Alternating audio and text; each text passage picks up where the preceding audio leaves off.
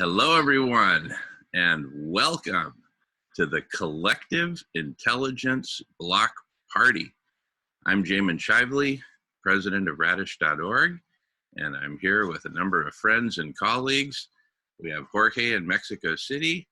We have Mayra. She looks like she's getting her kids ready for school and breakfast and all that good stuff. We got Nolan here.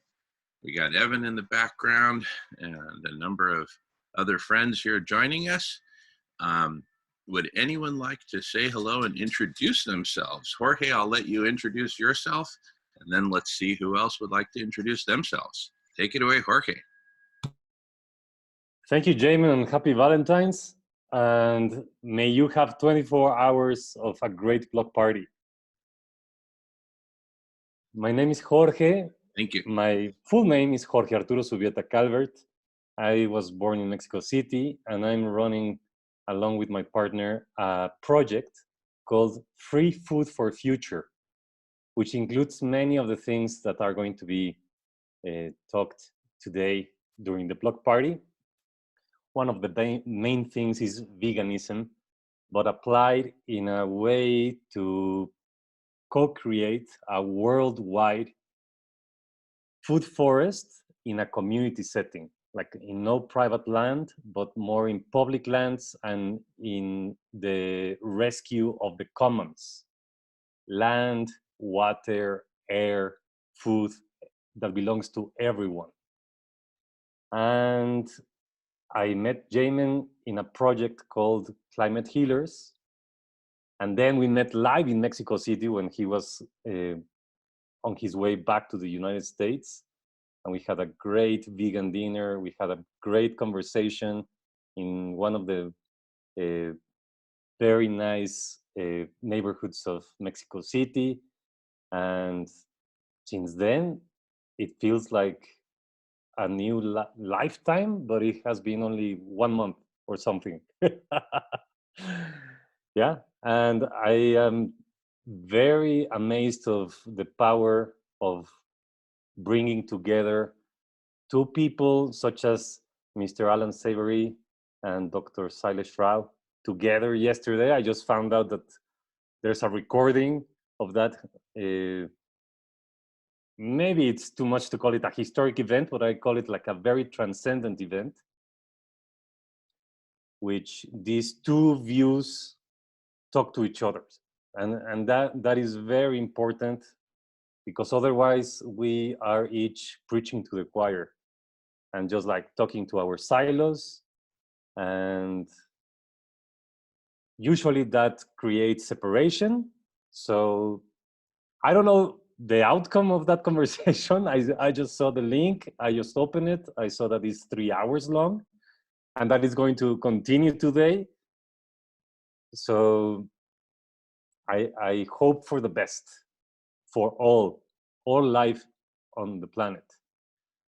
And yeah, I can keep talking forever because I love to talk, but I think that's enough for now. Thank Beautiful, you, Jorge. Beautiful. Thank you so much for being here, brother. And I'm so blessed to be connected with you and Mayra and Nolan and Evan and everyone here. Would anyone like to say hello now that we're broadcasting live and recording? And by the way, at the block party, there is never, ever any pressure to talk. So please don't ever feel like you need to talk if you're not ready to talk at any given moment. And for those who are watching the live stream, you're welcome to actually click on the link to join us here in the Zoom video conference if you so choose. You're certainly welcome to keep watching, and you can also participate by chat. But please know that joining us here in the Zoom video conference is an option. We got a question from Facebook.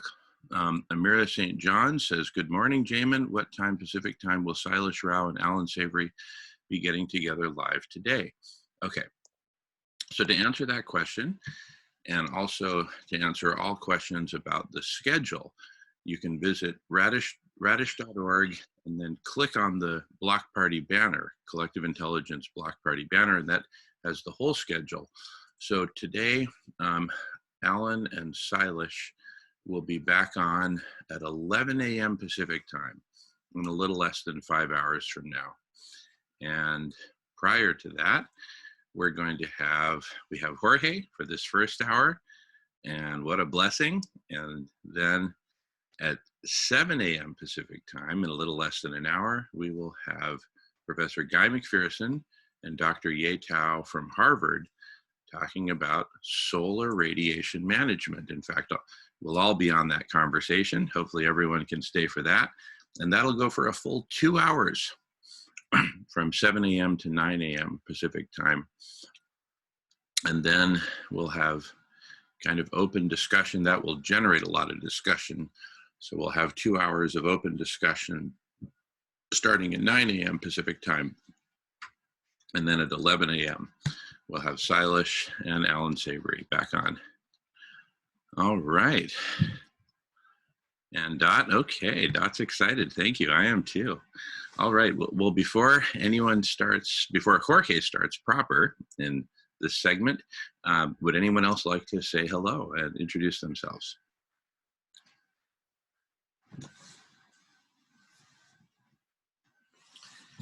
I'll say hello. My name is Nolan. Good to see some new people here, or at least their names. Extinctus says hello. Hello, Extinctus.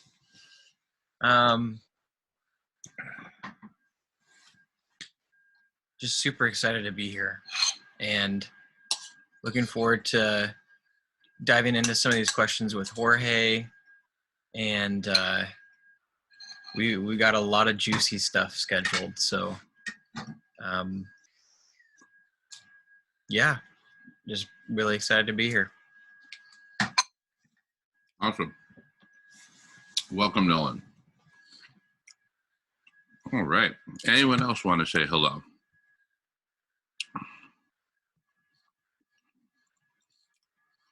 Extinctus asked, juice from Guy? Yep. The Guy McPherson stuff and Ye Tao, that's going to be very juicy. All right. Well, Jorge, please take it away.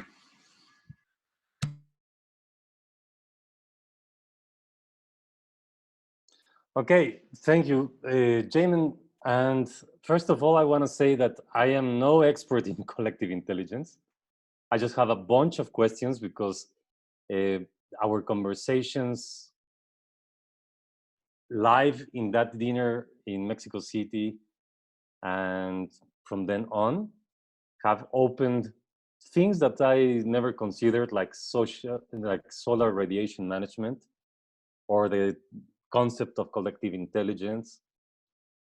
I try to do my own research and read a couple of things that Jamie suggested. I found another couple of interested links in YouTube, and I did a proposal, no, like not to have me as someone to talk in an expert level about collective intelligence, but someone with questions about it, because I see a relationship or a relation between collective intelligence and what is happening in several groups that I've been part of,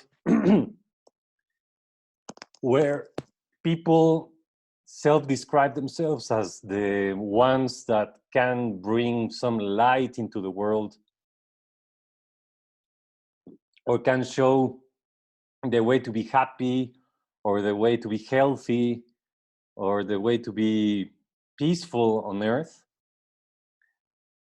And when I meet them and I see them gather and be together, I just see a replication of the world that me and them claim to want to leave behind.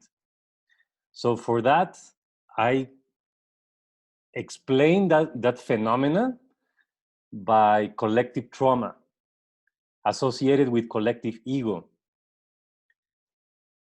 So right now in Climate Healers, we're finding out a way to understand how a group that we are organizing to have different projects to connect to each other around the term of vegan world, collective intelligence, is going to happen without transferring this ego and this trauma to the new world or to the new model or to the new system that we want to see replicate in the whole world. So yeah, I think that that can be useful as an introduction to the reason why I am participating today. And please get this very like underlined. I'm not an expert of collective intelligence. I think for that, we have people as the Radish organization that can tell us more about that. And I just want to bring in these questions. How are we going to have, or if we want to have a collective intelligence, stripped from the collective ego and the collective trauma, but still keep the deep and rich emotional human existence into that.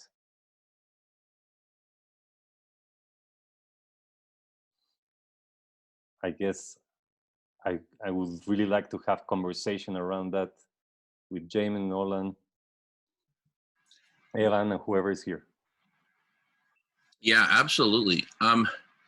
So, you know, I haven't really thought too much about leaving behind the collective trauma and dealing with the collective ego. My focus has been on the collective intelligence itself and all this connection. And one thing that I find interesting is that as we participate, particularly in groups where we have a lot of dialogue going on back and forth, I start to lose my old ego, right? I seem to kind of let it go behind, and I join this collective ego, this collective identity. And that's a very delicious feeling. And now that we're going to be on for 24 hours straight, it'll be interesting to see how I feel at the end of this first 24-hour block party. And I kind of go back to reality, right? Because anyway, that'll be an interesting experience. And my ideal is that we all become a collective in a much deeper way. And we were writing about this for some material we're going to post on the homepage of radish.org soon. But individuality will always be there, will always be individual. But our context for that individuality is that we're a part of a whole, right? So think of a member of an orchestra. They still have their individuality, but they also understand that they're playing a much bigger game than just solo violin, right? They're playing a game in which they're very much needed to contribute to the whole, right? And so I just want my dream is that this participation in the whole, this belonging to the whole, become a much more core foundational part of our being, right? Hey, Shankar, welcome. I think you're on mute, Shankar. I see that I don't see the mute icon, but we can't hear you. We can't hear you. So anyway, I'm sure Shankar will figure that out. All right. Anyway, those are my initial thoughts. And I see we have some comments. Dot wrote, "Hi, I'm Dot. I've been following the video since I saw the video of Jamin with Dr. Silas Rao on the Climate Healers videos. I'm excited about the potential SRM can have if done properly, along with a vegan world. I have some ideas I want to contribute to the idea of floating mirrors. And Extinctus writes, life is still worth living. And Dot writes, it was the Vegan World 2026 video, not Climate Healers. Collective trauma is also a big focus for me. And Extinctus, 24 hours. Yes, we're going to be on for 24 hours straight, and feel no pressure to stay on for that whole time. Come and go as you please. It'll be the same link for all 24 hours.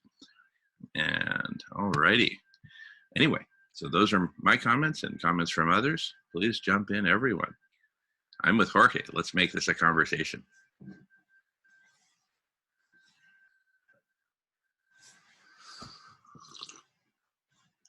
By the way, Jamin, I really admire like seeing how you produce recordings. I don't know how you can make it like so many hours talking to people in front of a computer. It is usually something that takes a toll on the human body. And now on top of the 3-hour conversation you had yesterday with Mr. Alan Savory and Dr. Rao, you're on for 24 hours.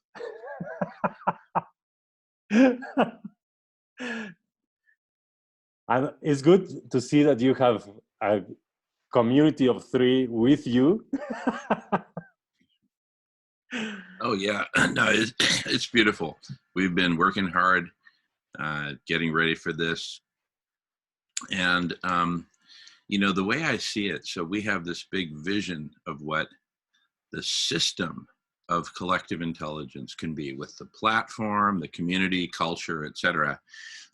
And until we have the software platform built out for it, we're going to be doing what back in the old days we would call sneaker net, where we have to do some stuff manually. So all of us who are here, including yourself, Jorge, making this happen, we are sort of the sneaker net for the system, kind of carrying the baby, right, during its first, you know, few weeks and months of life. And I'm very happy to step up and do a 24-hour stretch. And part of the logic is that, you know, sometimes these conversations take a little while to warm up, and then they start really getting good. And then it's like, oh, okay, and then everyone's going, bye-bye. Okay, great. Right. So instead, since we're going for a big, long stretch, it's like, hey, we still have 23 and a half hours left. Bring your friends, right? The party continues. So that's part of the logic, is that we really immerse ourselves in collective intelligence and experience that immersion, right? Since this link is public and open to anyone to join, I had actually never heard of a meeting like this that was public for everyone to join, other than the social club at the end of the world, which evolved into the solution club at the beginning of the new world. So we would always make those public for everyone to join. But this is a much bigger event, and has a much bigger scope, which is collective intelligence itself, and then the important urgent areas to which we need to apply collective intelligence, which in many ways is pushing us forward, is pushing collective intelligence forward. We're doing this largely out of urgency. Yeah.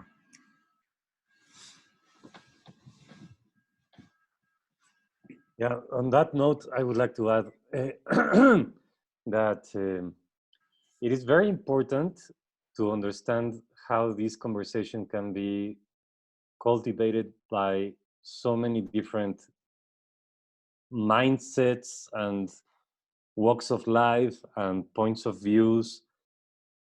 And I feel that that's the next level of conversation that we need to get into, because of what I already brought on the table earlier today, of having this connection between the silos, talking about maybe solutions that are the complete opposite of the other silo solutions. And this technology of having these conversations going on Zoom and recorded and happening from all around the world at once and live. It is pretty crazy, like, to understand the possibilities with this technology. Like, for me, I come from a generation that it's not that unusual, but if I talk about this with my uncles, my aunts, my own parents, it's like, what are you talking about? Why are you connected and staying in front of a screen so many hours and talking to whom? Like, where is the connection there? And yeah, like, maybe on that note, I would like to ask two things. One related completely to this is, like, how did the conversation between uh, Dr. Silas Rao and Mr. Alan Savory happen? Like, was that also public?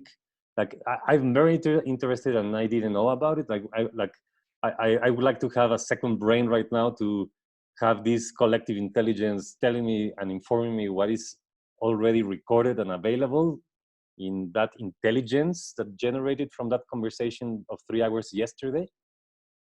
But I would like to know, like, how was that orchestrated? Like,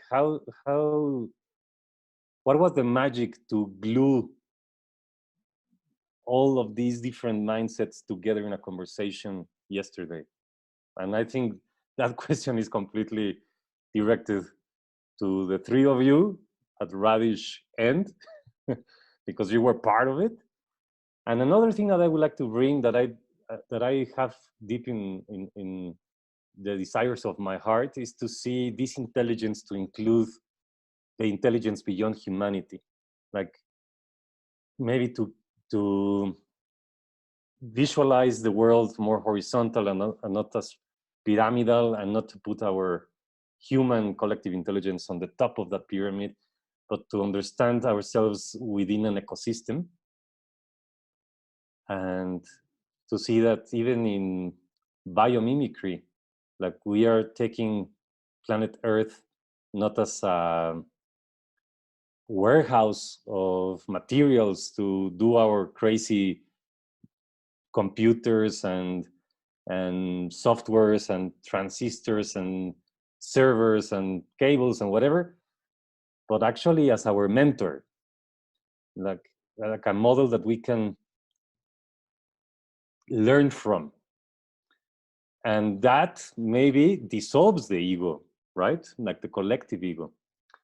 So yeah, like, I want to bring these two topics to see which one sticks first, or at all. Beautiful, beautiful, Jorge. So I'll start with Dr. Silas Rao and Mr. Alan Savory. So I, long before I really got connected to the vegan world and saw the beauty in that, at the end of 2013, I saw this TED Talk given by Alan Savory, because one of my big things has always been regenerative agriculture, and how do we stop desertification, and, you know, improve the health of ecosystems and the biosphere while still feeding ourselves, which is something you are so beautifully involved in, Jorge. And so I learned about Alan Savory, and then reached out to him in 2015, and we set up an interview. I interviewed him online on video conference. I think late 2015 or early 2016, and had just a really interesting conversation, just understanding better his whole world and the whole holistic land management model. And then in late 2016, I went to a conference that he and his institute, the Savory Institute, held in Boulder, Colorado, and learned more about it. We even did a field trip. So I was, just starting to understand this whole model. I highly recommend his TED Talk, by the way, Alan Savory TED Talk on reversing desertification.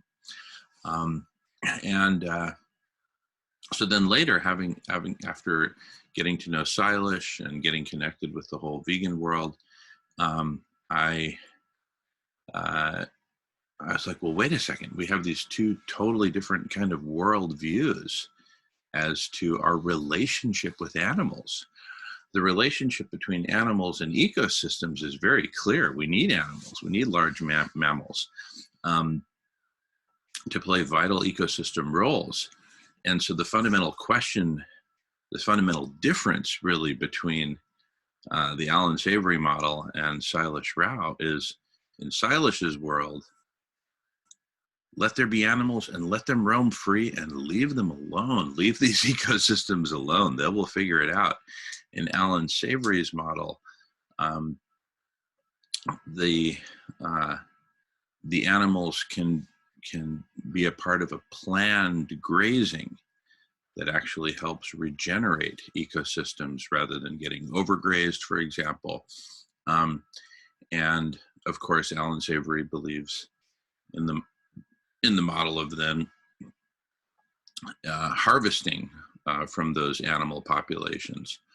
And that seems to be the big difference. And so talking with Silas over the last few weeks, and we got some comments I'll read in a moment, we said, well, why don't we have a conversation, an open conversation where it's not a debate, not a competitive thing, but let's use our collective intelligence to see what we discover together. And let it be a long format thing. Let's meet on Thursday and then let's meet again on Friday, right? And really open it up to the public. And as far as I'm concerned, this is the beginning of a long conversation. And in fact, in the email that I sent out last night about today, about the block party, I kind of put veganism and holistic management together, right? It's kind of like if I were a camp counselor, a summer camp counselor, and we had to decide, which boys sleep together in the same bunk bed. If these two boys are fighting, I'm going to put them together in the same bunk bed so they can learn to get along. Right. All right. Hey, vegans, Alan Savory style holistic land management folks, get together in the same bunk bed and let's figure out how to get along. Because one of the things that was just obvious from the beginning is that both of these communities are passionately committed to saving life on Earth and doing whatever it takes to achieve that. And both think that they have either the answer or a big part of the answer. And, it's one world, it's one planet. So we need to figure this out together. And it may not be that the same model applies everywhere in the world uniformly. And we can talk more about that, particularly when it comes to grasslands where there's less than, say, 200, 300 millimeters per year of precipitation, where you cannot have a forest. And it goes from dry periods of many months of drought and then a few months of rain. And so, what do we do with those kind of grassland desertifying ecosystems? According to Alan Savory, those can be saved and regenerated through planned grazing using the holistic framework. Here, let me just read some of the comments from the chat. All right, Extinctus says, this is my first time joining a meeting such as this. It's going to take a bit of time for me to get all the ways to set up the tools. Looks like the chat works best for me so far. That's great, absolutely. Please chat away. And Extinctus also likes the TED Talks. And Dot comments that in a vegan world, animals aren't commodities. And so there's this fundamental difference in philosophical perspective that I think also needs to be addressed. What is our relationship to animals? So as we embrace this collective intelligence, we're transforming our relationships to each other, to ourselves as individuals. How do we relate to ourselves now in this new collective world? And how do we relate to animals, to ecosystems, to all the life-supporting systems? So just a really exciting transition where a lot needs to be figured out.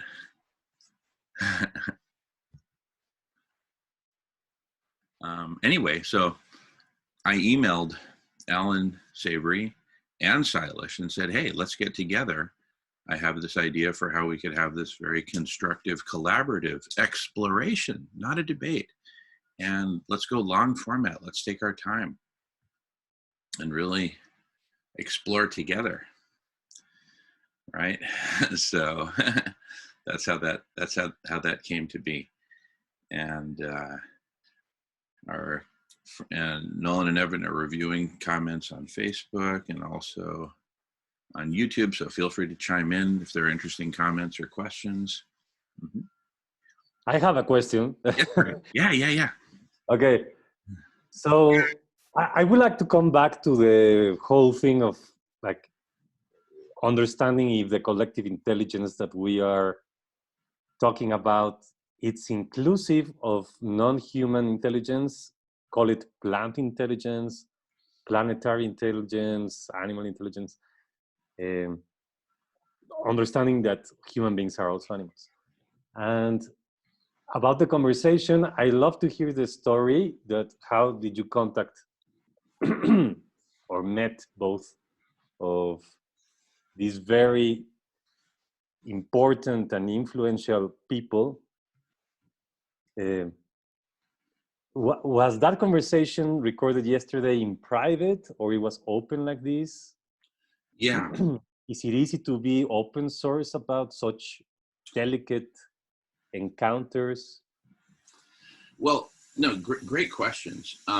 So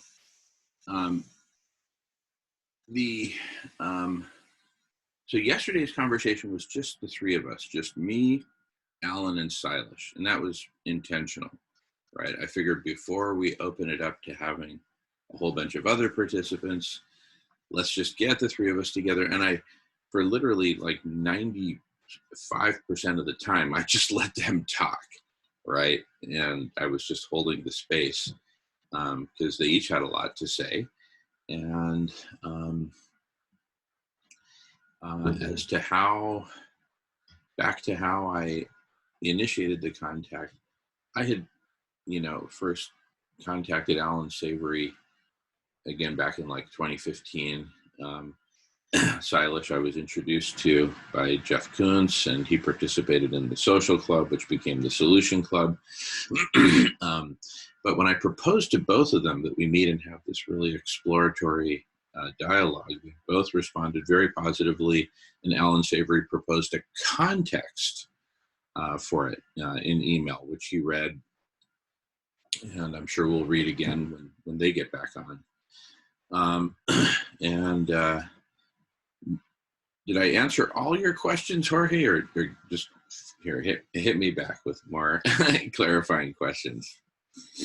Okay, the idea is like for me to understand I hear that it was a close conversation, but recorded, and the aim was like and broadcast. Yeah, and broadcast.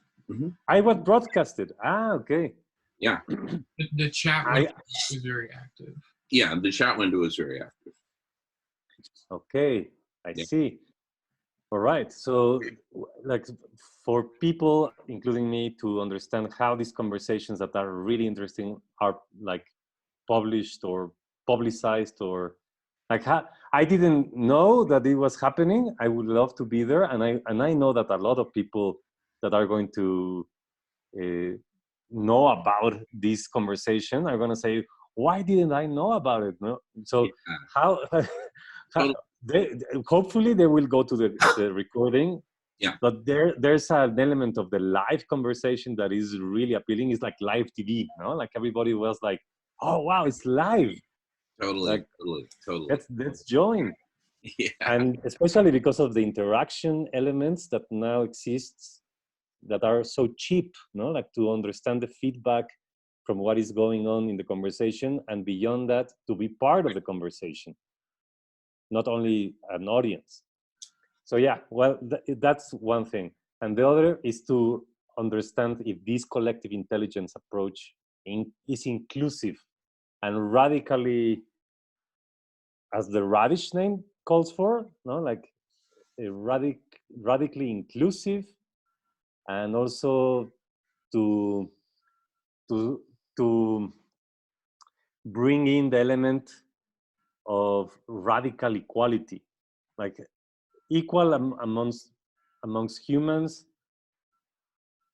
has been going on forever, no? Like in the modern history, like we want to have like some document or the Constitution or the Bill of Rights that talk about the equality about humans. But then we started to PR, no, about, oh, my Constitution now includes the planet Earth. Oh, wow, the Pachamama is in the Constitution. Amazing. But it seems like letra muerta, like that's a term for dead handwriting, no? Like something that is on a paper, but there's no police to ensure that that happens. There's no citizenship that knows about it to call for it or to say, hey, you're not respecting this human being or you're not respecting planet Earth, right? So collective intelligence, how is that going to be different, like to be all inclusive and have radical equality, to say, okay, does the water has the same intelligence as humans? Different. We want to include that. Does cows, elephants, grasshoppers, whales, that everybody talks about how the whales are super intelligent, dolphins, like, is that like the trees? No, I personally admire the intelligence of a forest that are completely ego free, like there's not like the most important tree of the forest, so Totally. Well, first, let me just give a little personal story. First, let me welcome Miles from Canada. Welcome, Miles. Great to have you back in this much more social, party-like atmosphere. Woo! Alrighty. Miles, maybe share with us some of that good Canadian whiskey you got stashed away there. So, all right. So first is just a little story, personal story. So I love crows, and every day, and these guys, when they're here visiting, they see me go out in the backyard several times a day to feed the crows. And there's this whole like colony of, well, they especially send their young crows over here, like they know it's safe here. And when I go out and feed the crows, I will stand there and talk with them. I'll give them kind of like a morning sermon, and I'll listen to them and look at their body language, because the crows are both very intelligent individually, but their collective intelligence is incredible. And that's been studied. There's different ways of kind of tapping into the collective intelligence of nature. One of the ways is biomimicry. But I think there's much deeper possibilities of connection here. And so as our human collective intelligence evolves with all this technology, and particularly the artificial intelligence, I can imagine artificial intelligence tapping into some of these signals, whether it's in the forest, through the root systems of the fungi, et cetera, as well as what the crows are saying and all that. I think the AI is really going to tear it up and find some patterns that we haven't seen before. And by the way, when I go out and give my sermons to the crows, I literally invite them to participate in these video conferences. So I don't know if like our brain waves are connecting or if it's visual or sound or whatever, but I just invite them in. And and I just share with them that we all need to come together, all species need to come together and create this planetary collective intelligence. And for those who just joined, we're just having an open conversation, so feel free to jump in at any time and get some comments here. Extinctus is in Montreal, Quebec. All right, we got Canadians in the house. And Extinctus also writes that AI is totally out of control. Dot writes, speaking of desertification, it's not only happening on land, but also in the ocean. One thing we can do, maybe in combination with SRM, is marine permaculture. Wow. And then there's a link there. All right. Great conversation. Jump in, everyone. You know, Yeah. that was something I just, I was just reading about, is how there's actually a lot of potential to like reforest, like kelp forests underwater. Like we have way more room to regrow kelp forests underwater than we do have land on the ocean. Because through trolling, we have torn up the kelp forest, but that's a really massive carbon sink that we haven't considered. Which is yeah. So I do think the ocean is a cool place to look for. Like it's such an important part of this whole system. Yeah. And Dot also writes, yep, and what if we do it under the floating mirrors? So yeah, lots of possibilities there. Huge possibilities for permaculture and all kinds of cool stuff. Well, if you think about these vast areas of ocean where the mirrors are going to be, I'm assuming that boats aren't going to be able to just like run right through these regions, so they can be protected zones where life underneath is allowed to flourish once again as well. Wow, beautiful. Yeah.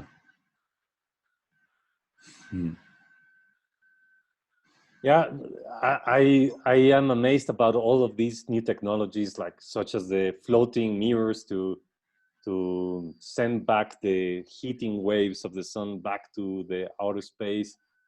And now that I hear Evan creating in his imagination, okay, maybe this along with Extinctus is saying, yeah, maybe that can reflourish life under the ocean in these areas. There are so many things that are new technologies, right? New technologies that are just like amazing of the possibilities. And understanding that, I would like to say, okay, how many of these things are going to be cost effective?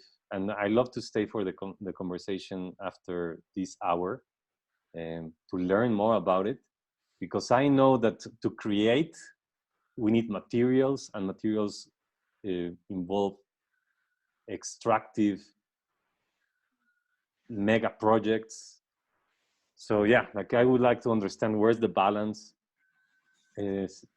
But coming back to the conversation of this hour, let's say, I think that the element that Jamin just said to, I don't know what's going on when I come out and have this conversation with the crows, but I just invite them somehow, like maybe open the space in my language that maybe they don't understand, but if my core is in alignment with my intention of inviting them, maybe something will happen. Because one thing is to consider these crows or these trees or these oceans voiceless. And another thing is to accept with humility that maybe it's us that don't speak their language, us that don't understand how they communicate. And it's not that they are voiceless, it's us lacking the skill to understand them. So just this intention of inviting them reminds me a lot of the pre-Hispanic and shamanistic rituals of calling for the elements to be present, no? Such as the air, the water, the fire, and the soil, the earth. And this is very important to create the space. On top of that, these indigenous nations call for the ancestors of their own lineage to be present. So I just like remember through Jamin's word of inviting the crows to join. Maybe this is a good intention for the empowering of a positive outcome for the life on Earth for the rest of the 24 hours, I do it personally, and I don't know if people find that interesting or too crazy to do, but these 24 hours can be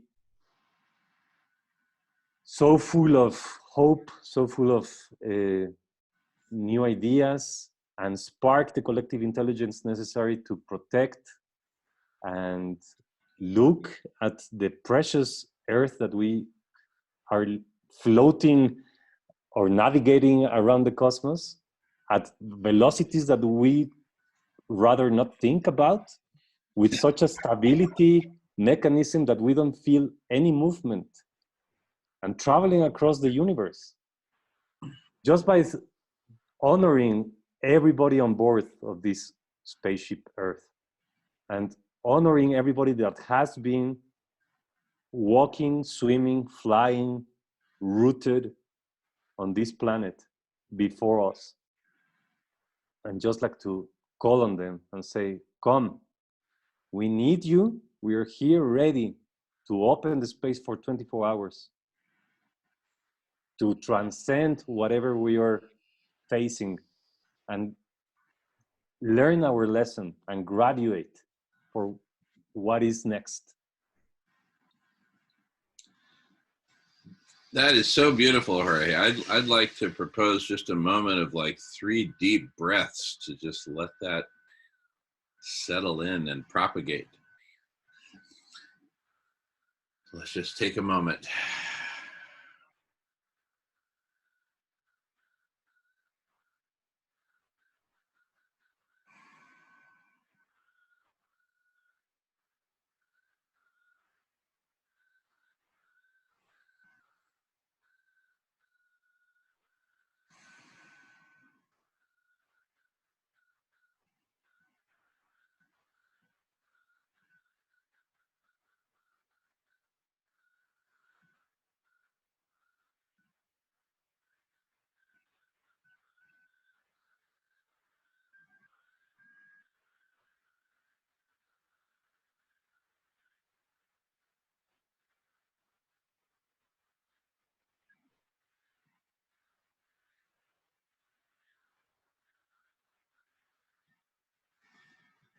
Wow, it is so beautiful.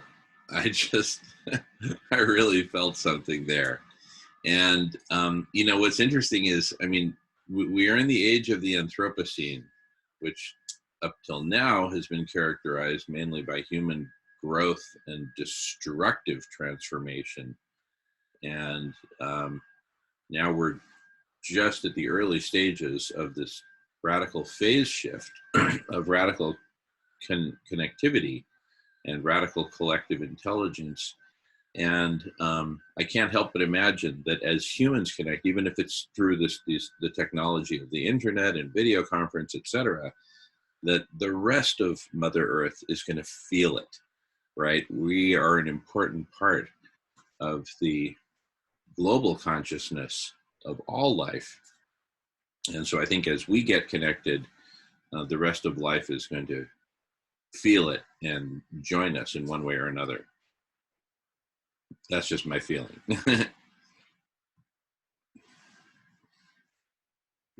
That is beautiful, Damon. Good morning. Hey, Jorge. Have we met? I'll shake hands with you through the internet. Nice to meet you, Miles. I've seen you, I've heard you before in the webinars of Dr. Rao. I love your questions. And I would love to hear you now because we have 10 minutes before the next. So I will shut up. Okay, well, gee, thanks very much, Jorge. I really appreciate all that you've brought. And for example, the sociocracy concept, which is new to me. And I very much appreciate that there's someone has taken.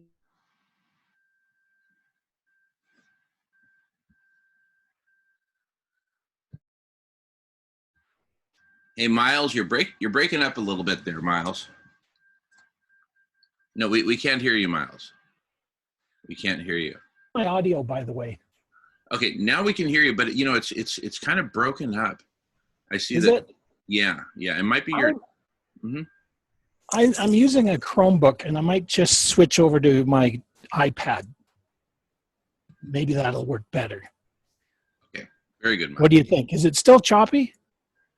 It's kind of intermittent. Okay, let me try a different device. Sure. Hmm. Okay, in the meantime, I just want to thank the opportunity to speak in this round and to listen to all of you and to understand better the heart of this project or this proposal, and look forward to at least hear the rest of the 24 hours coming.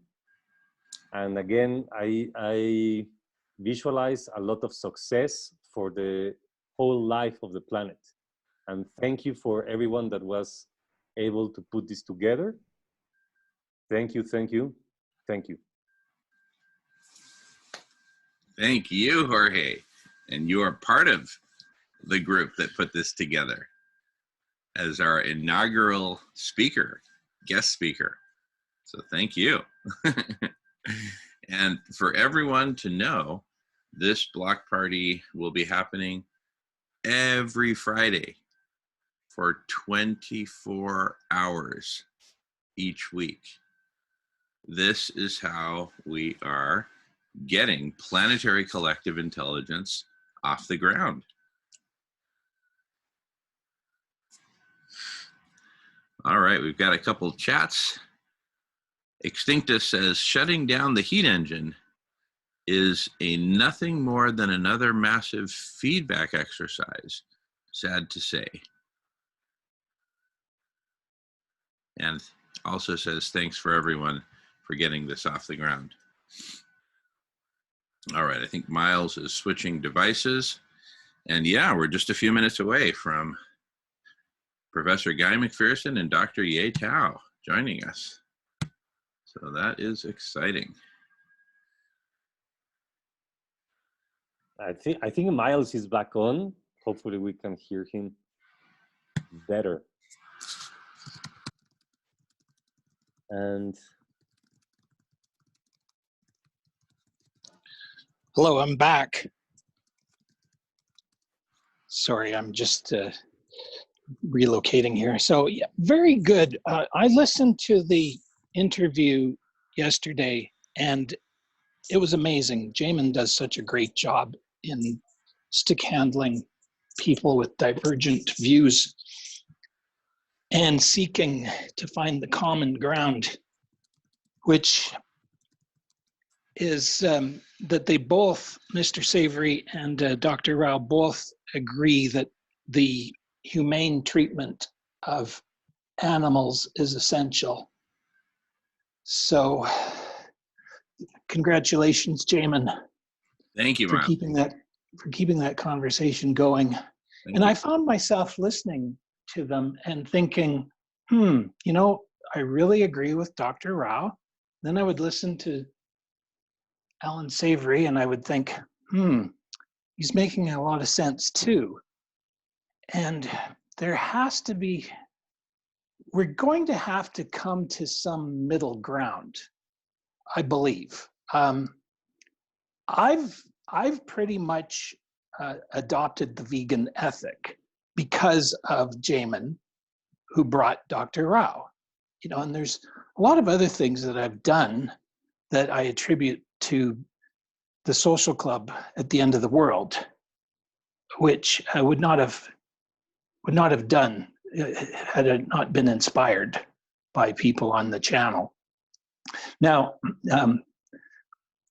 as some of you might know, when it turned into the Solutions Club, I actually stepped out. And so I'm very happy that there's this block party, which is just a social gathering. And I want to try to express myself in the most positive way and not come across as being anti-American or anti-whatever, or anti-climate healers or anything. It's just that we are, as you said earlier, individuals. And I'm in Canada, and we've got certain serious issues and problems of governance here in Canada.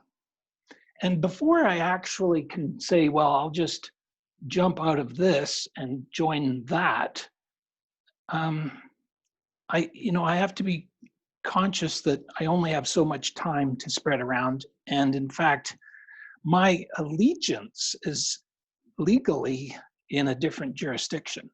So I don't know if I'm expressing it all that well, but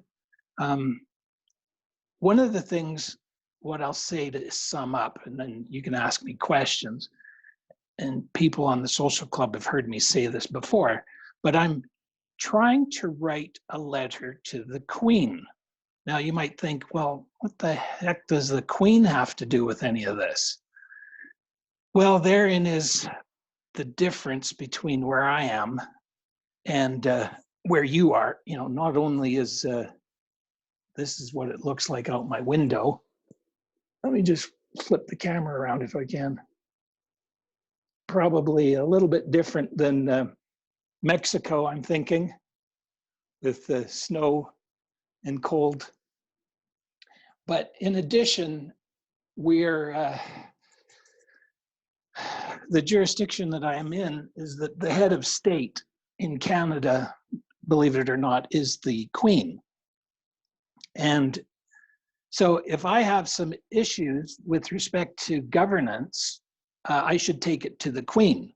And the reason the reason I'm inspired to do that is because of a great American, Ralph Nader, who said, if you have issues with governance, take it to your president. All right. So when I listened to his Ralph Nader radio hour and he's saying, people, write your president, I'm thinking, well, I don't have a president, but my head of state is the Queen. So therein is why I'm saying I'm pleased to be a friend coming by to the social club, to the block party. But I have work to do on this side of the so-called medicine line. That's the 49th parallel, the border between Canada and the United States.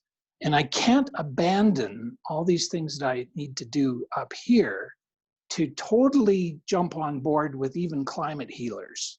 Although I am now, I would say I'm pretty much vegan, but I won't say I'm vegan because I have a hard time claiming it as a total identity. So I prefer to say I'm living the vegan ethic. So what I want to do, let me just wrap up with this, because I've been talking about this letter to the Queen for the longest time. And everybody's sick and tired of hearing Miles talking about his letter to the Queen. In fact, my wife and kids are ready to clobber me because I've been talking about it for quite a while. So this 24-hour period, my intention is to finalize this letter. And when I read the letter, because it's an open letter, when I read the letter, it perhaps will make more sense as to where I'm coming from. Thank you, guys. Awesome. Miles, beautiful, and welcome back. Well, Miles, if you have problems, you take them to the Queen, being a Canadian. If humans have problems with the climate, we take it to Professor Guy McPherson. So Guy, you are here. Welcome. Great to see you, Guy. I know a lot of people are here to see you and others are going to be watching streaming live. And we just wrapped up the first hour with Jorge from Mexico City leading. Thank you, Jorge. And I know Jorge and Nolan and Evan, we're all excited for all the good stuff we have to discuss today. And this is the beginning of the next 2-hour segment in which Professor Guy McPherson and Dr. Ye Tao of Harvard and I will be leading a conversation to which everyone is invited to participate. Guy, good morning. Great to see you. I know everyone's happy to see you and hear from you.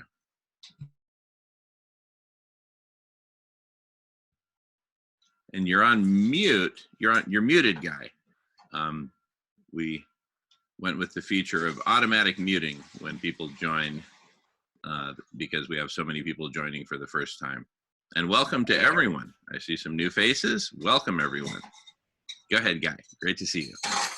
I figured it out. Thank you. I also discovered the chat box, so that's why I'm not responding on air, because people are sending me questions over there. Right.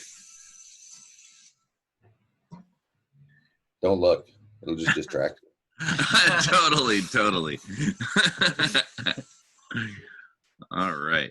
And anyway, while we're waiting for Yetao, Guy, if you want to give us some opening words, or I can, or let's just make it a conversation and welcome everyone to the conversation.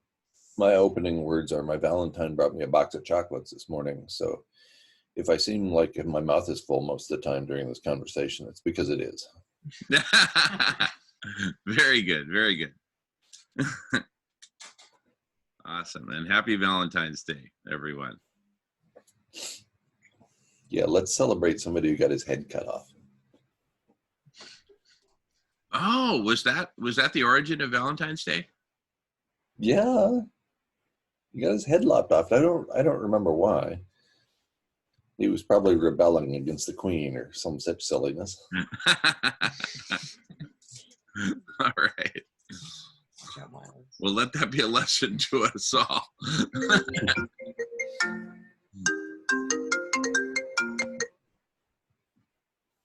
All righty.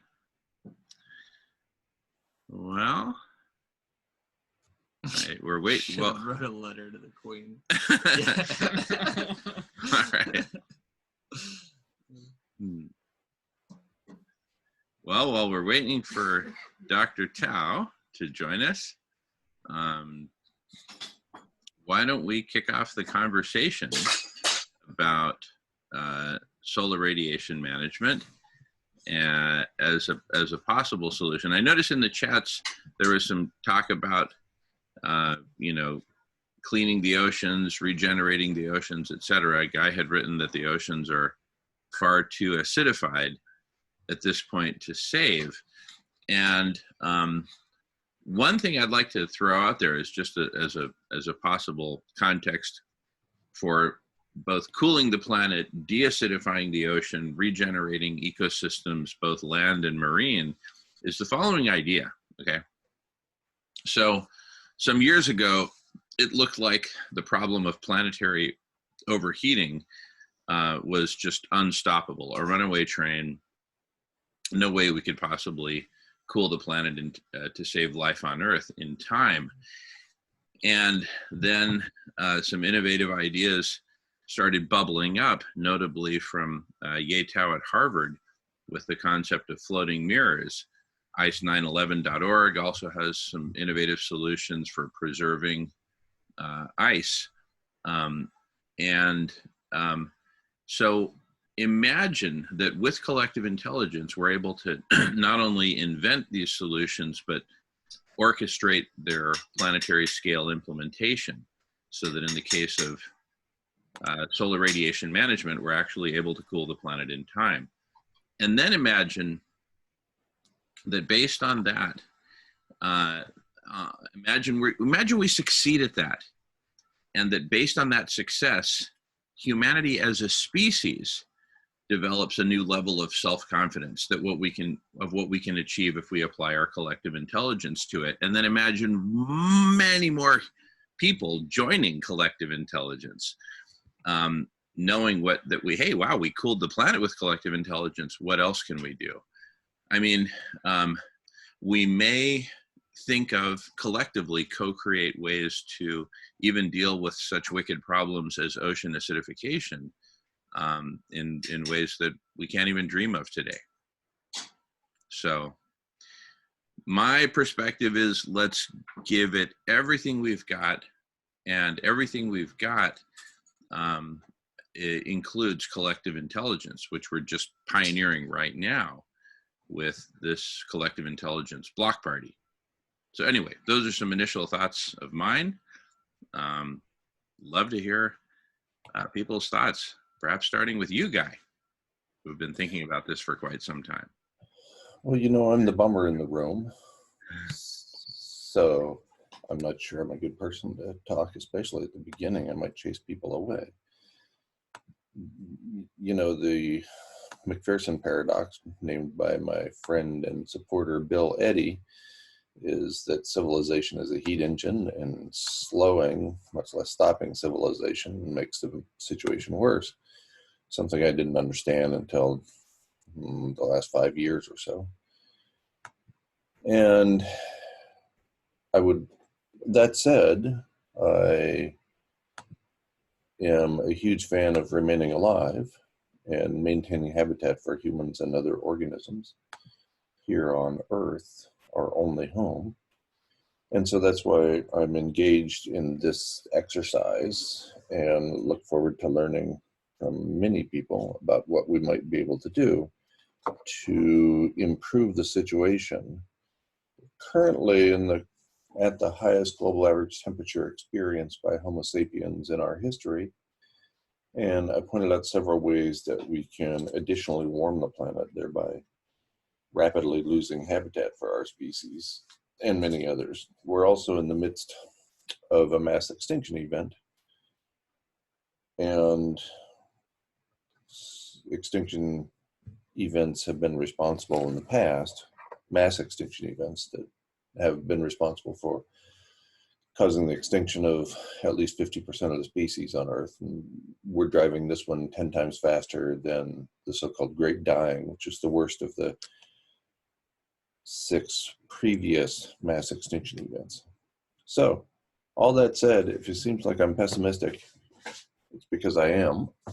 And I'm also open to new ideas. So that's why I spend my time doing things like this with a box of chocolates at hand. All right. Well, 3 cheers for chocolate. And speaking of new ideas, we have with us the father of a brilliant idea, who is responsible for all of us being together here today for this 2-hour segment. Welcome, Dr. Ye Tao of Harvard University at the Roland Institute at Harvard. And I know you're just getting connected. By the way, welcome everyone. We got new folks jumping in. By default, your microphone is muted when you first enter the Zoom video conference. So when you want to talk, please unmute your microphone. And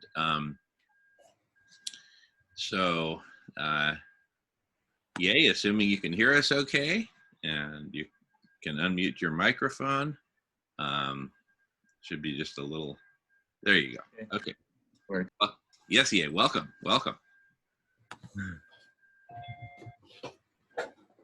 All right.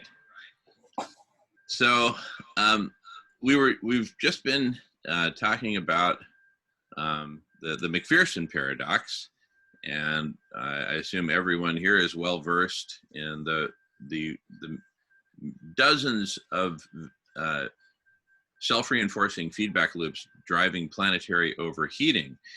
So when a number of us step back to look at the big picture and ask the question, how might we actually cool our planet in the face of all the heat that's being trapped by the greenhouse gases? From a physics standpoint, reflecting the main heat source back into space, reflecting a portion of sunlight back into space, as we can do with mirrors, makes a lot of sense. And Dr. Ye Tao has his PhD in physics, if I remember correctly.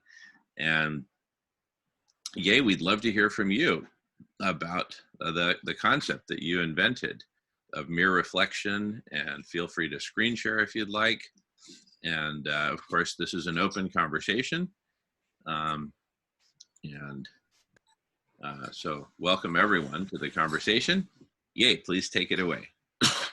Hey, thanks for the introduction. So actually, I think we're not too many, right? So can we just quickly go around and introduce everybody that's in the conversation? Like take a couple of minutes. So I'm Ye, I'm at the Roland Institute at Harvard. And it's a lovely Friday, and looking forward to speaking with everybody here. So Jorg? Oh, Jorge. That's Jorge in Mexico City. Okay. Yeah. Ah, okay. Go ahead. Maybe we can delay that later. It's probably good to get started as quickly as possible.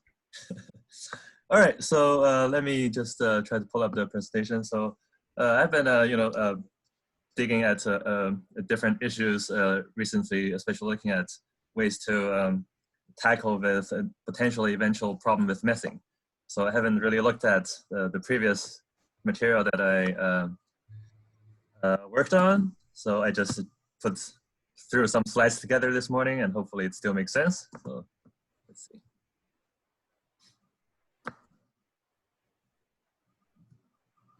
So share slide, share this one.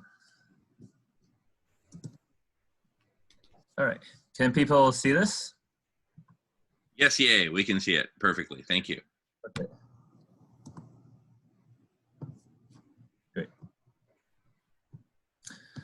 All right, so today I think we have about 2 hours to discuss a concept based on some of the most abundant materials we have on Earth to tackle a planetary crisis. I would argue an engineering problem, but let's see. So a few words about where I work, where I come from. So just a small correction to Jamin's introduction. My PhD was in physical chemistry. And but during my academic career, I was trained in several fields of science. I started in high school, becoming very interested in chemistry because I had very good teachers in high school. And during undergrad, my major was officially biochemistry, but I was also very interested in the physical sciences. So I took classes in the physics department. There are quantum mechanics classes and statistical mechanics. So I had a rather broad training when I was in my early formative years. And during undergrad and grad school, my experimental training were in basically try to discover the mechanism of how things worked in different fields, from say how individual molecules or a group of several molecules interacted with each other, to how a complex system of instruments can be put together to provide new functionality, etc. Now I'm at the Roland Institute, which you see on the right side of the slide. It was constructed in the early 80s by a gentleman named, we call him Dr. Land, Edwin H. Land. He's the guy who invented Polaroid camera. And he, like many other successful Harvard dropouts, didn't finish college, and then went on to become a very successful entrepreneur and scientist. So he constructed the Roland Institute after or around the time of his retirement, and devoting the Institute to discover science and engineering in a manner that's not hampered by the regular funding mechanism of the country. And right now, I think we're one of the very few places where people can really investigate science and do whatever they wanted without having to respond to quarterly reports or the demands of a funding agency. So I was hired by the Roland Institute to build a MRI machine that can eventually give atomic resolution in 3 dimensions. But thanks to the work by others, notably Professor McPherson, I became aware of the urgency of the climate crisis, and I felt it was my duty as a scientist to contribute what I can to this problem.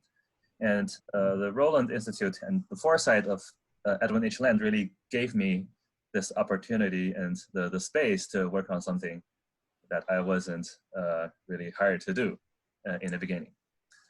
So that's a pretty not so brief introduction, but anyways, at the Institute we have— That's beautiful, Yay. Beautiful introduction. Thank you. we have about like 10 research groups, very small, like 3 or 4 people.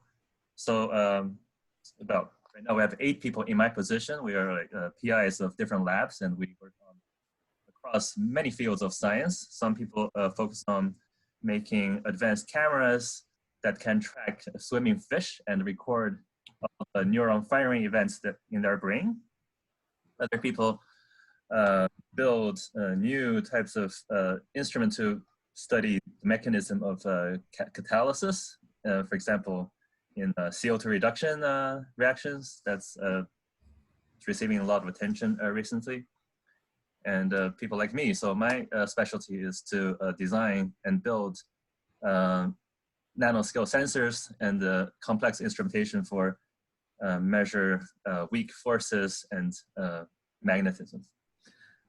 So when I first became interested in climate science, I just did a Google search like everybody else, like climate change. And if you look at the first like 20, 30 graphs that pop out, you will quickly notice that aside from the noise that's in the graph, there's one common trait for all the graphs that Google will suggest to you. And if you look at the x-axis, you notice that all of the graphs have time as their x-axis. And time is a very human construct. It's our way of perceiving nature. I think animals or plants, they are more content just feeling their immediate environments.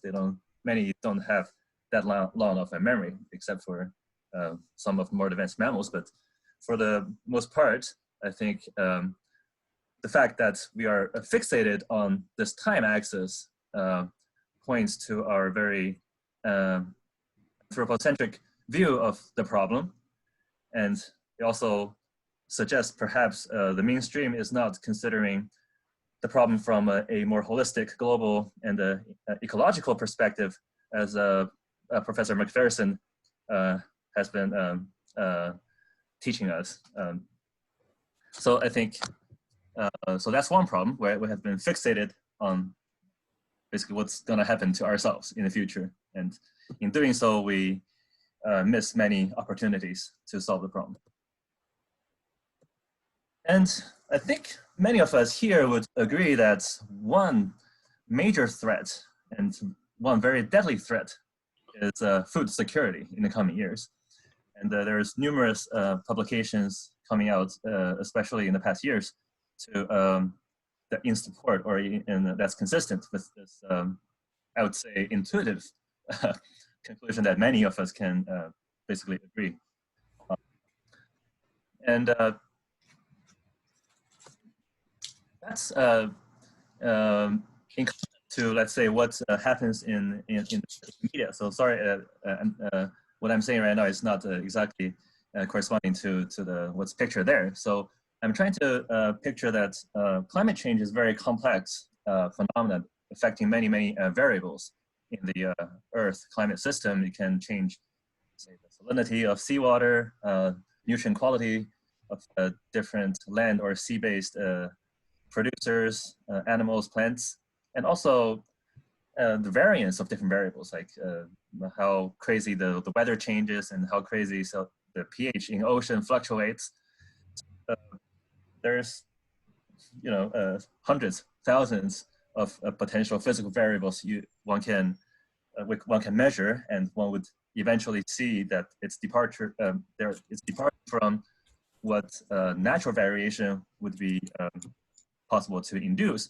But we have been fixated on basically just one variable, CO2 emissions, and all political action or efforts has been or action has been fixated on trying to reduce emissions, and that's like reducing a huge dimensional space into a single axis. We confine ourselves to this one single axis of just CO2 emissions or reductions. We are trapping ourselves into a tug of war that we've been losing for decades, and it's likely that we'll continue to lose in the coming decades, and after that will be that. So it's probably time to liberate our thinking away from this one-dimensional axis and explore the whole, the other dimensions that we can access in order to solve this problem. So there's quite a few confusions that exist in the public that's hampering a concerted global action, and concerted action at global scale is what's needed to solve this planetary crisis. So we already discussed that first major confusion is to lump CO2 concentration and temperature as one and the same thing. Another confusion is that many people falsely believe that if we went to 100% renewables, we would solve the problem. And that's simply not true either.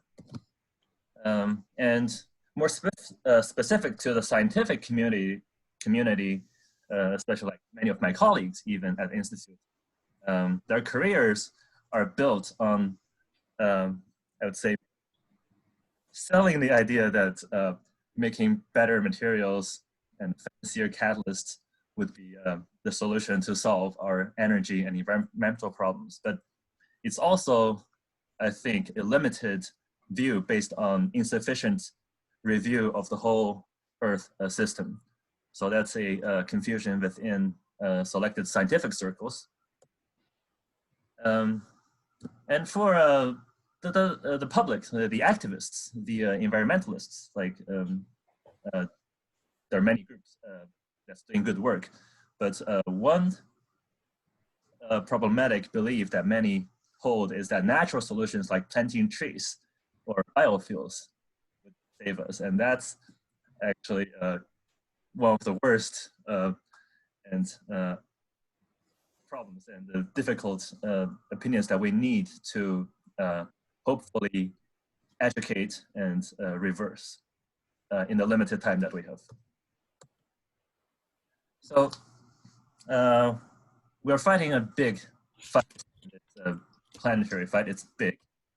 But instead of thinking complicated, we have to make our task easy and manageable by looking at what's abundant. So instead of looking at advanced catalysts or machines that only a couple of people in the world have access to or know how to build, let's look at things that everybody on Earth have access to, including air, water, sand, rocks, and seawater, for example. So let's see whether we can solve this thing using some of the most omnipresent matter we have. It turns out, actually, I think hopefully you would agree by the end of the presentation that there's a substantial scope in trying to leverage these abundant materials to a solution. So it's getting a little chilly here. I'll just put on the coat. Just a second, 1 second. Very good, yay. It's a good thing that it's still a little bit cold.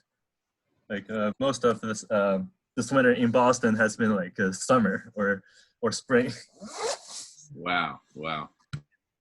I think it went over 70 Fahrenheit for a few days earlier, a few weeks ago. So, anyways, so let's see, visualize the problem at a scale that's more relevant to each individual person. Each person living in the US, on average, we emit 1 ton of CO2 every 3 weeks.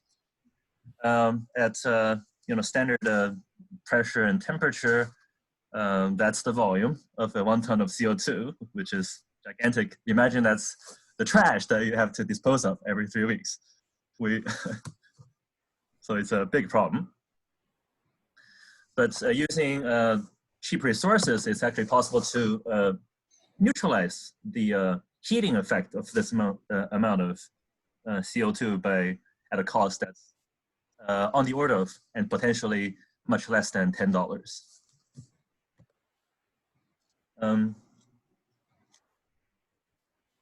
So before we go into details, I will just quickly point out three facts for people at different region of the political or belief spectrum.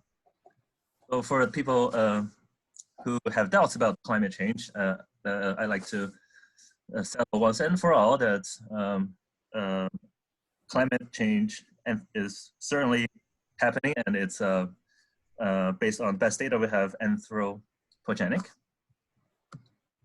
And also it's mostly work by many other scientists, and also brought to public attention by Professor McPherson, that we cannot simply let go of the fossil fuel industry immediately right now for multiple reasons, or to keep the Earth somewhat cool, and also to have the infrastructure and energy to implement the solutions that we will have to implement in the next decade. Of course, I mentioned already that renewable energies alone are not going to be sufficient. So instead of lumping temperature and CO2 together, let's look at how these variables varied in the history of Earth, in the recent history of the Earth. So data that I use to plot these graphs are taken from these publications. So they're mostly accessible, so people can go check and convince themselves if they're so interested.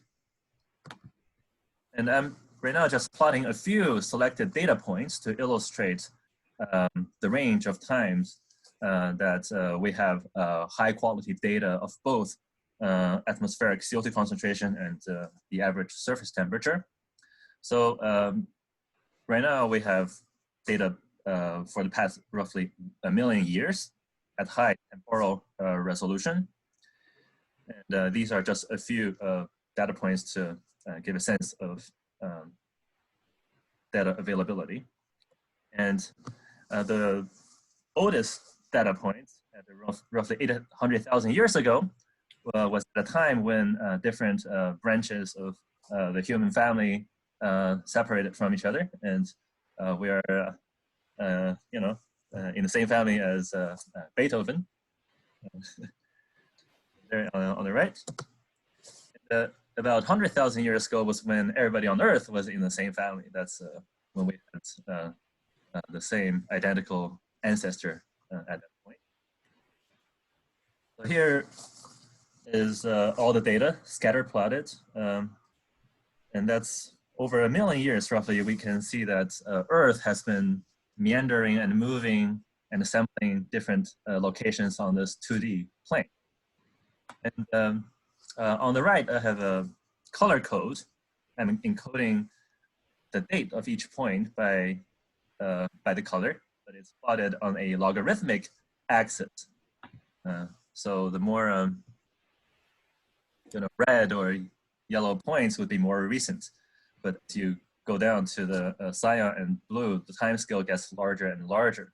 So right now, data only includes what happened before we started to burn coal around the 1750. And we can notice that, of course, Earth naturally wanders around and exhibit climate change at some rate. But over 1,000-year time scale, it barely moves around by a few tenths of ppm on the CO2 axis, and a fraction of a degree Celsius on the temperature axis. But if we allowed 10 times more time, like 10,000 years, Earth would effectively sample the whole range that it appears to have access to naturally. So climate deniers usually use this natural variability as arguments that what we see today is also part of this natural trajectory, this natural progression of Earth. Except when we plot what happened after we start to burn coal, we notice two things. One is that the speed at which Earth is moving on this plane has dramatically accelerated. So it covered 10 times the distance on this plane in 10 times less time, which means it's moving at a speed which is 100 times faster than its natural speed. So that's unlikely to be natural. And also, it's certainly moving out of the general region in space that it used to be wandering around over history. And on the current trajectory within this CO2 plane, Earth is very quickly moving out of a region that traditionally or historically has supported life on Earth as we currently know it. And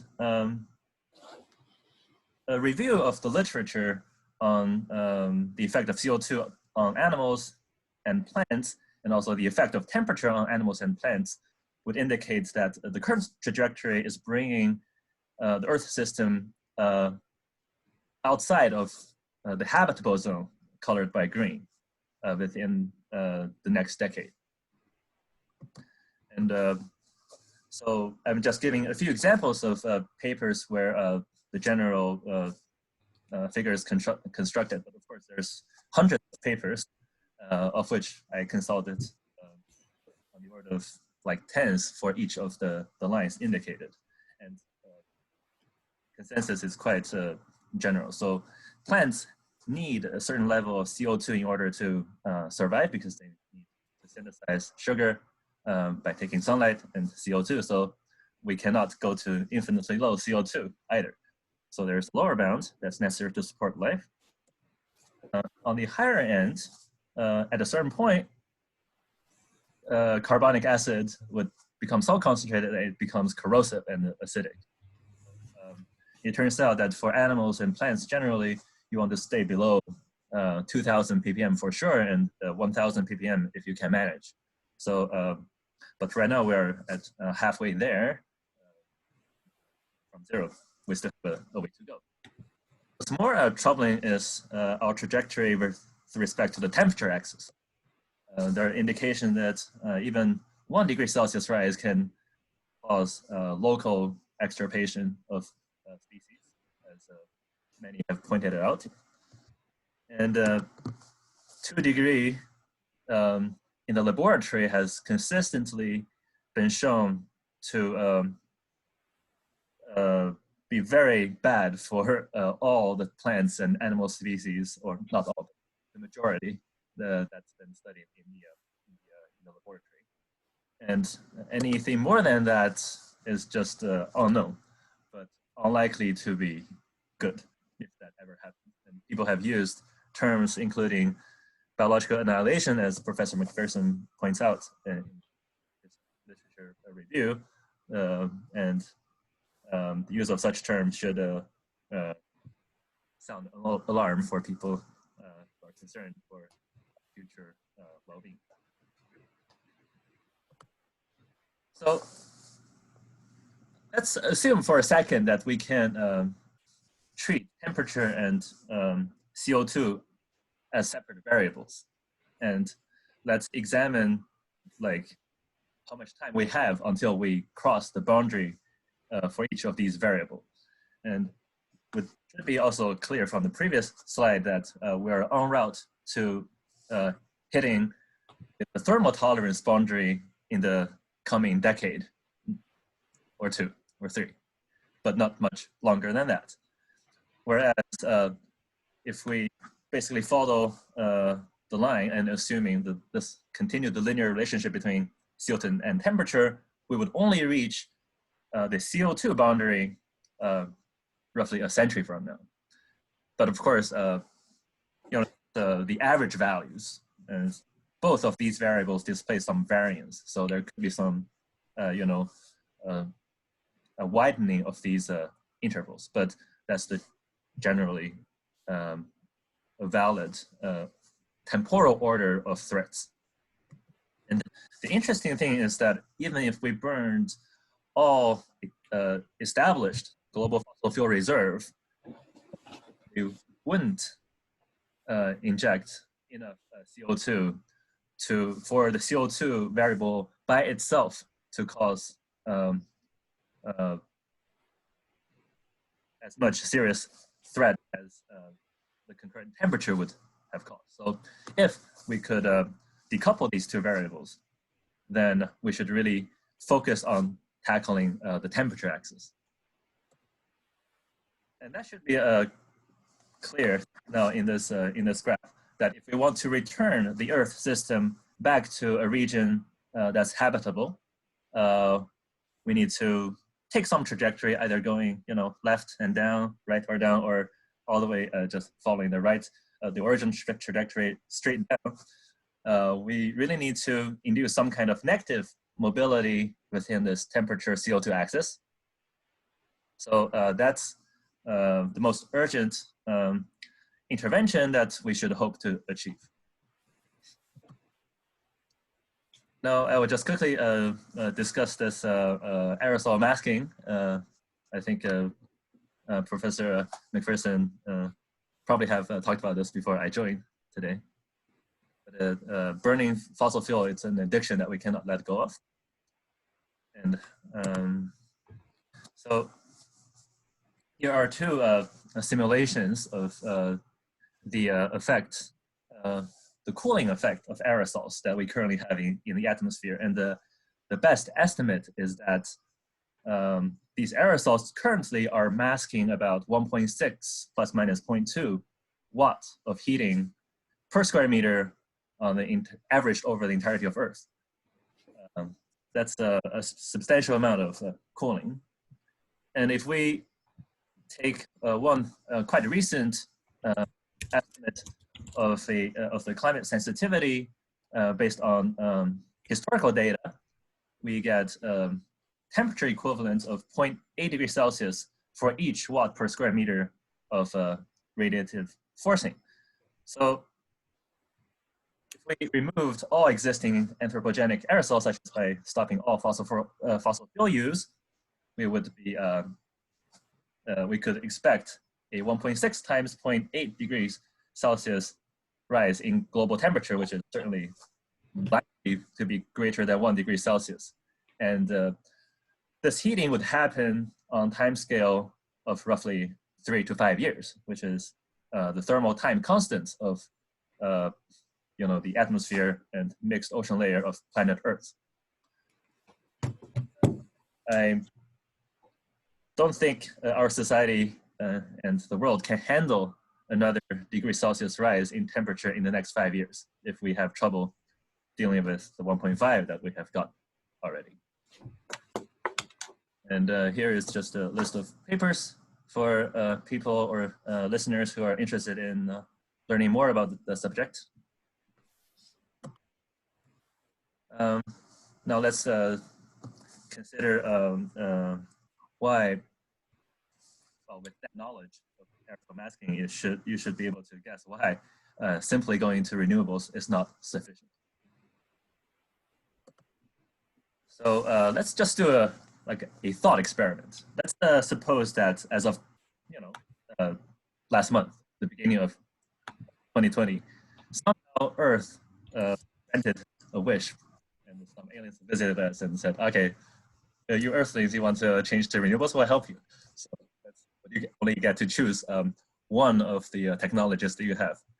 And here is a projection of such a scenario of instantaneous switching of the whole energy production to renewables, and how that would affect the climate from now until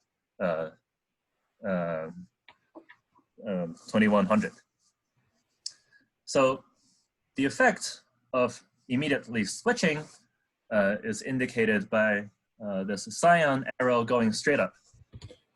So basically, in 5 years from now, we can expect another, perhaps more, degree Celsius rise in temperature due to the loss of aerosol masking.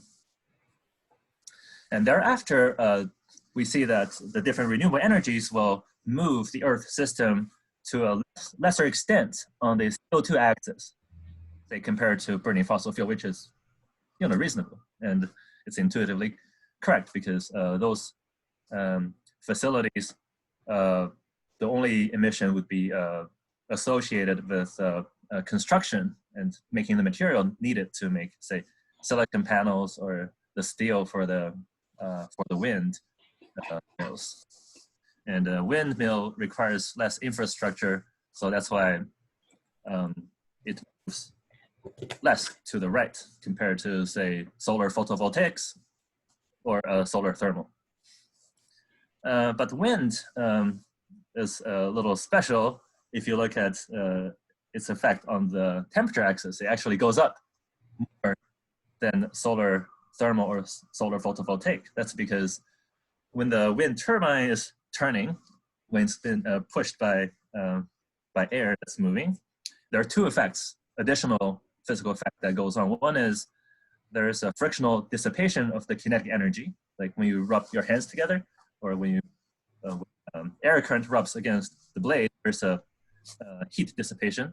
So that's been estimated to be about 1 watt per meter squared in the areas of generation. So that's a substantial amount of power of not radiated forcing, but thermal forcing, 1 watt per square meter. The other effect is that the wind turbine will facilitate the mixing of different layers of atmosphere. This is especially problematic during the night when the air close to ground is supposed to be cooled off. When wind turbine works during the night, it continues to turn up the atmosphere and bring hot air up down to the ground. So in cases when we, say, have a extreme heat event, the heat which persists for several days, if there's in addition a windmill close to you, then it'll be very bad because you don't even get relief during the night because the windmill will continue to turn down hot air to your bed when you're sleeping at night. So sustained thermal stress like that, potentially exacerbated by windmill, makes it questionable whether, especially wind, is something we want to pursue as a society. And I also want to point out the green arrows that represents what would happen if, say, we switch to 100% biofuel energy based on, say, growing some sort of trees, fast-growing trees, and extracting energy from the wood. So first of all, we do not have enough land on all of Earth to support the area of forests needed to grow the energy we consume. And of course, doing so would instantaneously fry our civilization. So as noble as the cause might be, and well-intentioned people might be in trying to promote trees, it's simply a solution that is just physically not possible to implement. Professor McPherson recently wrote an essay very concisely summarizing this and other problems and reasons why trees are not the answer. All right, so basically, in the end, solution could be very simple. And it comes down to giving up on trying to pull CO2 out of the atmosphere, but rather intercept its effect using a simple installation at ground level based on mirrors. I think this slide, despite its simplicity, actually requires a bit of explanation. So we'll just crunch a few numbers to make sure that we're on the same page. Currently, we have roughly 140 ppms of CO2 in excess of pre-industrial levels. And this amount of CO2 is giving about 3 watts per meter squared of radiative forcing. And if one does a quick calculation, converting the ppm to an actual mass of CO2 is 1 teraton of CO2. So how much does each ton of CO2, basically the black sphere you see, heats the Earth? You basically do 3 divided by 1 to the power 12, you get 3 to the minus 12 watts per meter squared per ton of CO2. Now let's look at the the mirror side. So basically we want to find out the area of the mirror when exposed to sunlight would give you the inverse of that 3 e to minus 12 watt per square meter of heating square meter. Yeah, that's right. So in many areas of Earth, especially in basically all of the major deserts areas and many parts of the ocean, we have time averaged insolation of 80 watts per meter squared. And if, say, we just installed one mirror that's 1 meter squared in one of those locations, its effect averaged over the surface of the Earth would be the 280 watts per square meter divided by the total area of Earth, and that would give you like 0.55 to the minus 12 watts per meter squared of mirror. Then the question is like, how many square meters of mirror do you need in order to cancel the heating effect of 1 ton of CO2? Then you take the ratio of those two, and it turns out to be roughly 6 meters squared of mirror to cancel 1 ton of CO2. And 6 meters squared is 8 by 8 feet for people who are more comfortable with imperial units. And the cost for making such a thing, well, depends on how much profit you want to make off of it. But this glass, like 1/4 inch thick glass, can be sourced at roughly $1 US per square meter. Currently, it's commercially available. So something like that, if the cost of the glass would be like $6. And of course, there's some money, the coating process. But that's commercial. But imagine if we were to, produce these things in a coordinated fashion globally, go down by 10 times, 100 times. So a $10 cost is a very conservative estimate. And why do we want to use glass as the material to implement our infrastructure? Well, it's very simple to make. And it's like basically one-step process. For people who are into material processing, you really want to minimize the number of processing steps and complexity of each processing step. Glass consists of mixing several salts that have sodium, ions and silicon. And you just add heat and let everything melt together. And glass is also fabulous because it can be molded into different shapes. It's mechanically fairly robust, so it can also serve as a structural material. And it's chemically inert, which means it will last for a long time when you implement into the environment, in deserts, in the ocean. So durability, ease of fabrication, and versatility in the shapes that it can take are things that are beneficial.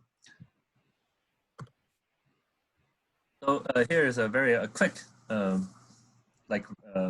order of things in temporal order that we need to be doing. We need to implement large arrays of mirror at a rate which is commensurate with our current emissions on an annual basis. So if we say emit 50 gigaton of CO2 per year, then we need to make similar number of mirrors, as we discussed, to basically cancel additional heating effect, and that would cost anywhere from 50 to 500 billion per year, perhaps less if we really can scale this thing and remove the need for profit from this equation. So that's certainly the amount that should be manageable at a global scale. And during this stabilization phase, when we are constructing mirrors in order to buy time for the transition, we need to also really push for renewable energies, and ideally based on concentrating solar thermal for several reasons, some of which we might not even have time to get into today. But imagine that we decided as a globe to mass manufacture mirrors, we would have a very nice infrastructure. Then it would be very much cheaper to make mirrors for all kinds of other purposes. So currently solar thermal energy is slightly more expensive, say, than photovoltaics because it had a late start. And also it has late start, and then there's already established financial in the photovoltaic sector, which is one reason that's helped to kill off a better technology. So if we had a glass manufacturing facility and mirror manufacturing capability on large scale, we would be able to make concentrating solar thermal plants much more efficiently, much more cheaply. That should give it a boost. So during, say, the next 10 years, when we stabilize temperature by mirror, we should also have a political discussion and hopefully to just subsidize this particular form of renewable energy generation. And at the same time, another threat that's will be potentially happening during this time, I think on the order of 56 years from now, would be ocean acidification. And solar thermal energy is ideally suited also to combat this problem because we can use limestone and use heat from sunlight to generate calcium oxide, which is quite basic. And you can use, in this case, use the ocean surface as the very efficient capturing medium. We capitalize on the huge surface area to ensure very fast equilibrium between atmospheric CO2 and ocean CO2. So we don't even need to invest in, say, advanced absorbents for CO2. Ocean has done the job for us. All we have to do is to scatter powders of calcium oxide into this already concentrated CO2 in the ocean, and acid-base reaction ensures complete conversion. So for each mole or each molecule, or say, each unit of calcium oxide you scatter into the ocean, we can expect 1.7 molecules of CO2 in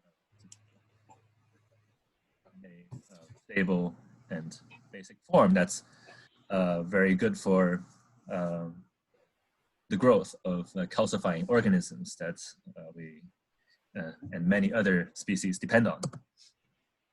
So I think in fact, the mirror strategy, or a framework based on cheap materials such as glass, can be exploited and used in many different ways to solve many of the most urgent problems we have. The most urgent of which is, of course, planetary heating. So we can use mirrors to gain a planetary cryostat. We can also use mirrors in combining with the solar thermal energy for industrial processing to achieve ocean deacidification. And obviously, it's a very efficient way to make electricity, more so than photovoltaics in terms of equivalent CO2 emission per kilowatt hour of energy generated. Mirrors, floating mirror arrays can also be coupled to food production, as we will discuss later on a later slide. And it can be used for carbon dioxide capture, and we'll also go into a bit more detail later. And today we won't have the time to talk about the last item, which I think is a risk factor we need to be thinking of.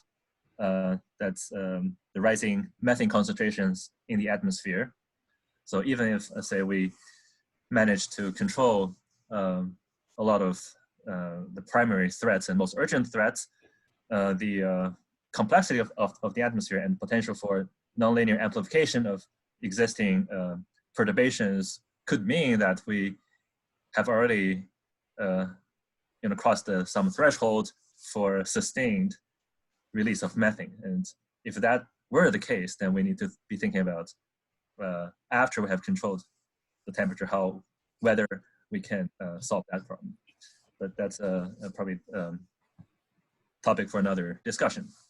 So I'd like to then take the next few minutes to go into a little bit more detail on CO2 capture and circular or economy, circular food production on floating mirror arrays. So right now, there are a few companies that exist selling the ideas that it's possible to filter the air and recapture the CO2 from the air and store it away. I would like to say that, yes, it's scientifically possible, it's been demonstrated, but a plant like that, as you see in the picture, which is huge, has a huge footprint. Right now, it's capturing roughly, I think, the CO2 emission of 1 or 2 people. So you can imagine how many of such plants would be needed, and whether we have all the supporting infrastructure and metals to make such plants. That's to be questioned. And the approach of capturing CO2 from air is intrinsically problematic from a thermodynamics point of view. I mean, it's energetically feasible, but if you're sieving through, 1,000 or 2,000 molecules, and you're just picking one out of 2,000, it's a lot of work. And in thermodynamics terms, it's the entropy of mixing that we threw away while when we allowed, exhaust gas to freely mix with the atmosphere is a lot of energy we gave away. And in order to capture it back, we have to at least invest that much energy. And if one simply does a back of envelope calculation of the entropy of mixing that's we threw away, that's more than what we use in a year globally. So even if fantastically we had the perfect machine with 100% energy efficiency, we need to devote 1 year of global energy consumption to capture it back. But of course, the best demonstrated efficiency we have right now is like 5 to 6% efficiency, which means if we did nothing on Earth except for to capture CO2, we need 20 years to capture back the CO2 we already emitted. And 20 years, as we all know, is beyond the time we have left for large-scale action. So from a more larger picture perspective, air capture is not going to be a solution. So we already talked that one way to, buy time and to do this efficiently is to use mirrors to directly reject the heat. But of course, if we really wanted to, for some reason, capture back the CO2, and if we had this mirror infrastructure, we can then exploit using sunlight and use sunlight to do a lot of the energy generation by using the heat to decompose limestone and use the calcium oxide to do the neutralization and capturing in combination and with the help of the ocean. And even in tests, furnaces at lab scale, people have demonstrated 30% heat to chemical conversion efficiency a couple of years ago. So the cost estimate that's already like roughly 15 years ago for this technology was already less costly than the current cost for direct air capture. And there's substantial scope for the thermal decomposition approach and calcium oxide liming, ocean liming approach to go even lower if we scaled up the mirror infrastructure. And the calcium oxide is very nice. It dissolves quickly in the ocean once you scatter it in. There was a very talented master student last year who wrote a thesis studying the kinetics, the chemical changes taking place when you scatter calcium oxide into seawater. And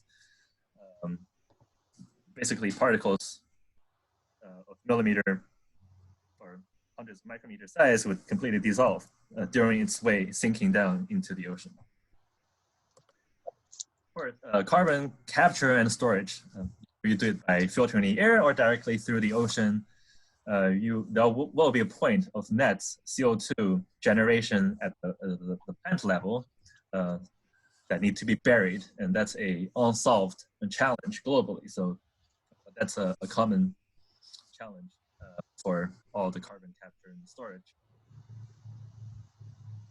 So in the grand scheme of things, carbon capture and storage is a secondary problem of secondary importance, because once we remove the heating effect of CO2, the remaining CO2 in the atmosphere at its current level is not going to have major measurable climatic impacts. And the only reason I can think of why you want to do this is to get the CO2 as a carbon source to make synthetic fuel. Let's say if we manage to run out of all the petroleum in our effort to build up this glass-based infrastructure. And one might ask where to get the calcium carbonate from for this ocean liming approach. It turns out that calcifying organisms like mussels, scallops, and many shells are made of a high concentration of calcium carbonate. And if you just take the shell and heat it to 900 degrees Celsius, in this case, people they use 1,000 degrees, but in our lab we tested at 900. It works just fine. We got calcium oxide that's essentially pure. So that question is it possible to couple this food production through growing these seafood and the effort to deacidify ocean by ocean liming? So, well, first of all, let's do a thought experiment. Let's see how much oyster can one eat. So I went to market. I bought about 40 oysters, and to see whether it's possible to eat all of them in one sitting. It's actually possible. It's tasted pretty good. So that's how much shell you can produce in one meal. And you can take one of them and put into an oven, and of course you can produce very highly pure calcium oxide powder that you can use to neutralize sparkling water and just regular water, make it basic. So yeah, basic stuff that you can get from these shells. Now let's do a thought experiment. Let's assume that we feed the world exclusively using oysters. How much shell can we produce, and what can we do with that shell? Let's see. The important numbers include how much a person needs per day. We need each about 2,000 calories per person per day. And each kilogram of oyster meat gives about 500 calories per kilo. So each of us would need to eat about 4 kilos of oyster meat per day to get 2,000 calories. And in that process, as you saw on the last page, you produce a lot of shell. So the amount that you end up is 2 times that, so about 8 kilograms of shell per person per day. And we have a lot of people in the world. So on the 1, 2, 3, 4, 5th line, we are almost 10 to the 10th.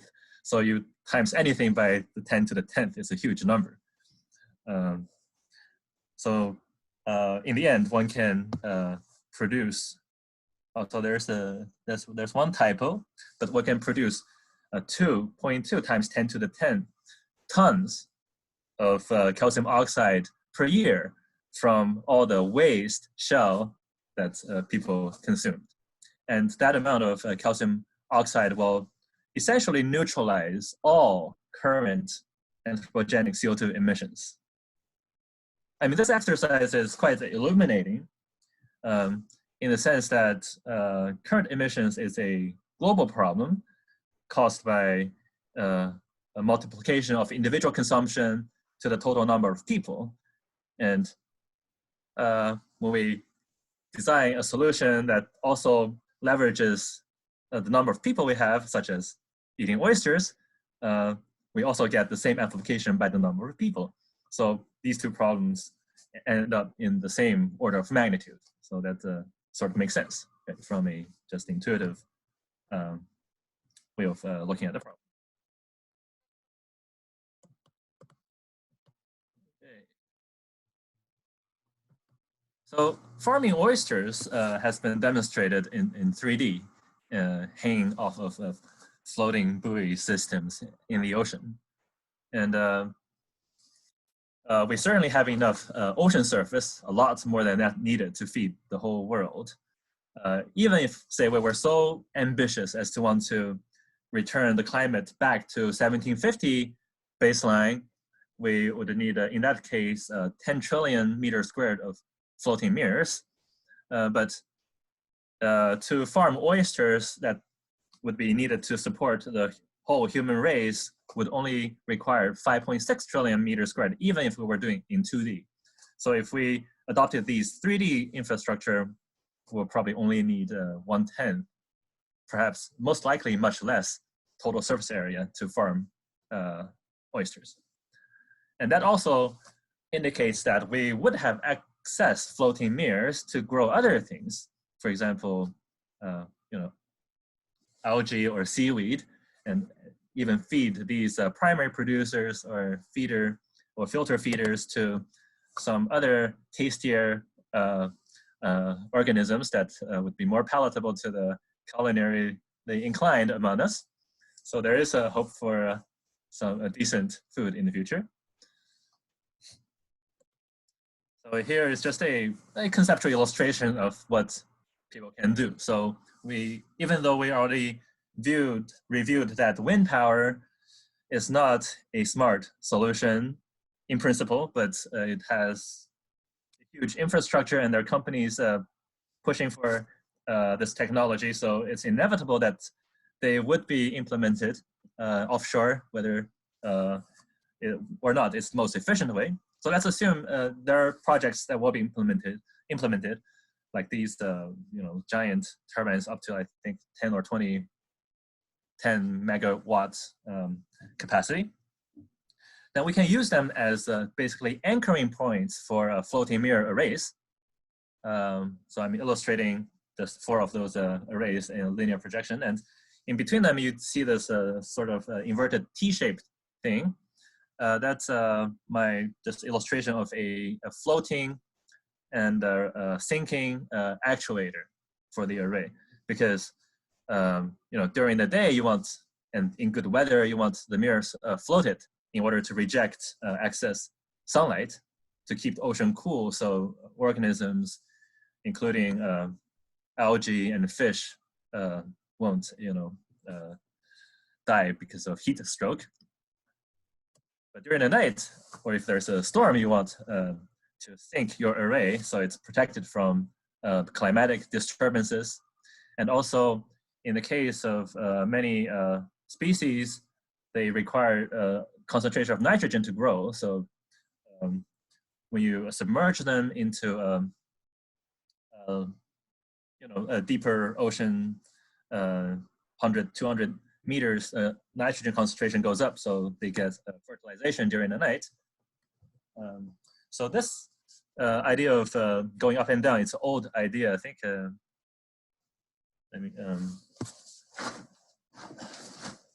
I read it in a book recently by Holly Jean Buck, referring to technology developed by, anyways, so the citation can be for the submerging the crop into the ocean layers can be found in this book that came out last year. Okay, so here is basically a very quick accounting of the sizes of these installations. Each of those wind powers, let's say the newest, produced by GE, it's about 12 megawatts. And the curly arrows indicate the heating of atmosphere due to the 2 mechanisms of wind and friction losses. So each of these wind turbines would generate as much heat as is equivalent to 0.3 megaton of CO2 emissions. And in order to cancel that heating effect of the wind, you need 2 million 1 meter squared floating mirrors. And that when placed in a 2-dimensional array, would be about a square array of 2 miles on the side, and which is roughly, the size that you would, or spacing you want to put these windmills anyways. So this could be one example of combined implementation that would be overall climate neutral, but in the end produces electricity and also gives seafood production and potentially offer thermal refuge to many species of fish underneath these infrastructures, except perhaps the whales or larger mammals that might be endangered by colliding into the tensioned array infrastructure. So I think that's enough discussion for today, and I will give it back to Jamin and for more discussions and questions if we need. Wow, very, very good, Ye. Beautiful, beautiful. Thank you for that detailed presentation. Wow, it's great to see so many people here. Looks like we've got a good 25 people participating live online. Welcome, Uncle Frank. Good to see you. And welcome, everyone. So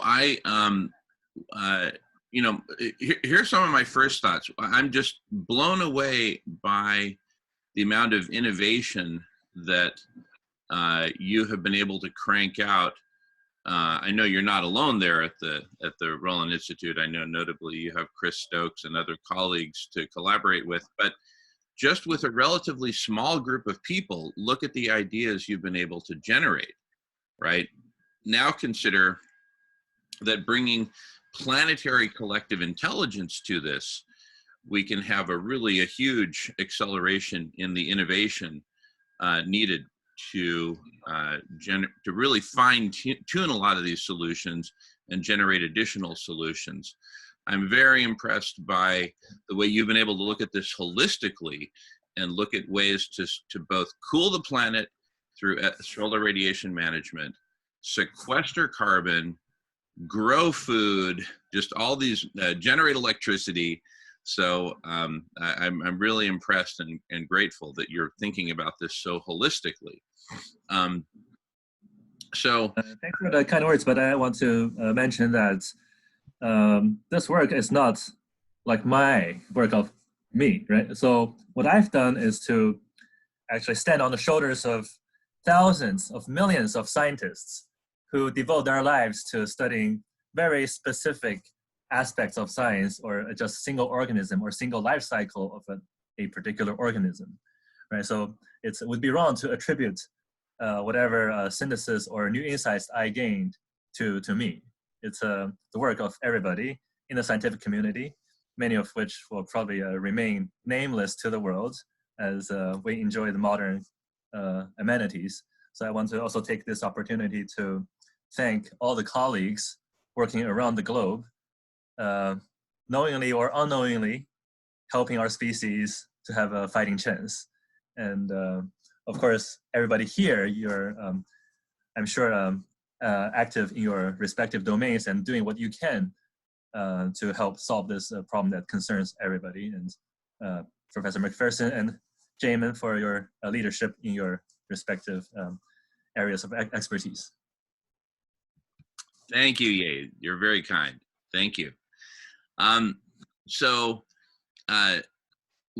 Building on that, with a proper platform, community, and culture of collective intelligence, one of our theses, speaking of our areas of expertise in collective superintelligence, we have the potential to greatly accelerate this innovation.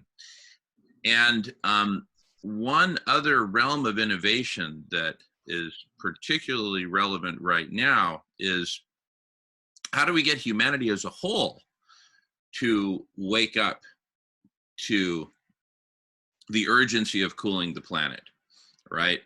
And humanity as a whole wrapping our collective minds around this and making this a popular topic and something that humanity as a whole is passionate about, I believe is going to be vital for getting the governments of the world to come together and support this in a huge way. We're definitely going to need huge government support, huge private sector, academic support, et cetera. So in addition to the scientific and technical and engineering solutions that we've been talking about, we also need cultural, media, and political solutions. And that's a big focus of the collective intelligence, is how do we get the world to wake up and really focus on this.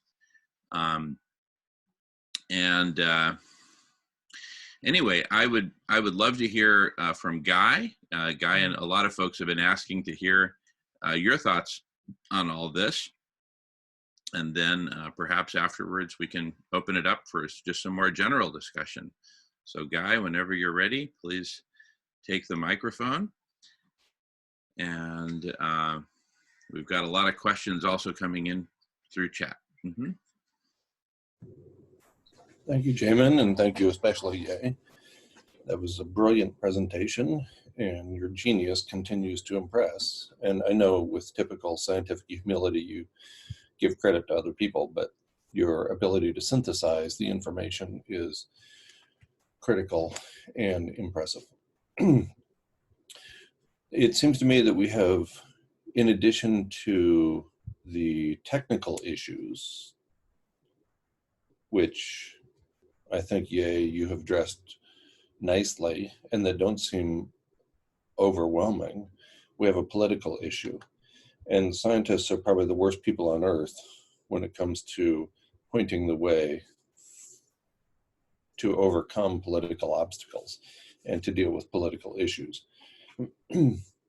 Even Einstein said, when the technology he greatly contributed to was used to build nuclear bombs, Einstein said, had I known what they were going to do with it, I would have become a shoemaker. And that's just an indication of the relative inability of scientists to influence the political process.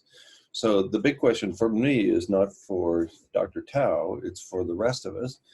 How do we get this? How do we get this information, this relatively straightforward, seemingly pretty simple technology into the heads of the people who pull the strings of empire so that we can take action more or less immediately? I mean, I'm a big fan of oysters, lots of them, and I'm willing to make that sort of sacrifice, as I think many of us are. But then what? You know, we need to scale up from the individual level, obviously, to the political, societal level. And I don't know how to do that. And I've never figured that out. And it's one of the great failings of, in my opinion, the scientific community.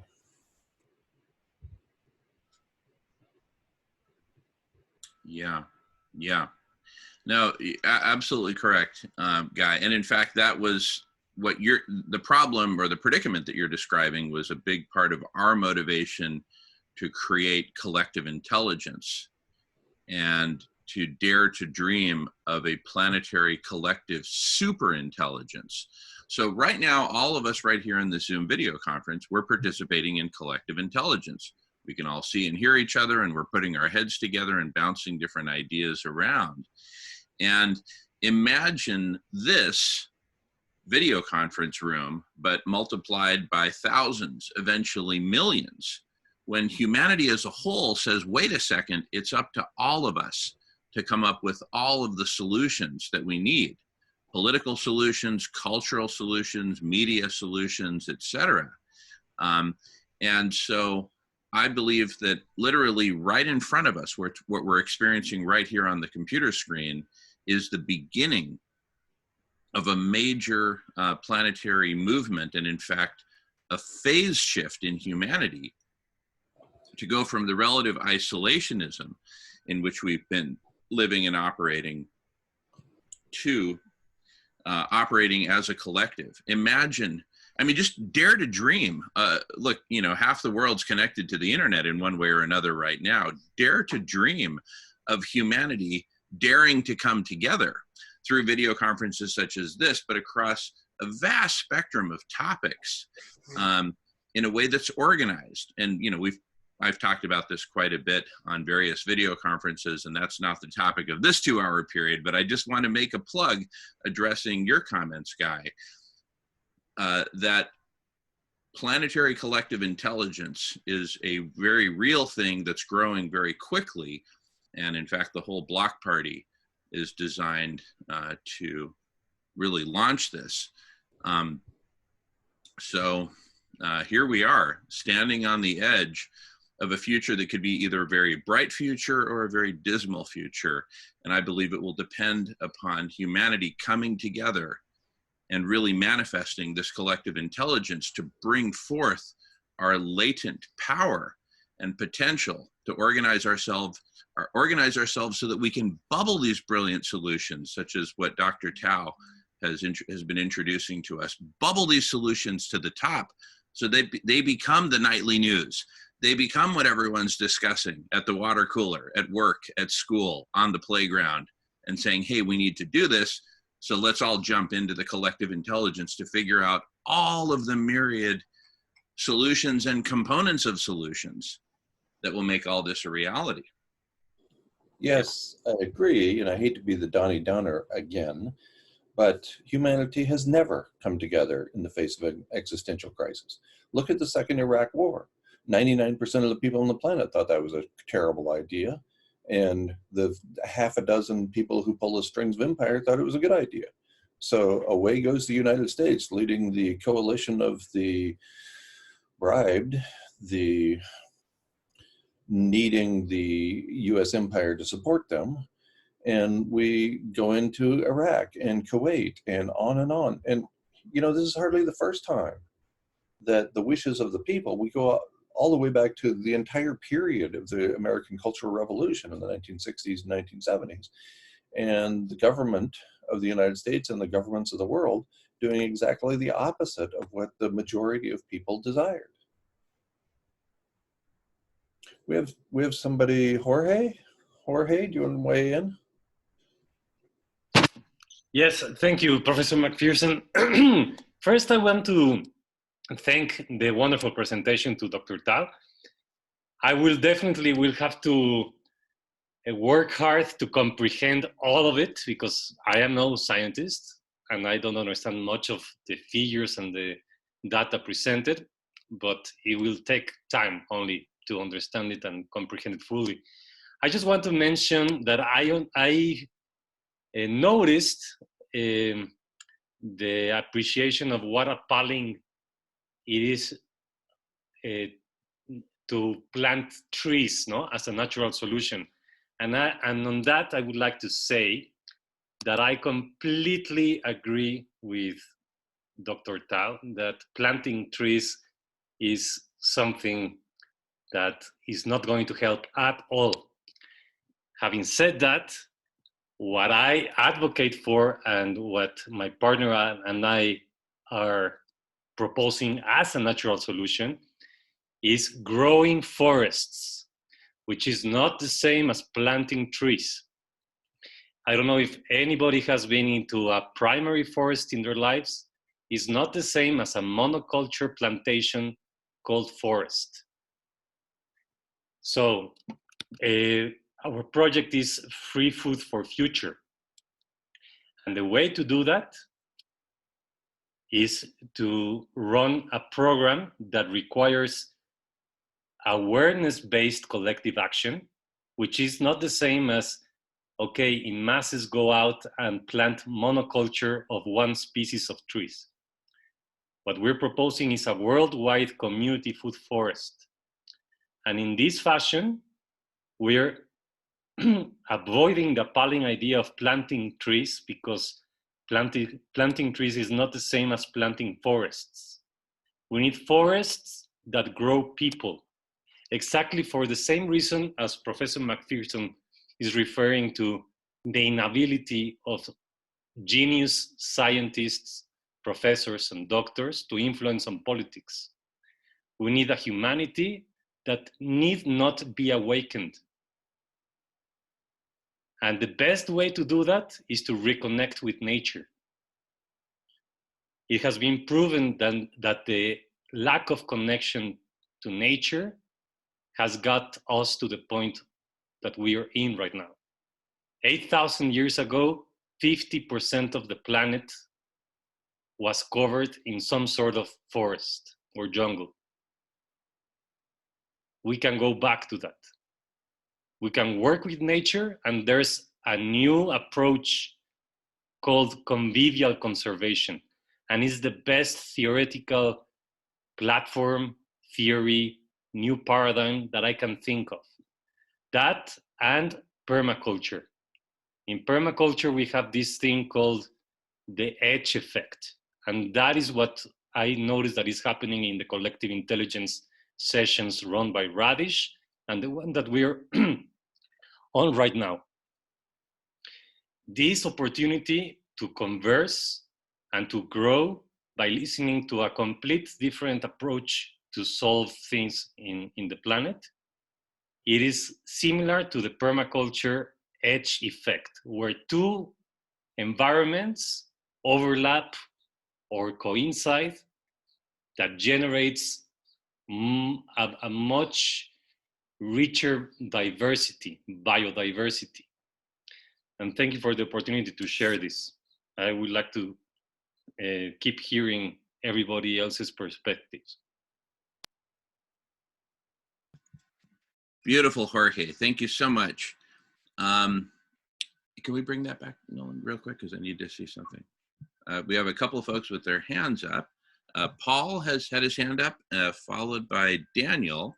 And if anyone else would like to talk, there's a way to raise your hand electronically, but also feel free to just wave or even type into the chat. Okay, I see Nathan also wants to talk.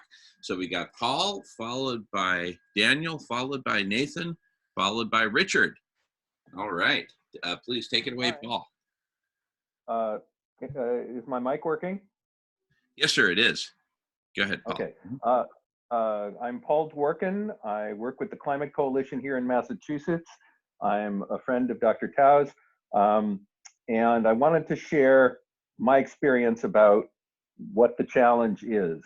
It is, as we say, not technical, and I don't think it's even informational. When we go door to door and talk to people, you know, to make pitches, every single person agrees that this is vital, important. They know the information, yet somehow no one moves. All of the people in public. There's us, who is a very small minority, and then there's all the people who are busy with their lives, and maybe this is fifth on their list, but it ain't first. And politicians move when most of the people demand it. So what's going on? The issue is emotional. The issue is not getting across more scientific information or educating or teaching. People are emotionally paralyzed. It seems like the fear of the thing, the daunting prospect of the size of the project is sufficient to cause people to be unable to address it. I'm not sure what we do about this, but all this discussion of what the technical solution is, you know, if people are ready for a moonshot, you'll get a moonshot, but they're not. And we can talk about, if you want something to happen in the next 10 years, which is an insanely fast thing for anything for humanity to do, you need to find a way to address this emotional paralysis. You need to give people a story that is optimistic that they are part of. This is our experience trying to sell various things. We get nowhere. We get a few people, right? Those are not the people we need to convince. If you're talking about getting 1 million people in 1 million conversations, most people are just trying to get through their lives. You are not going to turn them into grand thinkers. You need to get them to accept and to push for this thing. That's been my experience, and I would like to hear discussion of it. Beautiful. You raise a really good point. I'll just give a super quick response because we got a lot of people waiting to speak. But basically, even if we had even 1% of humanity participating in collective intelligence, that's close to 80 million people. Look at the power of having 25 of us here on a Zoom video conference. The power of tens of millions of people participating in a modern form of collective superintelligence is something humanity has never experienced. This is going to be something totally new in the human experience. So we have yet to behold the power of collective superintelligence. We're just getting a tiny appetizer of it right now. With that, I'd like to pass to Daniel, who's been waiting. Go ahead, Daniel, take it away. Hi. Thank you. Just real quick, I just wanted to point out half the emissions that have been put in the atmosphere have been after Al Gore's An Inconvenient Truth. So all this bottom up, bubbling up, like trying to hope that things are going to change. Our government has failed, right? Like they've failed. They're not going to act. They've got too much skin in the game. The Green New Deal is net zero by 2050, right? It's a Disneyland fantasy that the Green New Deal, and that's the progressive. That's what the progressives want, is net zero by 2050. I just and I think the people just aren't aware, right? I mean, Americans, they think it's about the Amazon or about polar bears, right? We need to fill up the jails. We need to do civil disobedience and fill up the jails. But yeah, that's just my input. Thank you. I appreciate you. I appreciate everything. I actually learned a lot. Thank you. Thank you, Daniel. Really appreciate your comments. Just a quick comment on governments. I totally agree with you, Daniel. The governments of the world are completely corrupt, completely broken, and rapidly becoming the laughingstock of humanity. Collective superintelligence, which we're manifesting right here and growing right here through the Block Party, has the potential to completely eclipse, orchestrate, and ultimately replace and transform not only governments, but governance generally. So lots to be hopeful for. Lots definitely to be sobered about, Daniel. Totally agree with you there. And thank you for your plug about civil disobedience. That's certainly an important element of the equation. Thank you. Nathan's been waiting patiently. Nathan, take it away.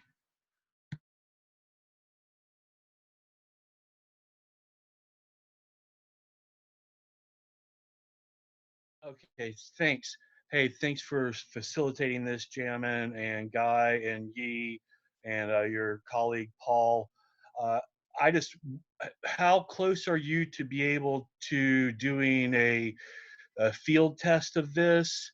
I know that the territorial waters issue, how far out to sea are you thinking we're going to have to go with this? The scale, I imagine, is going to have to be massive.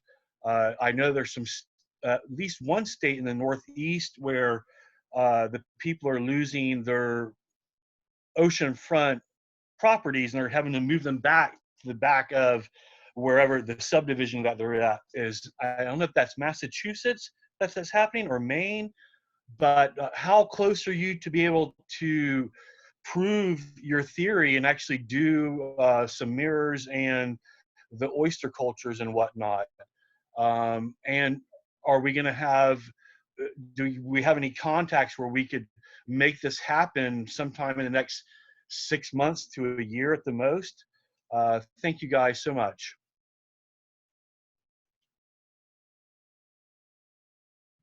Thank you, Nathan. Yay? Okay, so I guess that's a question addressed to me. So as I pointed out in my presentation, solving climate change is not currently in my job description during my regular working hours. It's more of a after work and weekend project after I have dealt with other responsibility that I have with respect to my students and colleagues. So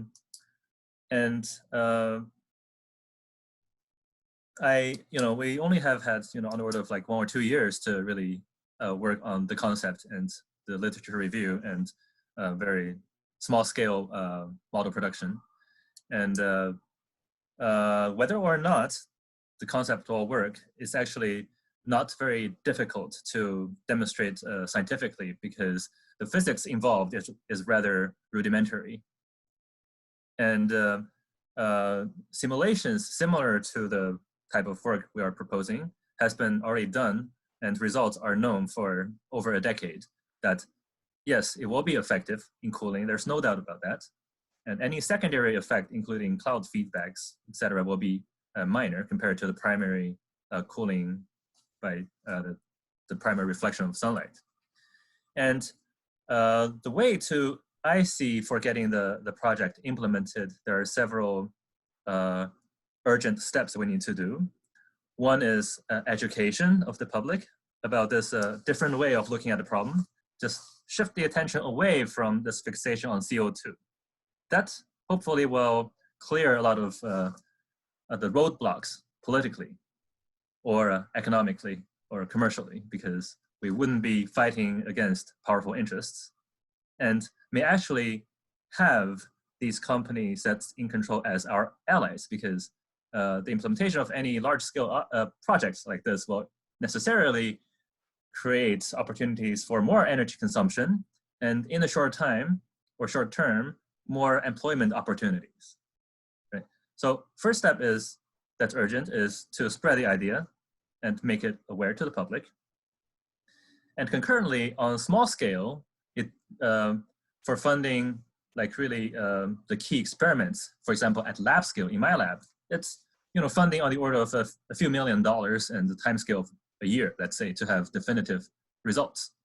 And that's potentially very easily achievable through communities such as this, if we can just reach a few key people who are interested in catalyzing the process. And now coming back to the science, there is many different interesting applications, including using mirrors to tackle urban heat island effect in many cities around the world. And it's been shown through actual experiments that if you have neighborhoods in the same city, one of which has, wider roads, wider roofs, another one has darker ones, you can measure extremely large temperature differences during the day for like 0.1 change in albedo. So basically, if one neighborhood reflects 10% more light than another darker neighborhood, the lighter colored neighborhood could be 2 to 7 degrees Celsius cooler in the summer compared to the darker one.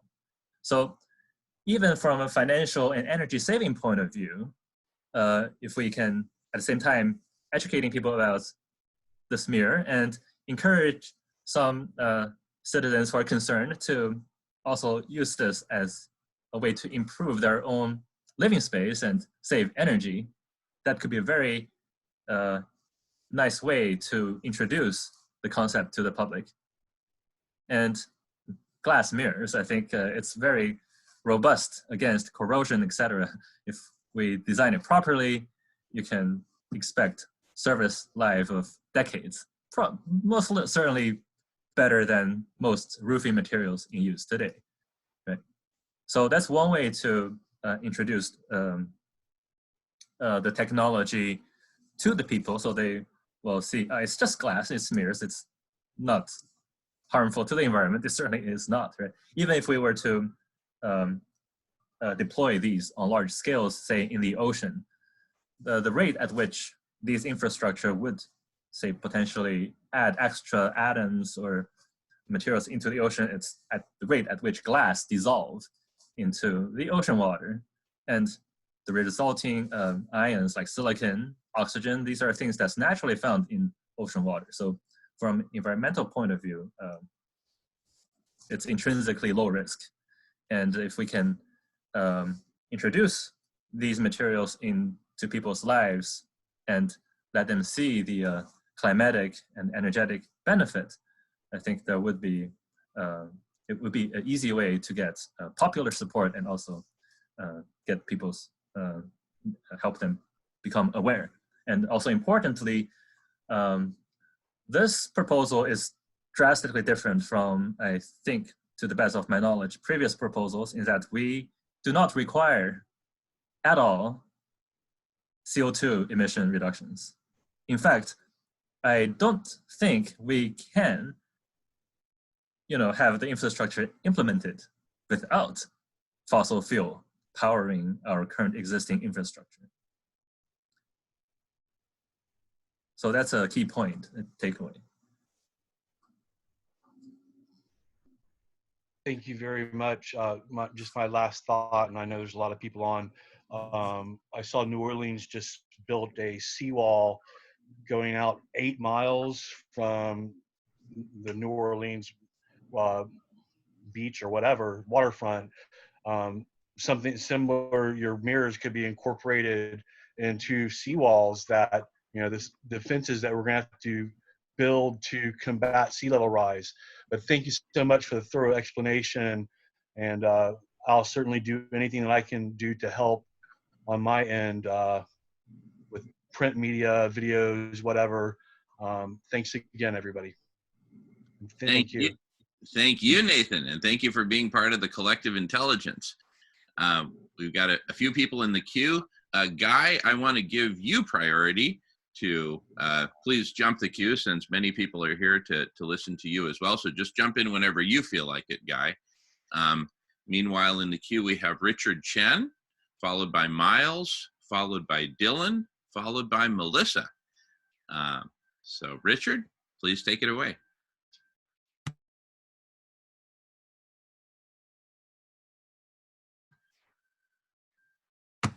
Can you hear me?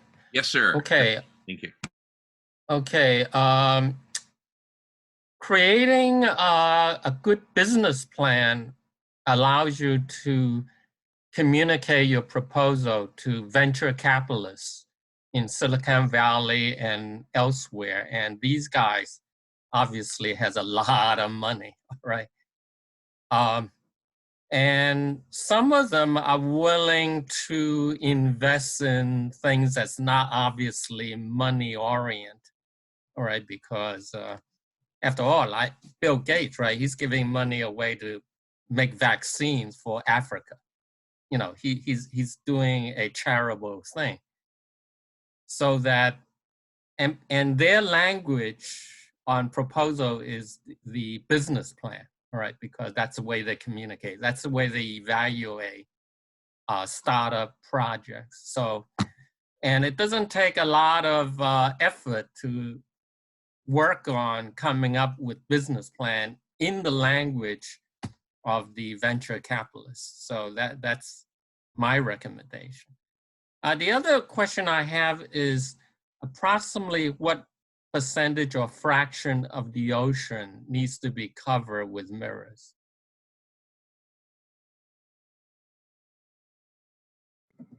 So I guess that's a question addressed to me. Thank you very much for the suggestion for getting venture capitalist money. I think, yeah, that's certainly one strategy we should be thinking of pursuing.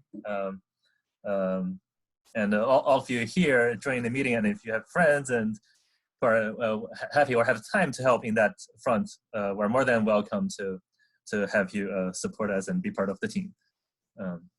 So in terms of the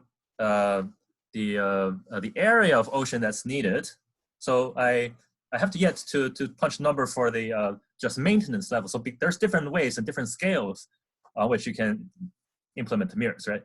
You can either choose to basically keep current temperature stable, or we can be ambitious in trying to cool it down back to 1750 baseline. So the calculation I did for cooling down to 1750 baseline is about 2% of ocean surface. But of course, well, I don't think that's the wise thing to do. And I don't think that's the most optimal path. It's just enough to keep current temperatures while we decarbonize. And for that, it's a small fraction of that. So it's a point something percent, maybe 0.1% per or less per year on that basis. And that can be then coupled to this moving agriculture off of land. So I want to then also use this opportunity to address Jorge's comment about biodiversity and rebuilding forests. And I think forests certainly provide a lot of ecosystem services other than just energy, right? It's biodiversity itself, having many, many different species occupying different levels of the different biological niche is important for the overall health and resilience of the ecosystem against perturbations. And that's been observed over and over and over again in different ecosystems on Earth, in oceans, on land. So the more diverse and your system is, the more stable it is against perturbations. And right now, people here should be aware that on land, the decay in biodiversity is especially bad. And in part, it's because of our need as humans to eat. And we have to just take away land and portions and carve out areas of forest to grow food. And in doing so, we isolate ecosystems, and the small patches of forest, sometimes when they're isolated, they just deteriorate. And it seems like the best way to build up forest, as Jorge suggests, is just to leave nature alone. Even, maybe you don't disagree, but that's my understanding based on my reading of the literature, that even say minor disturbance, say you farm like 5%, no, you harvest like 5% or 2% of trees in a forest and do nothing else. And that's enough to have impact that's more than just single-digit percent. So the initial disturbance is nonlinear in the sense a tiny infringement on nature can cause more than a tiny impact on biodiversity and ecosystem health. So if we were really serious about trying to build biodiversity back on land-based forests, we simply need to move agriculture off of land, because that's the single most user of land space. So I hope that I have addressed Richard's comment and part of Jorge's comment, but certainly we need to build up that biodiversity. And one way to do that in interim is to give the space back to nature. Very good. All right, before we move to the next person in the queue, I'd like to invite Guy to talk about biodiversity as an expert conservation biologist, and to what extent will just cooling the planet itself and perhaps other factors impact conservation of biodiversity? Well, they certainly won't hurt. We have to bear in mind that we've lost an enormous amount of biodiversity already, and that's not coming back. Extinction is forever, as nearly as we can tell. So, as Dr. Tao pointed out, it only takes a relatively minor disturbance to reasonably intact ecosystems to cause severe disruption of those ecosystems. And we've done a lot more in almost all of the world's ecosystems than make minor impacts.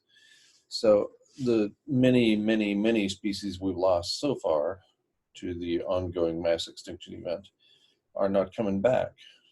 Will we be able to reduce the number of species gone extinct in the future? Perhaps by cooling the planet, reducing the human impact on the lands and waters of the world, we can, perhaps. But that's certainly where we need to go, and that's completely consistent with cooling the planet starting immediately. Beautiful. Thank you, Guy. All righty. Up in the queue, we've got Miles, followed by Dylan, followed by Melissa. Take it away, Miles. Okay, thank you, Jamin. And thank you, Dr. Tao and Dr. McPherson, for joining us today. My question is, well, first of all, one thing I'd like to float out to everybody is, sometimes perhaps if we connect, as someone said, emotionally with people, we're going to have a better chance of getting them to wake up. And for me, what was really emotional, and I'm not sure, I perhaps heard it from Dr. McPherson first. At some point, not too long ago. I was shocked to learn that we're having an insect population collapse. And then I'm like, well, yeah, how much insect repellent did I have to buy last year? And how many times did I have to put windshield washer fluid into my car? And I'm thinking, that's right, there's not nearly the insects that used to be splattered on my windshield. And that really still does, shocks the hell out of me. And I can relate to that. I don't need anybody to tell me how many insects have declined, because I see for myself the effect on the fact that they're missing on my windshield. So talking about carbon dioxide, though, it's a different thing because I can't see carbon dioxide and I can't really relate to it. So I suggest maybe we also put information forward in very easily and emotional types of frames for people to grasp. And, I'm concerned because, we can't even seem to figure out why all the insects are disappearing. So, if we can't figure that out, we've got real big problems. So I'm in Canada, and we have some real serious political instability right now. Some governance instability is coming to the fore. You might have heard right now as I speak, there's railroads being blockaded. There's a couple of pipelines through British Columbia that are trying to be built. And one of them is a natural gas line through to the Pacific coast. And the indigenous population, who have never ceded their territory in accordance with the rules of the Crown. That's why I'm interested in writing The Crown and the Queen, is to try to offer solutions. Now, is there a geographical ideal location for putting these mirrors in? Because if the north would be an adequate location or an appropriate location, I actually was inspired by Jamin and his social club a couple of years ago to attend a meeting. And I gave a letter to a gentleman named Nathan Obed. He is the indigenous leader of an organization called the Inuit Tapirit Kanatami. And he's essentially the spokesperson for all of the Inuit of Northern Canada.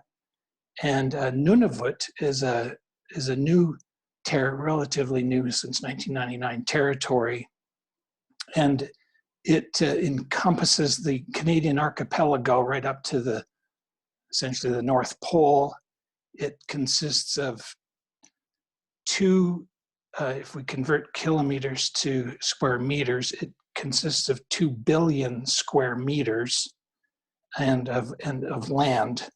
And total land and water, rather. Now, water area of 160,000 square kilometers could include, I suppose, if you added as well, the Hudson's Bay. So, very long-winded prelude to the question, would that territory be useful for these mirrors? And the reason I present it as well is there's only about 40,000 people live up there. So in other words, to get the Inuit people to say, this might be what we need, oyster beds, mirrors, and you only have to convince 40,000 people. Thank you.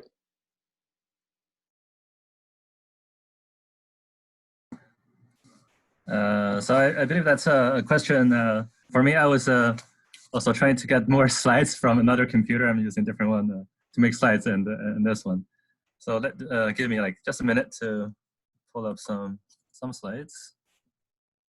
And while you're digging for that, I'll just comment. I mean, the mirrors could be anywhere in the world from the standpoint of the total heat balance. Obviously, in the summer months, the mirrors are going to be most effective north of the equator and vice versa. But there's also some potential for some interesting local effects like refreezing polar ice. It would probably benefit to have the mirrors closer to the poles for that purpose, for have localized cooling as well as planetary cooling. Yeah. Glad that I never did follow up with this gentleman, Nathan Obed. I'd mentioned Radish to him, and that Radish is very interested in solving the warming, and the people of the north are experiencing even greater warming than most of the planet. They're already, I don't know, a couple of degrees or 3 degrees more than normal. And he said, yes, they're very interested in whatever we might do. So he is a man of influence and potentially follow up with. Can I take it from here, Chairman? Please, yeah, take it away. Yeah. Okay. Can you guys see the slide? Yeah. Yes, we can. Okay. So so the anecdotal observation of insects has been brought up, and I think to the best of my knowledge, there's a couple of peer-reviewed publications on that topic, and one was carried out in Germany, the other in Central South America. So so on the left, you see a contraption that's used as a way to collect insect biomass, and the people that did this work did that for the past, almost 30 years. And as you can see on the right, the amount of insects they caught declined steadily over time. And a fit to exponential decay to this data suggests that the half-life now of insects in that location seems to be 12 years. So basically every decade, the number of insects, assuming they're the same size, decreased by half, and that's a very rapid rate of decay. And basically the same decay rate has been observed in the other paper published in PNAS. In this case, there was a bit more spread in the decay time constant for a different method of catch, whether you're doing it on the ground or in midair, I think. But the average result is in agreement with the German data on the other side of the Atlantic. So admitted, we have very limited peer-reviewed data on this topic of what's happening to insect biomass, but the ones that the two that we have seems to indicate that they are in trouble. And in terms of species loss, local extinctions of other different animals, they're not doing much better since roughly the same time as 1970s, 1980s, when the heating really took off. So there might be some correlation with temperature increase, but there's no causal demonstration at planetary level beyond what we can observe in individual laboratories. So that's to address the question of anecdotal observation of insects. And yes, there is data to support your personal experience, and it's not looking good. So basically every 10 years, you'll have half as much. And next year, you have 25%, and another 10 years, only like roughly 10% left. So in a couple more decades, we can expect to not find insects readily at the current rate of decline. And in terms of location of implementation for the mirrors, it turns out that near the equator, to be more efficient per unit of mirror installed, simply because you have more sunlight over the year, and the mirrors are passive devices. They only work when there is sunlight shining on them. So in terms of bang for your buck, it's better to put them around the equator. But of course, they would also work near the poles by the same mechanism, only at slightly lower wattage compared to when they're installed around the equator. And it might be important to realize that there are important co-benefits to installing these mirrors aside from just the cooling. Ecosystems in some, say, areas, especially in oceans that are overheating, are expected to get better when there's less heat to stress the animals. Right now, we see gigantic waves of migration of marine animals from equator up to the north, and that's wreaking havoc around ecosystems in the northern and far south latitudes because like migrants, they, for example, different types of fish, tiny prey fish, they inundate the north, and the birds that prey on these tiny fish, they cannot distinguish between their preferred ancestral food and the newcomers. And sometimes newcomers are less nutritious than the resident tiny fish. So they eat the wrong food, which are less nutritious, and they starve as a result of eating less nutritious food. So installing the mirrors around equatorial regions is first of all more efficient per unit of mirror deployed in cooling, total planetary cooling. And secondly, it will also alleviate thermal stress in the most thermally stressed locations currently on Earth. And that's for ecosystem level, but one can also imagine reducing water evaporation rates in human settlement areas, and thus promoting, say, local agriculture in, say, areas that traditionally are too hot to support human agriculture. So I think as to the optimal way to implement mirrors in location and in quantity, we'd have to collaborate with the climate simulation scientists who have expertise in predicting the effect of these albedo modifications for precipitation patterns, temperature patterns, in order to find the optimal locations in order to have the most equitable impact for communities around Earth. And of course, a very important step in solving this climate crisis is recognizing the injustice that has happened to human societies around the world since centuries through colonialism and continued colonialism in the form of financial markets that's not just in any sense. So I think organizations such as Radish or the efforts to promote equal distribution or broad dissemination of knowledge can have a role in, first of all, making people aware of the existence of such injustice, and that regardless of how cruel or unfair ancestors of certain branches of people or had been in the past, right now we're all in this together.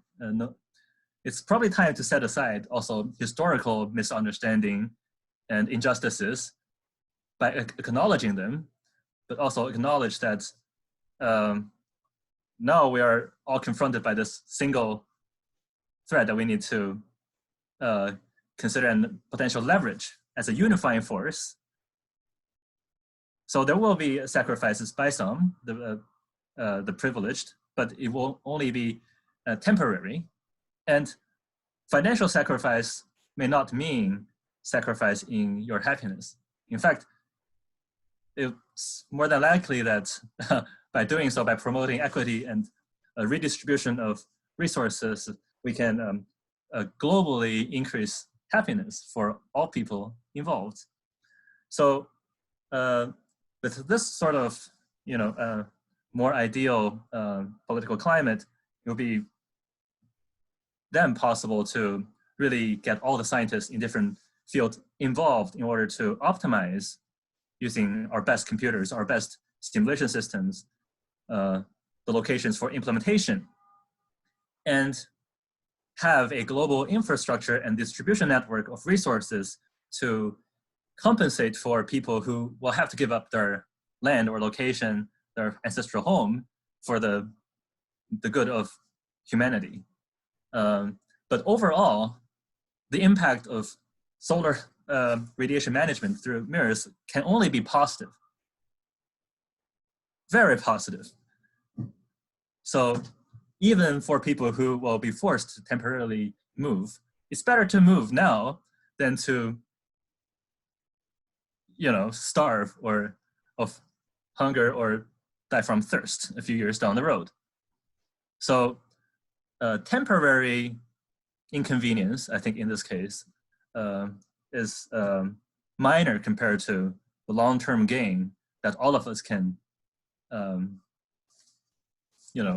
hope to derive from this effort to collaborate and come to the understanding that we are from the same family. As I discussed 100,000 years ago, we had the same ancestors. So I think brothers and sisters of Earth, we're all the same. Let's just work together and solve this thing. Beautiful. Yay. We're all applauding over here, and I think around the world. Absolutely correct. That data that you showed on the insect populations, just absolutely shocking. I had not seen that graph before. Total insect mass, a half-life of 12 years. Guy McPherson does a pretty good job of shocking me, but I hadn't seen that particular statistic. And this just reminds me, as Guy in particular, as this is his life work to largely catalog all this. I mean, the picture is so insanely bleak. The very fact that humanity is going on with business as usual in 2020 with this degree of omnicide and mass extinction is absolutely mind-blowing. The only explanation that I can think of is that the governments and the major media, which are the main disseminators of information to the massive population, they are so addicted to this quarter's and this year's profits that they are simply on this endless treadmill of promoting their advertisers. And to do that, they need to promote a picture of the world that basically everything is fine. Hey, go out and get that new car and take that vacation and buy those new clothes and this new gadget and whatnot. Guy, I'd love for you to comment on that. And also with, we've got a couple of folks in the queue, but Guy, I know you, please take it away, Guy. Well, just quickly, we've known about the insect apocalypse, starting with the study in Germany, 3 years ago, something like that. And then more recently in Puerto Rico about a year ago. And those are two very different ecosystems. This is why this is so important. In Germany, they were in nature reserves. So they were relatively untrammeled locations that were sampled there.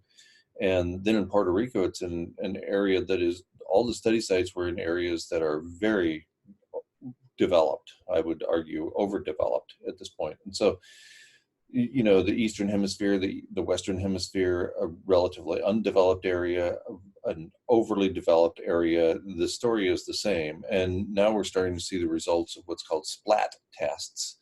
That is the number of insects that splatter on your windshield. And it all points to the same thing. There are now half a dozen, at least, climate change related phenomena leading to extinction, not just of our species, but of all life on Earth. This is just one of a handful of them at this point. So the situation is truly dire. I'm frequently accused of being an alarmist. The situation is alarming.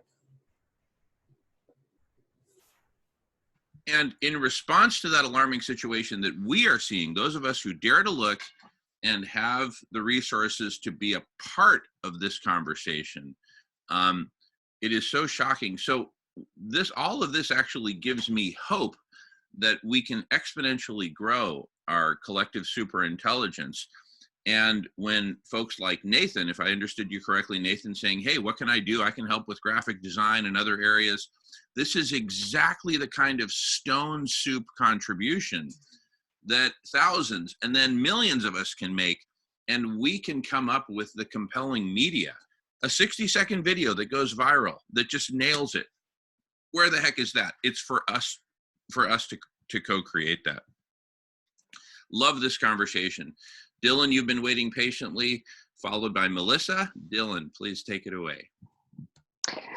Thank you, everyone. That was a very uplifting presentation, Yi. And thank you, Professor, for being on with us too, Guy. And I wanted to put out a few points to Yi, just a little bit of the structure of deploying this on a very global scale. Just a little bit of where I'm coming from. I'm a member of a humanitarian philanthropy group that are dedicating resources to making some serious changes with a collection of others. And I wanted to say that I think a majority of this project could be funded purely from the private sector. I would definitely look to that sector more so than the political sector, government sectors, because they're all bottlenecked. But I think there could be quite a great way to structure everything in the private sector, in a few different ways, whether it's straight out donations or if there's any thoughts on carbon credits or using that form to get businesses engaged with us. I wanted to pose a few points to Yi. As far as your business structure, are you going to be looking to creating this as a nonprofit entity? Like, where would funding be going to start investing in your teams to getting these modelings done and some small scale, operational capital just to get a cohesive core going to start really activating marketing, like you're saying, creating media that can just quickly show this vision in a few minutes. So all that, I would love to kind of hear more of your strategy. And of course, we would love to get involved with you directly. And also just on some other points that were brought up, just the idea of the emotions involved with the entire situation. I know from working with Guy's work for many years now, it's a very perilous journey to really unveil all this knowledge. And, I was lucky to have a few years with it.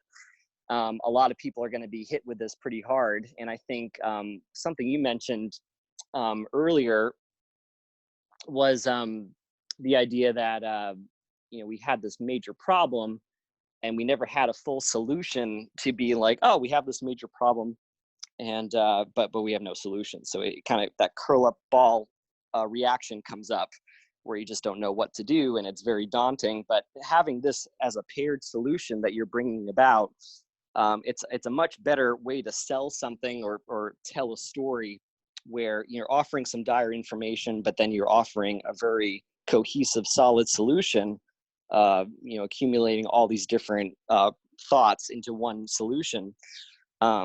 Especially, I was really interested in and also maybe Guy's feedback on this, but the idea of using the aqua permaculture, algae blooming on the surface with the Climate Foundation, having that as part of that, bringing that nutrients from deep ocean up, creating those ecosystems on the surface again, and also being a carbon sink, capturing carbon on that large scale on the surfaces of the oceans while reflecting sunlight sounds like an incredible win-win of reflecting solar radiation and then being a carbon sink using the oceans as that effect.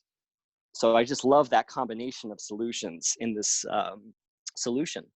So, and I just have one final thing, I guess, for the oceans, how would shipping lanes be taken into account and things of that nature? I'm sure there's a lot of international,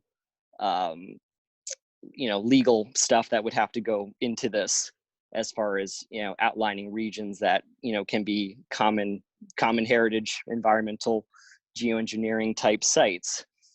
So I know that's a lot of points that I threw out there, but if you could comment, Guy or Yi, it would be great to have your comments. And I'm excited to move forward any way I can. Awesome, Dylan. So happy to have you here. And brilliant comments. This is collective intelligence, everyone. So great example, Dylan. And by the way, Yay, his name is pronounced Yay, like Yay. Thank you. Along with the good news he's providing to us all. All right, Yay and Guy, take it away. So should I go first? Okay, sure. So there was a lot of questions, and it's very nice hearing from you. I think your experience in the field just come through how you talk about the issue. So I'm excited to, looking forward to working with you and connecting with you after this meeting. So 100%. business. Thank you. So until like 2 or 3 years ago, I was, like many other scientists, deep in my little hole and trying to solve one small question. So it turns out like my original research, we're trying to develop a MRI machine, MRI, magnetic resonance imaging, that can give atomic resolutions. So we were working on the extreme small, like atomic level. So, and then got into climate change, and apparently now I need to reinvent our team from a purely academic group to, say, leverage all the mechanisms that exist in current society to make the findings impactful. So going forward, I think it makes sense for us to form some sort of nonprofit or dedicated research institute to both really develop the required pieces of missing technologies for this to be reliable and durable. And I think if I were to be involved in administering this institute, there would be a few key values that we would adhere to. We would be completely open about our finances, to the point that we would make it available for people to download and look at. Public, right? Public, yes. And then certainly we'll have our mission statement as to serve humanity and the pursuit of happiness for all people on Earth. And we would also like to impose a sort of salary remuneration structure where we would have, upper limits on how much people working for such a non-profit could gain. And I think as our vision of a future world that's sustainable, for example, it's incomprehensible why somebody could earn an order of magnitude more than another person. There's no other metric, biological or otherwise, between individual humans that warrants such a difference. So we would be completely open and transparent with our finances, and any financial resource we have would be completely dedicated to the mission statement. And that's up for scrutiny for people participating in helping this organization and working to promote its cause. So the exact strategy as to how we get such an institute funded or started, it's a work in progress right now. I and my collaborator, Chris Stokes at Roland, we are more tied down with the technical details of the science, review of the knowledge, synthesis of ideas, making of the presentations, and the building of prototype reactors leveraging solar thermal energy. And so it's a work in progress. And the goal for this year is basically to disseminate the knowledge through meetings more informal like this, and also formal presentations at leading university and research institutes around the world and the conferences. So I have about 3 or 4 coming up scheduled before the second half of the year, including at research institutes that specialize on leveraging solar thermal energy. And also publishing the findings we have and the whole conceptual shift that we're trying to communicate through publications, including both established journals and popular media, such as major newspapers. So that's the current strategy and our current progress. It's and there's a comment about leveraging, say, the mirror arrays and combining with sea permaculture. sea permaculture like algae blooms, right, in order to also hasten the drawdown of carbon. So specifically to algae blooms, I want to point out that it's a temporary sink of carbon. You have the algae growing quickly when there's abundant nutrient and sunlight. They suck down carbon. Doing so, they make the pH go higher and making everybody happy around them, but except for they also block out sunlight for other organisms. But they die quickly too, and in doing so, their remains gets metabolized by heterotrophs that re-release this carbon back. So using Oh, wow. I didn't know algae, that. yeah, algae bloom is not a good idea. So Okay. I would also want to take this opportunity to address a question I got from Dot about using the floating infrastructure of mirrors as an anchor point for growing seaweed, which I illustrated instead of growing oysters. Yeah, seaweed it's something we could consider growing, but not for use as to sequester carbon, because plants, no matter where they are, they're intrinsically energetically inefficient at fixing carbon compared to technological methods we have. But we should leverage them to grow higher value products such as seafoods and also to help move agriculture off of land. So that's why that's how we should use this aquaculture to grow higher value products like oysters to feed them to lobsters or other fish, and seaweeds maybe to cattle. Apparently it's possible to reduce methane emissions from cattle by feeding them seaweed. So we should target growing higher value products and reserve carbon capture to more efficient inorganic and technological means. But frankly, after temperature variable is controlled by the mirrors, CO2 is no longer relevant. In fact, existing studies at ecosystem level point to that a higher CO2 level will help ecosystem recover faster because they, first of all, promote the growth of primary producers. So the plants, the algae, the seaweed, they all grow faster. And when there's no thermal stress, the predators will be happy. So sometimes they get a heat stroke, so they stop eating, and that causes habit.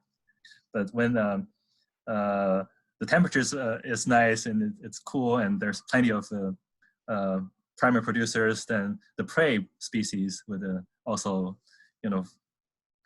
become quite abundant and up the chain, and predators will also be abundant, and humans were, uber predators, so we will also be happy on top of that ecosystem. So the primary thing, again, it's really important to separate temperature and CO2 and really focus our attention on CO2 using the simplest method, the most durable method and the cheapest method. And then after that, CO2 is a problem of secondary importance that will only become relevant if somehow we didn't manage to stop burning all of the fossil fuel reserve we have. Otherwise, we can just leave it alone and let nature slowly over millennia, centuries, millennia, slowly bring it back down naturally without much human involvement. And just a follow-up, let's say that funding was taken out of the equation. You have what you need to those levels. What's your time projection of, could we deploy this at a very global scale within 3 years? I know Guy needs it yesterday, but I would like a comment from Guy on this. But what is your, if this was totally vetted and verified and you have what you need for resources, I mean, just the manufacturing and the deployment, you have people having jobs now, deploying these all over the oceans. I mean, can we do it in a scale that would just allow us to make it through the keyhole? Or I will first let Guy comment on the time scale, whether we have enough time to just in 3 years. Then I will maybe chip in after. Well, obviously, we don't know how much time we have, but I'm certain that time is short. And in light of that, I think we need to get some input from the marine ecology arena. There's a lot about the biology and the ecology of these systems that we don't know. And I'm the closest thing we have to a marine biologist in this group, and I don't know anything. So we need to have more input from that side of things. I think perhaps the most important thing, given that time is short, is getting the attention of people like Jeff Bezos and Warren Bates and the Bill and Melinda Gates Foundation, because that's where the money's going to come from. The government, we all know the government moves way too slowly to implement what needs to be done here. And if the Gates Foundation is willing to support David Keith's insane idea of spraying particles over the southwestern United States, which according to the evidence would have to be done literally forever to be effective, and forever is really quite a long time, especially toward the end. If the Gates Foundation is willing to support something like that, then surely this idea, which is much more practical, much more pragmatic, much more doable, and also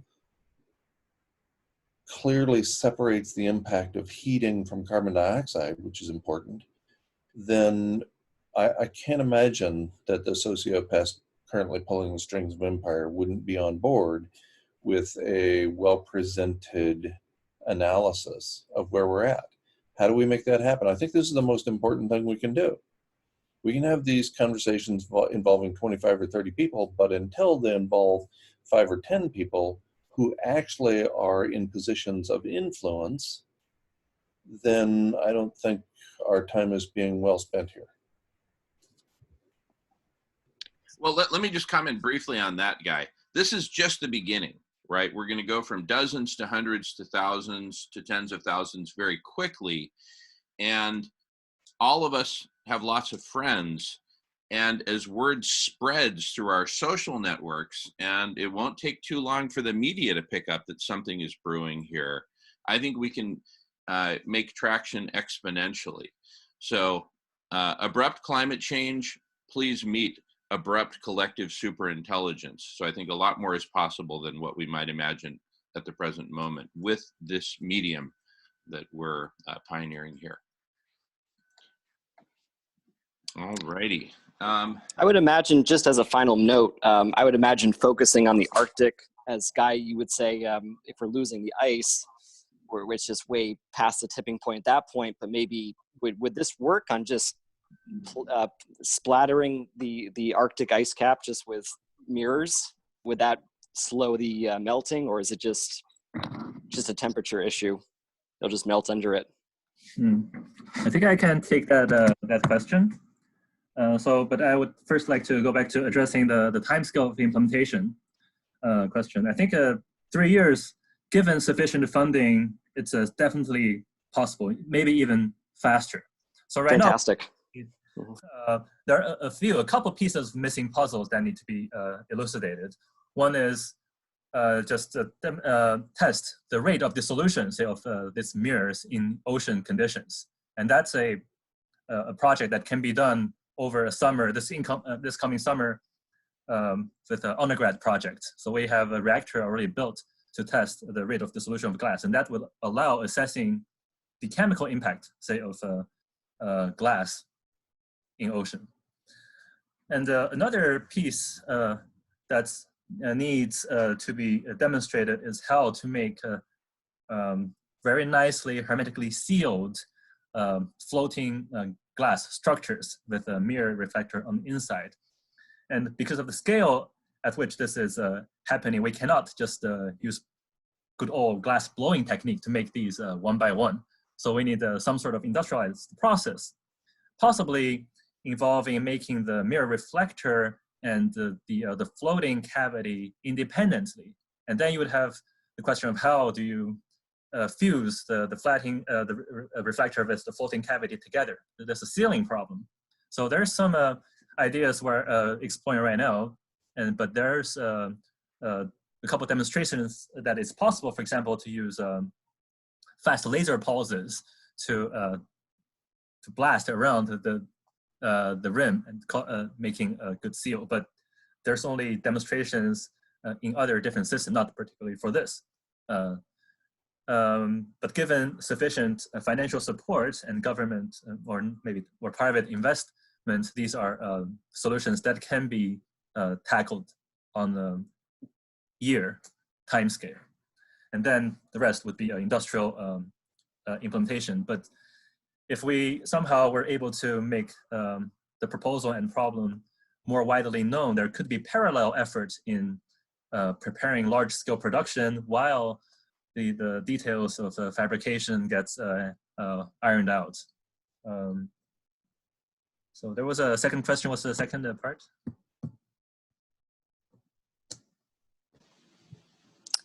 So that was the implementation time frame.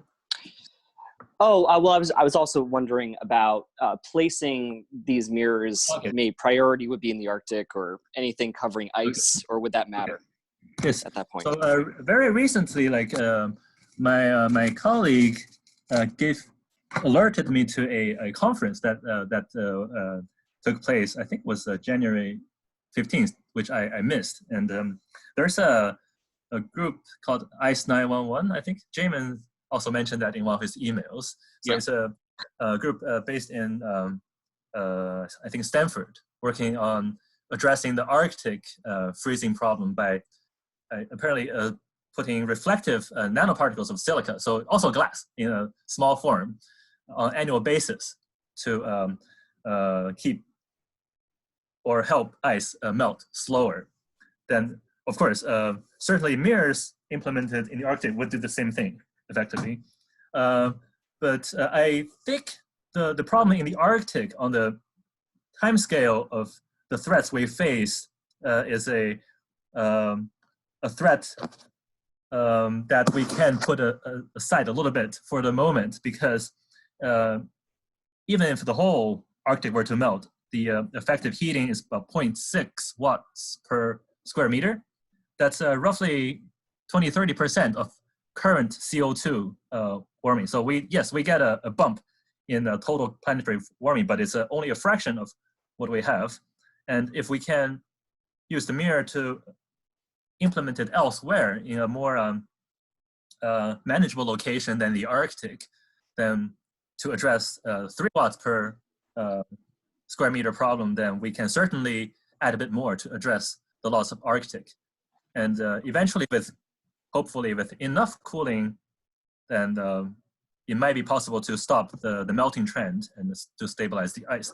But in the Arctic, mirrors of the floating type that we are thinking of may not be the best option because a freezing of the ice may stress the mirrors and the glass may shatter them, whereas in waters that are permanently in liquid form, they would be more durable. So perhaps I think efforts at Stanford would be the strategy that's more optimal for addressing Arctic problem. Makes perfect sense. I yield the floor back. Thank you, Jamin, for the opportunity. Oh, dude, absolutely. Thank you, Dylan. Dylan, you and all of us are what make collective intelligence possible and make collective intelligence happen. So this is very much an all of us kind of thing. You know, in terms of you know, of what needs to happen next, I've been looking at some of the comments in the chat, not all of them, but there's this trend bubbling up here of unity, of getting all of these scientists in different groups together. One of the things that I've been calling for is for the different groups that are working on different facets of solar radiation management, that we come together and form a united front.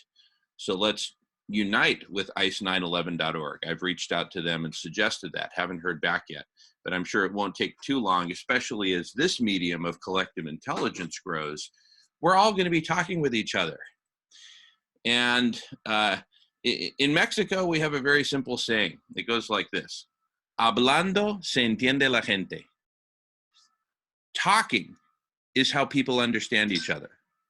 And that's what this medium is giving humanity. It's bringing humanity back into conversation.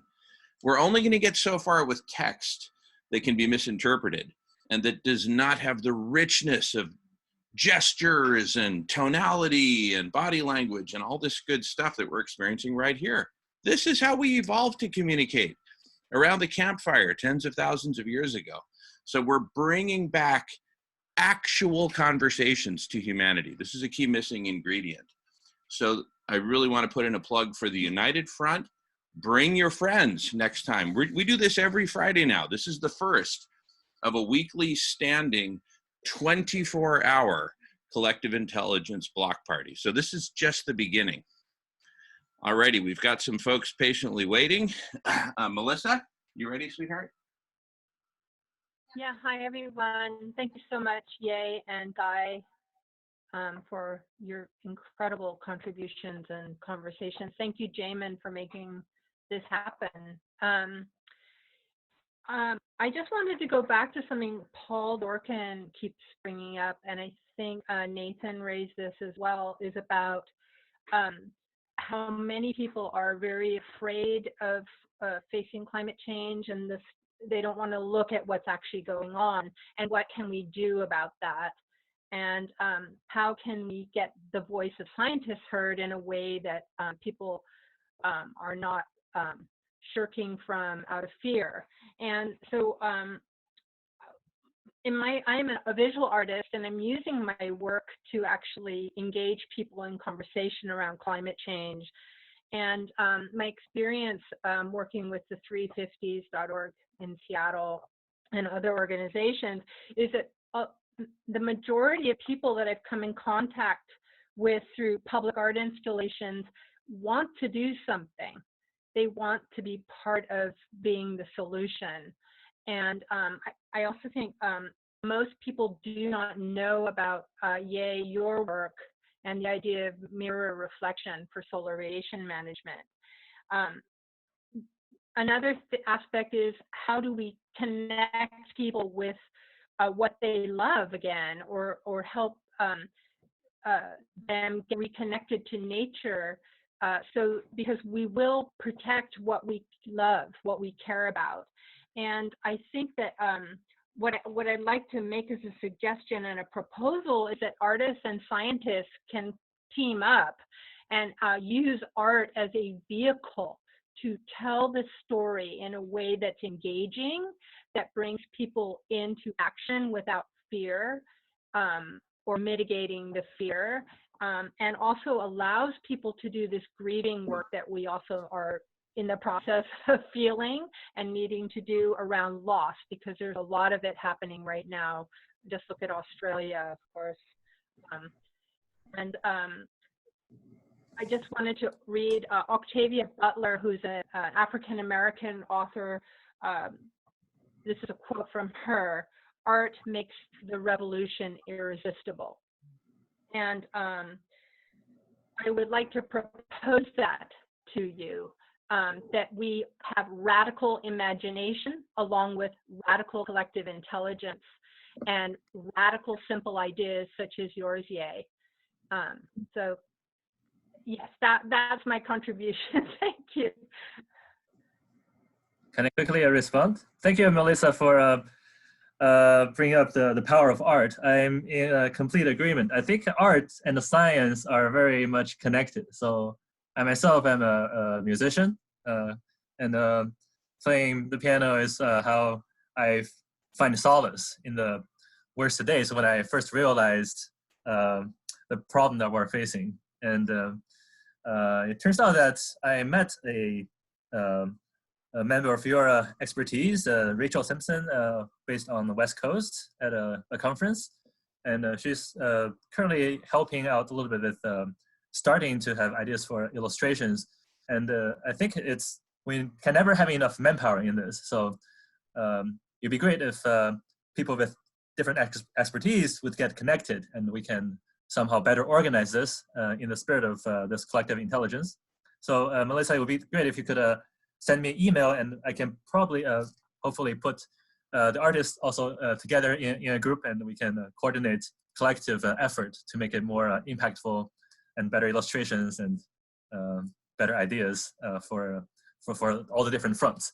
So along the same logic, people with other expertise that you think could be helpful, please also contact each other, and let's just form different niche of expertise and work on the different fronts in parallel. Thank you. Yeah, definitely. And I'd be happy to collaborate with you and any other scientists to do some major public art installations that are community engagement.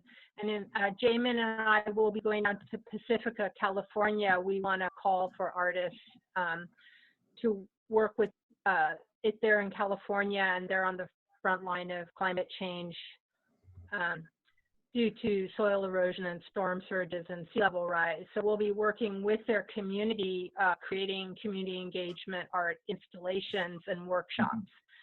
So yeah, let's do it. Beautiful. Thank you, Melissa.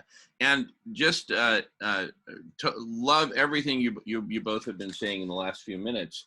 And I just want to emphasize that what we're doing right here with the Collective Intelligence Block Party today, for this first inaugural block party, we're all together in one room, right? As our numbers grow, that's going to be much less tenable. And also, some of us are going to want to, go off into a breakout room and talk about art. Others are going to want to go into a breakout room and talk about politics. Others, media and culture, right? Others about the news story for humanity. Others about the science. Others about the engineering. Others about the computer modeling. This is collective superintelligence, where we turn this whole thing into a network of conversations, a social network of actual conversations, and other media. Conversations is just the beginning. There's lots of media. Brain Swarming, developed by Dr. Tony McCaffrey, published on the Harvard Business Review. You can look at that online. Brain Swarming, one word. That's a key methodology. GitHub has done really great stuff with open source, which we can take to creating open source solutions. So there's all kinds of things we can do, but it all starts with conversation. That's why we're starting with the Collective Intelligence Block Party. So I just wanted to put in a plug for the potential that all this has to grow exponentially in coming up with all these diverse solutions: science, engineering, art, politics, finance, et cetera, et cetera. All righty. Wonderful conversation. Miles, you had your hand up a few minutes ago. No, I was just tapping my screen. Oh, okay. Very good. Very good. Great discussion. I'd like to say hi to Nancy. She's with me from the Carl Jung Depth Psychology Reading Group, and I've invited people from that organization to drop by. I also invited the Honorable Paul Hellyer, who is former Minister of Defense in Canada. Maybe he'll drop by at some point. Skip Conover, as I mentioned, is a self-taught scholar on the psychology of Carl Jung. And I did invite Pam Palmater, who is an Indigenous lawyer here in Canada. So yeah, this can grow exponentially just by saying, hey, it's just a block party, come on in, share,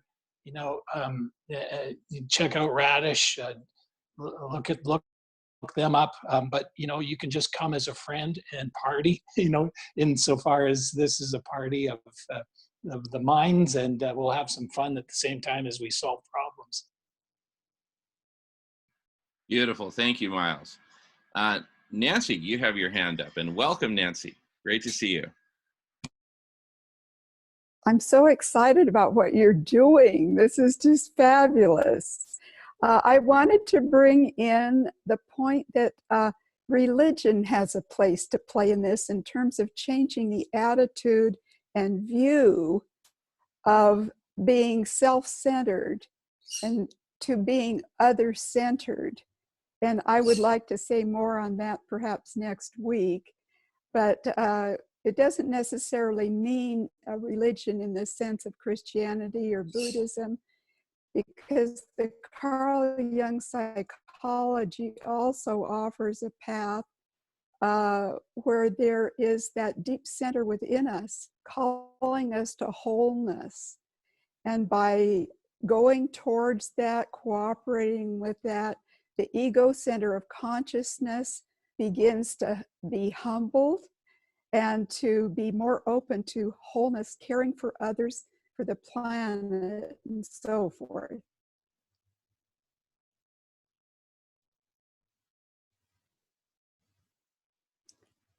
Thank you. Yeah, thank you so much for that. I know for me personally, I have a limited knowledge of Carl Jung, but I really admire what work of his I'm aware of. And I feel like we have to start doing the collective kind of psychological shadow work that we have been doing on individual levels in therapeutic sessions. We now have to kind of take that on as our practice as a collective, as a larger group, to really solve problems. Something that's very interesting to me is this Korean pop band called BTS, and they have about 80 million fans around the world, all kinds of groups called the BTS armies that are supporting them. And they're getting the message of Carl Jung's psychology out. They have a new album coming out, I think, on the 17th of this month called The Shadow. And so it'll be interesting to see. But in other words, this is happening worldwide now, this influence. And it's something hopefully that can be tapped into.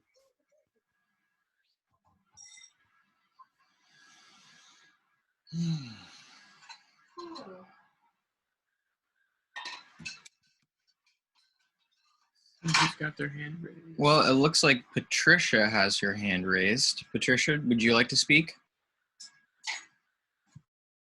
Yeah. Just a second. Yeah, so great to be here.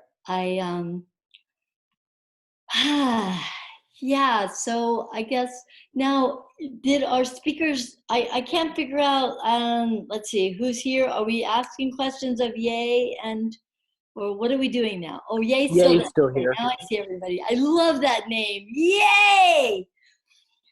What is it? Ho, ho, ha. Well, we'll have to say yay in our ho, ho, ho, ha, ha, ha, he, he. Yay! So that's my contribution, just my introduction. And I am going to get certified in laughter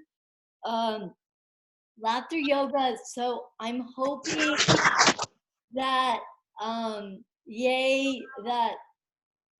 and our wonderful other guest who, I'm sorry, I forgot his name, that you guys will join in laughter therapy. Laughter yoga, because I think we all need that because this topic is so serious. And maybe every 15 minutes we could have a break, a laughter break. I'm kind of joking about that. But my question also is, how do you see creating healthy community, healthy connections among each other, so that, because sometimes it kind of gets, there's an attitude like, whoa, we don't have time to connect because we only have so many years. So I'm wondering if you, any of you would like to address that, the importance of creating healthy connections, healthy community, and how we can do that. Thank you. Thank you, Patricia. And thank you so much for bringing lightness and laughter. Everybody, Patricia and I recently got to know each other, and we discovered we were separated at birth. So that explains a lot, I think. And speaking of creating healthy connections and healthy community, look at what we're doing right now. Nobody had to travel. All you had to do was click on a link, right?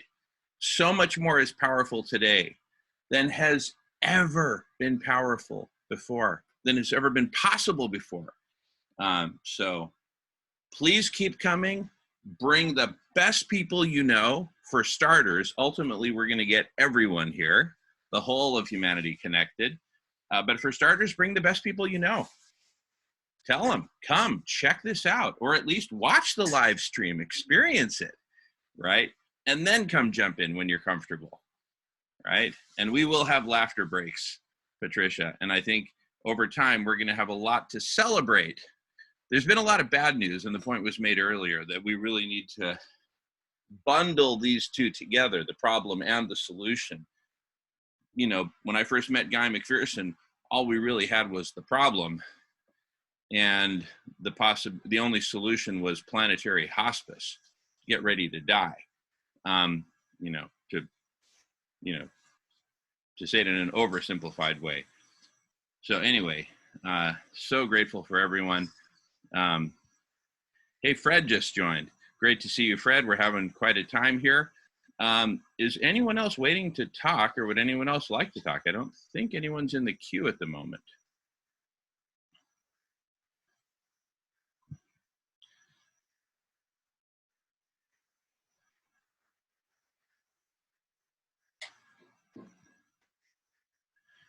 We've got some comments. Yeah, go ahead, please. Hey, I just wanted to tell you guys happy Valentine's Day. I turned 50 52 minutes ago, so gonna go do lunch at Ruby Tuesdays with my wife. And, thank you guys so much, and yay, Dr. Tal, you're awesome. Thanks for all your hard work, and I know you're probably very busy with your other commitments, and let's get this thing going. I'll look forward to more developments. I did sign up late last night on radish.org, Jamin, so thank you, and I hope you guys have a great day and happy Valentine's Day. Well, can't we sing happy birthday to you? Let's do it. 1, 2, 3. Happy birthday to you. Happy birthday to you. Happy birthday, dear Nathan. Happy birthday to you. You guys rock. Keep smiling. Much love. Later. Bye. Thank you. Enjoy. Thank you, Nathan. We'll see you soon, Nathan. Keep coming back. Thanks, brother. This is collective intelligence. See, this is humanity. Look, remember back in the late 60s when the astronauts first took that picture of the Earth, and like we suddenly could see the Earth as a whole, right? You know how that changed our psyche? It really changed humanity, that we could, and it changed Mother Earth looking at herself for the first time. This is something I would call similarly momentous. Humanity getting to talk with each other for the first time outside of any institution, outside of the normal ways that we get segregated and put together by class, by race, by neighborhood, right? By, institution. Oh, I just talk with my colleagues. I don't really talk with people outside of work, yada, yada, whatever, right? This is humanity just coming together in a totally neutral platform with the most benevolent aim of saving life on Earth for all species. This is totally new. This has never happened before. And this is going to keep happening. We're going to keep doing this every single Friday. I don't care what month of the year. I don't care what holiday. If it's Friday, we're here, all right, for 24 hours on the Collective Intelligence Block Party.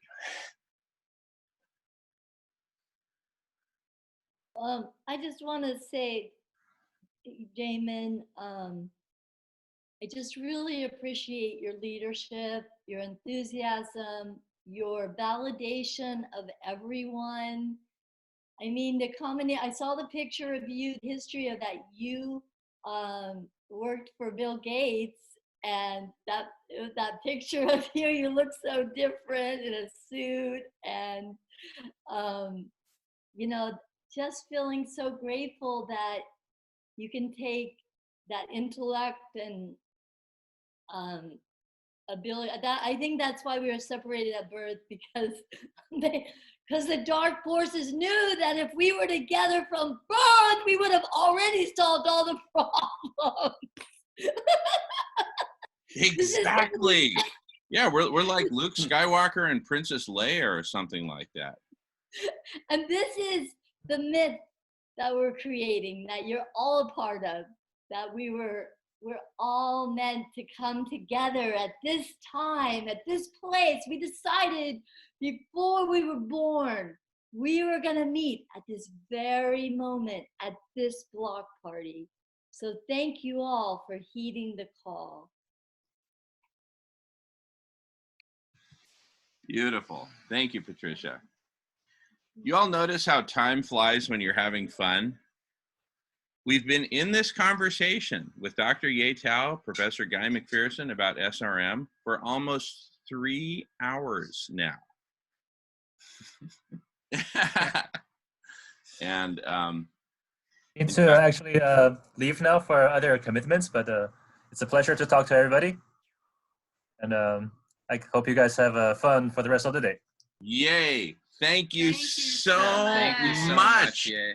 I think I speak for everyone in saying we are blown away, extremely grateful, and we want to keep making this happen with you. So Yes. please, Absolutely. please keep coming back to the block party every Friday. We'll be here, and we'll be getting better and better organized with better and better tools and software and all that. So this is kind of the Wild West, the very first block party. Yay, thank you so much. And we will have a great weekend. We'll see you soon. All righty. So so we had 2 hours scheduled to talk SRM. We took 3, and that's totally fine.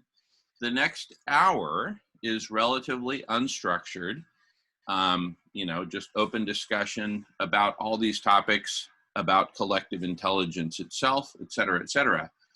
And then 1 hour from now, at 11 o'clock Pacific time, we're going to have the second part of a 2-part series on veganism and holistic land management. That conversation will be led by, jointly led by Dr. Silas Rao, founder of Vegan World 2026, and by Mr. Alan Savory, founder of the Savory Institute and inventor of a whole system, a methodology of holistic land management. He has a very powerful TED Talk on reversing desertification using livestock. Now, of course, the very idea of using livestock for anything is very contrary to the whole vegan perspective. And so bringing these 2 leaders together, Dr. Silas Rao and Mr. Alan Savory, is a really interesting combination. We had a great meeting yesterday that went for over 2 hours. That recording is up on the block party page, up on radish.org. So you can check that out. So anyway, in 1 hour, we'll have both of those gentlemen back. Jorge says he'll be back in an hour for that conversation. That sounds great, Jorge. We look forward to seeing you then. And please invite your friends to join this conversation. Everyone is welcome here. This is totally open to the public. If you are a human being on planet Earth, or a human being with a cat on planet Earth, and you have an internet connection, go to radish.org, click on the banner that says Collective Intelligence Block Party, and that will take you to a page where you can find the link to click on to join this video conference. That's right. Your face can be up here too, and your voice. And in fact, we need you here. We need everyone here. We need all of humanity to come together, and we're figuring out exactly how to do that, one step at a time. There's no one in the queue that I know of, so if you'd like to talk, please just feel free to unmute your microphone and just talk. I would like to just say, yeah. it is real quick, it's noon here in Arkansas, and that is the time to pray for compassion, pray for animals. I was just thinking it'd be nice just to take a moment of silence to do that. What do you think? Sounds great. Let's do it. Let's take a moment. Okay, I'll go ahead in time if that's okay, and then I'll end it with a ding-a-ling-a-ling. Sounds great, Patricia. Thank you. Okay. So I just invite.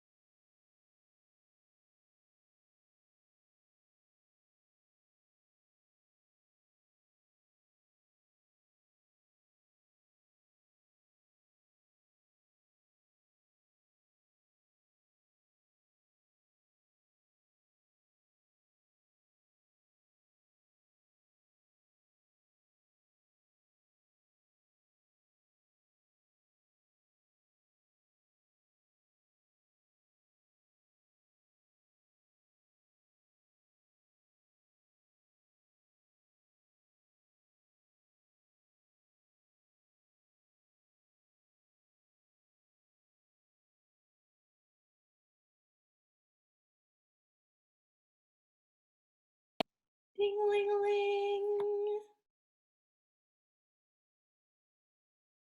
Thank you.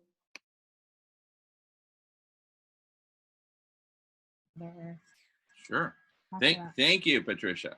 All right, and Melissa would like to now lead us in a song, which you can tell the background. Hi, Patricia. Thank you for all that beautiful spirit you're bringing to us today and every day.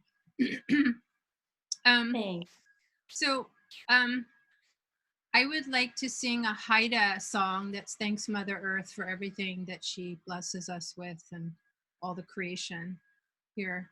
And I carved canoes with the Haida for 14 years, and I learned this song from my Haida family. Yaha hey ya hey, yaha hey ya hey, ah ah ha ha, yaha hey ya hey, yaha hey ya hey, yaha hey ya hey, ah ah ha ha, yaha hey ya hey. Woo! That's thanking Mother Earth for all that she provides us with. Hoa. Thank you, sweetheart. I'd like to sing a song to everyone. How could anyone ever tell you you were anything less than beautiful? How could anyone ever tell you you were less than whole? How could anyone fail to notice that your loving is a miracle? How deeply you're connected to my soul. Beautiful, Patricia. Beautiful. Thank you. Thank you.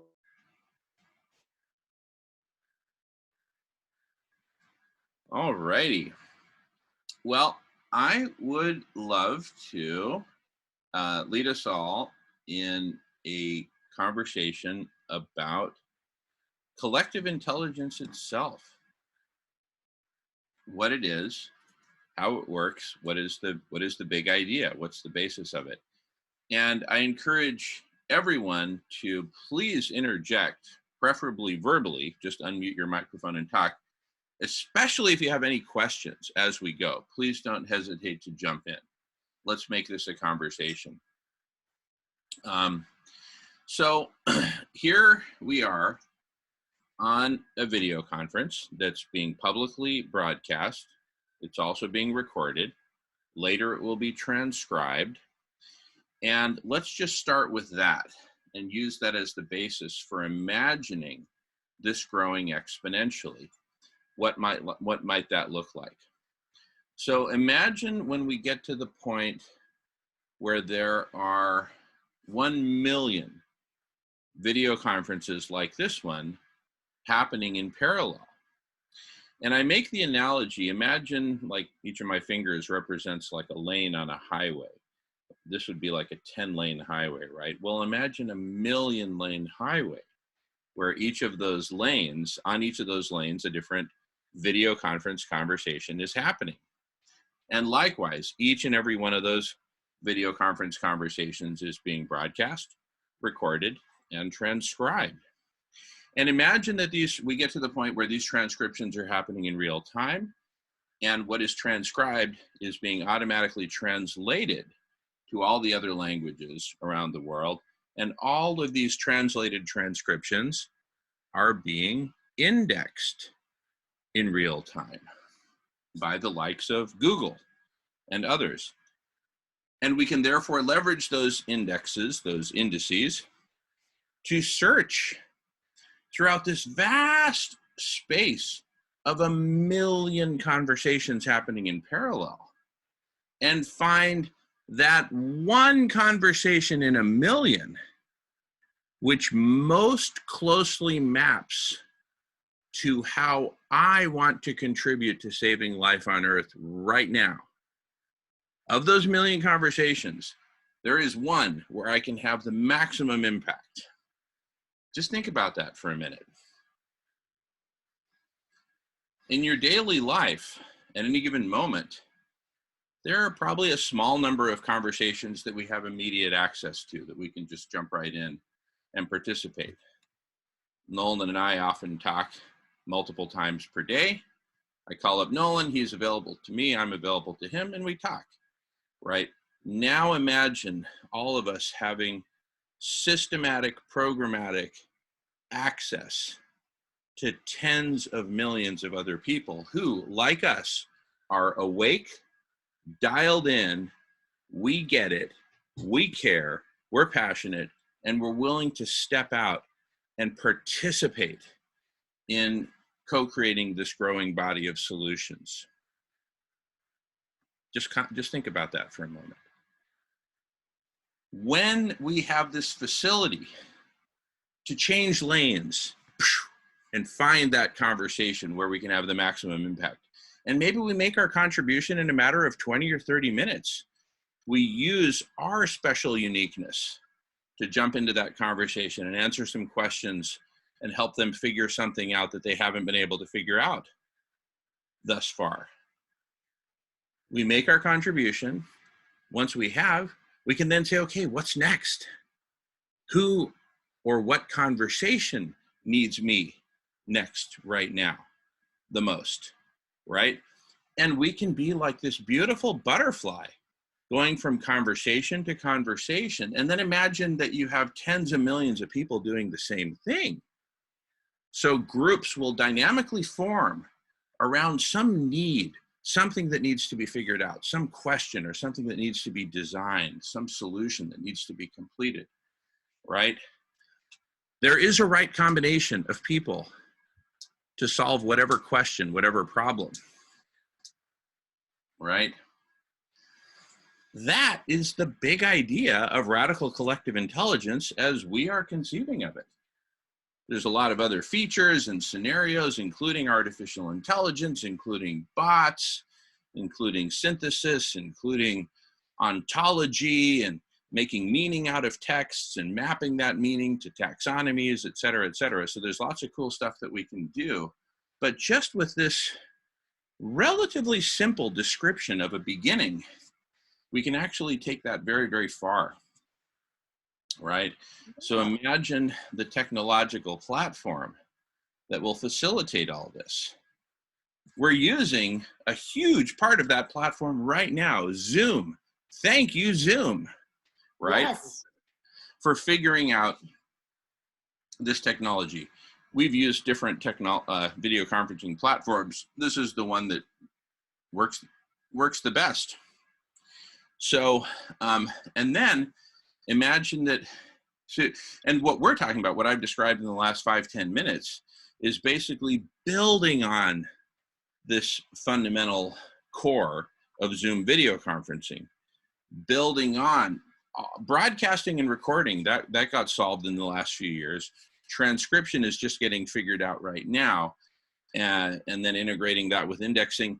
All these Lego blocks exist. We just need to connect them together, and that's what we're doing. And we need help, right?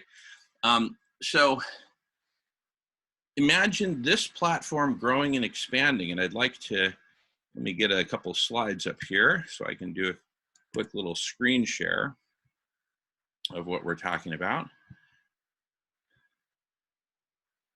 Okay, so before I share the screen, just imagine that what you're going to see at the bottom is going to be a little rectangle, and that represents a platform, the technological platform, the software platform, and all the web services that we're using right now and the ones I've been talking about the last few minutes. This platform will support the emergence and growth of an actual collective intelligence, which I represent like a little brain. Okay, so with that, let me go to screen share, and I'll show you this important visual. Okay, so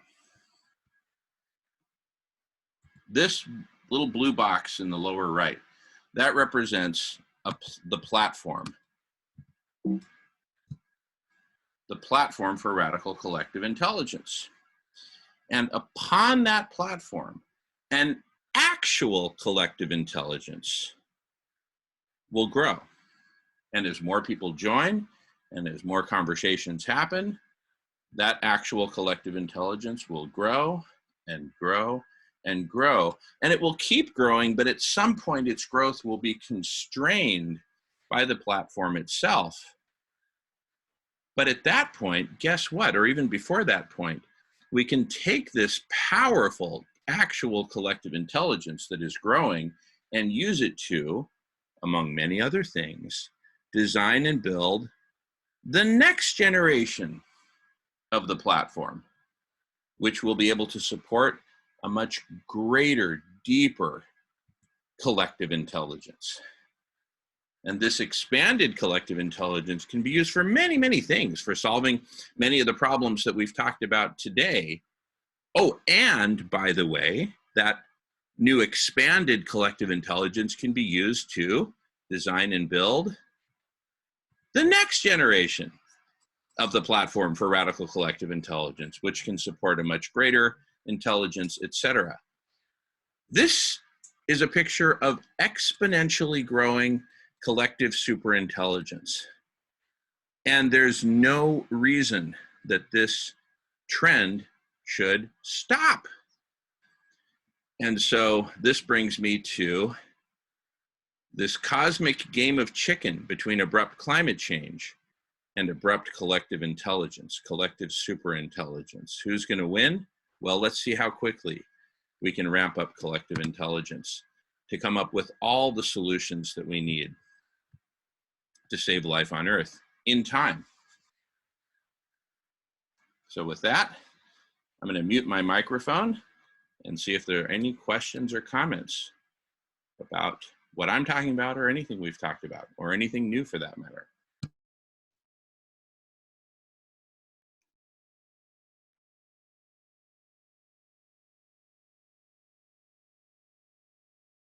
Let's see. Yeah, I just wanted to say I am so excited to have your unlimited optimism. And it's optimism that's based on reality. And so I have always had been able to envision big things, really starting when I was about 21, and that was 44 years ago. And it was really hard to find people who would think as big as I would. And I would imagine myself, I would write stories like I'm accepting the Nobel Peace Prize because I I came up, well, it actually expanded because I was with a group, a team. We're all accepting the Nobel Peace Prize because we came up with a plan to help every neighborhood become a thriving, cooperative community. And I just feel so grateful because at last, my ability to just visualize the whole world thriving, you're giving a practical platform to, and you're validating that my dreams, and maybe those dreams that I had, helped bring us to this place. And I feel really grateful because when I traveled for 13 months from Europe and then down to India, Pakistan, Afghanistan, Iran, Sri Lanka, and mostly I spent my time there. And that when I came back, awakened from realizing, wow, I have been living in this culture where I was so materialistic, and I went to all these these countries where a lot of suffering, and like I was shocked. People couldn't travel because they couldn't afford it. And I was so privileged. I got to find that out by talking conversations, when I was 21 and 44 years ago. I feel so grateful that I was able to wake up at a fairly early age. So I'm just also, I want, I'm really into laughter yoga, but I also might be the one to instigate or create crying yoga, because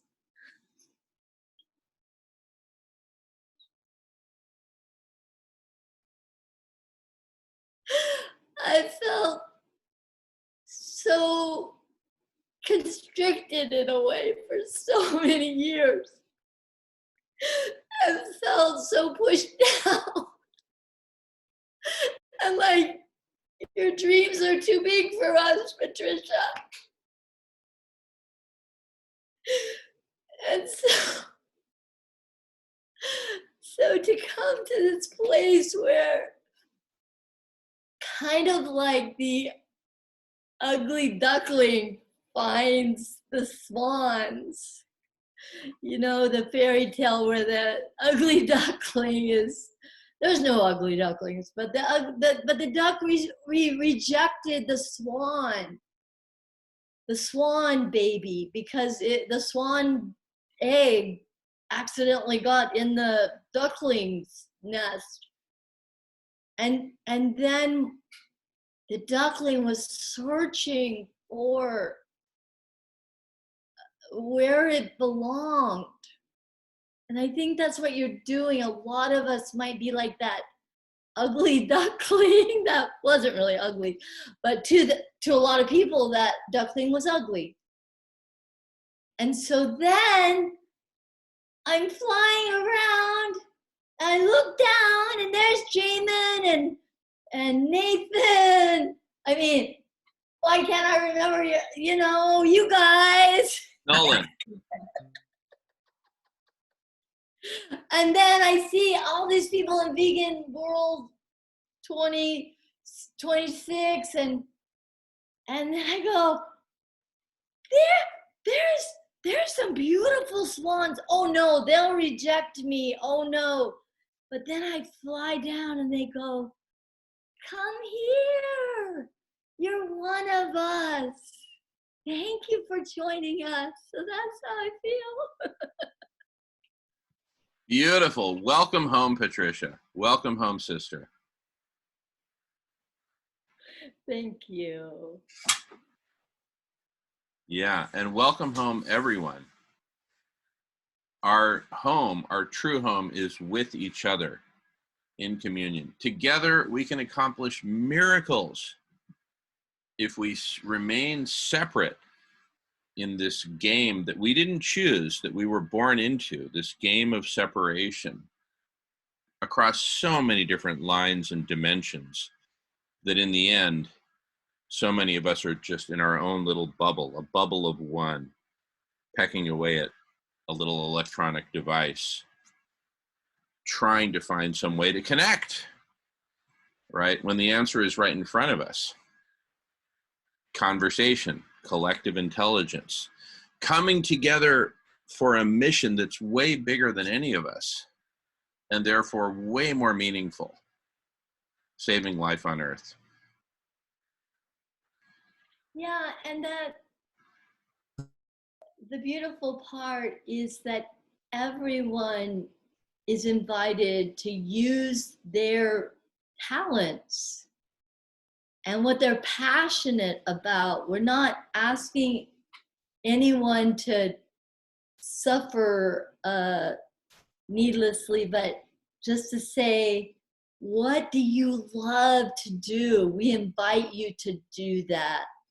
And what do you know that you want to share? Come share it. Finally, you have a place to impart your knowledge. So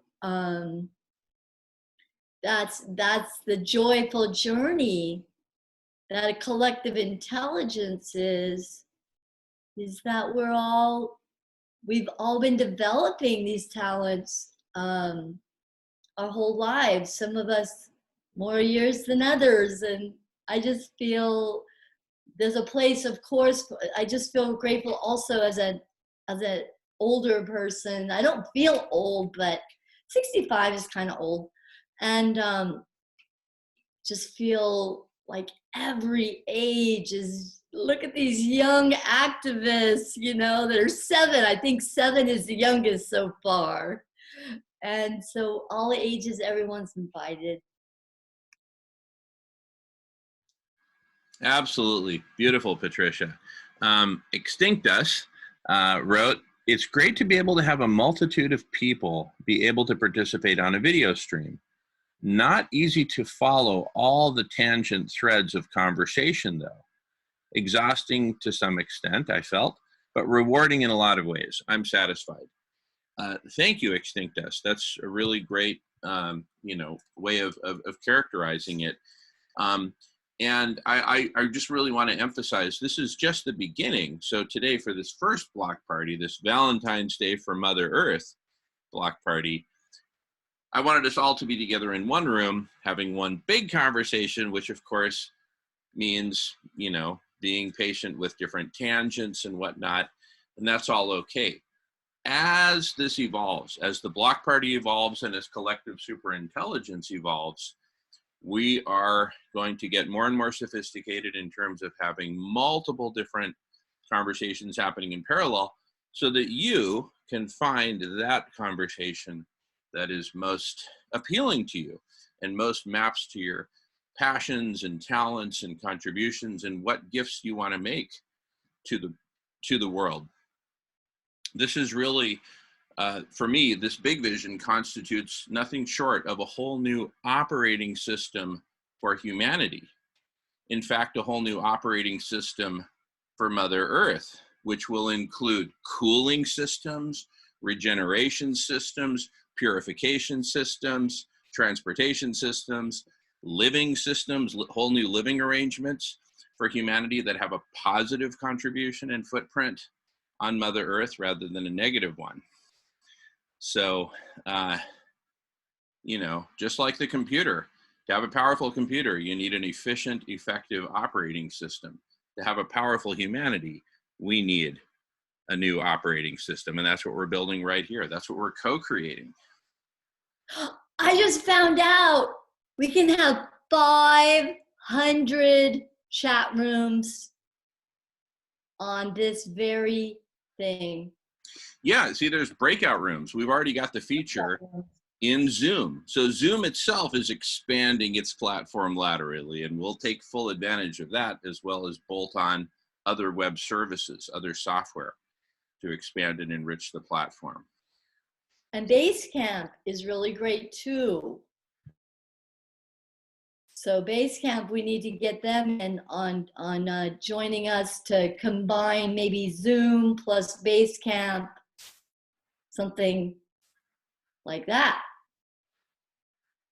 Oh, absolutely. And in fact, one of the things that we've written about that's going to go up on radish.org soon, we write a lot about the roadmap that we envision going forward.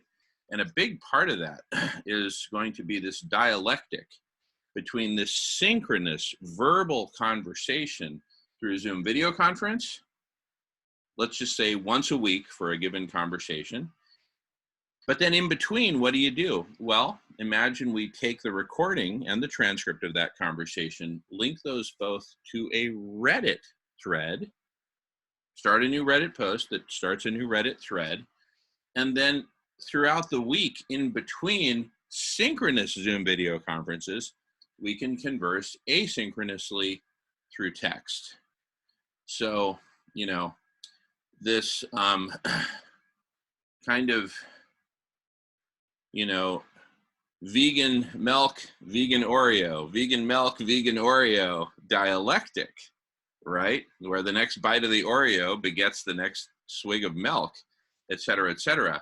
This dialectic in modality of communication is something that Alan Savory talked about yesterday in a slightly different form. He'll be on in half an hour along with Silas Rao, so stay tuned for that. This dialectic is super powerful because sometimes in conversation we can sort of get a little bit stuck, especially if we're debating something and we get kind of positional and our egos get involved. So it's also very helpful to take a step back, contemplate, write, etc. And so this dialectic or trialectic, or there's no limit to the number of media that we can bring to this so that we can, you know, get into different perspectives and modalities of thought, of conversation, and of co-creation. So I encourage everyone to think broadly and richly about all that. And please pencil in to take a look at radish.org in a few days once we have all those materials uploaded. I wanted to throw something in, if that's all right. Just been listening to the conversations. Please. But because I see all the benefits of how you're constructing this, and one of the other things I'm working on with a whole other company, we're actually creating a platform or a way that you could have fractional ownership of ideas or emerging go-to-market technologies, and you could be a fractional owner of these ideas, and you get dividends, or you would actually have some financial return just by being a part owner, one of hundreds of thousands. It's a way to protect patents as well. It's a way to bring technologies that can't get venture capital. They can't get anything. It's basically strict crowdfunding in a way, but you're not getting just a product in return or a perk. You're getting actual ownership in the thing that you're putting your dollars into.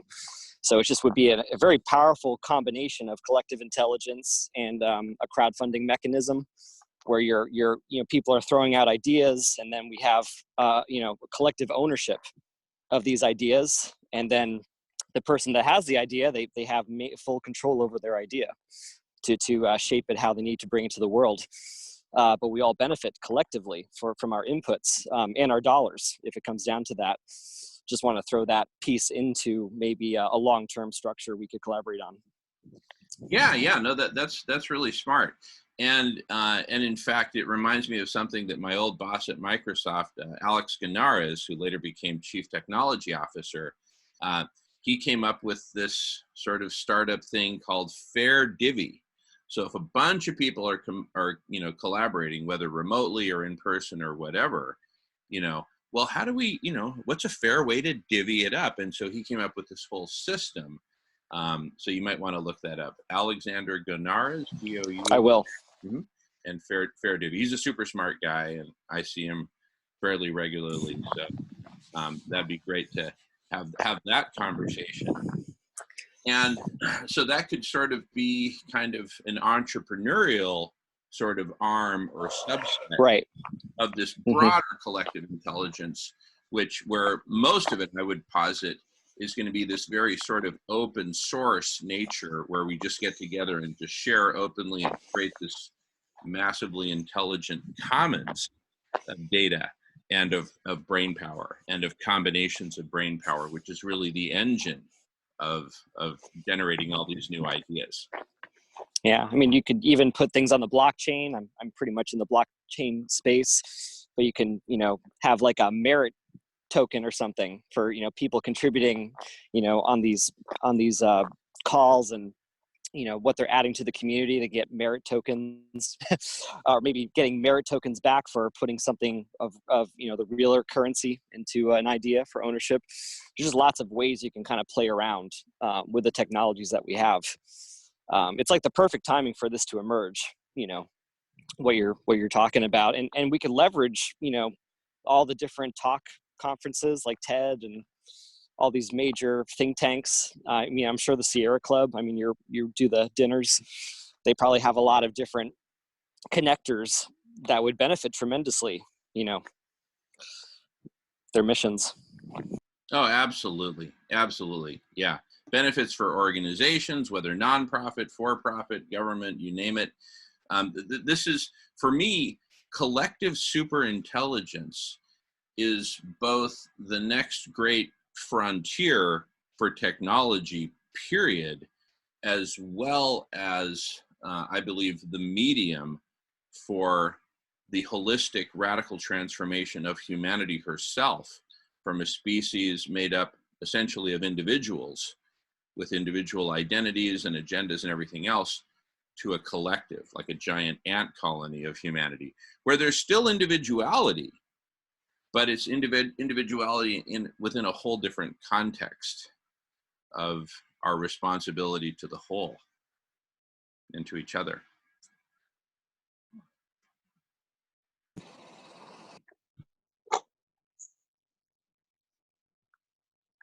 How many people can join these sessions if we scale it? Yeah. So I think Zoom has maybe it has a limit of 100 or 500 or something like that.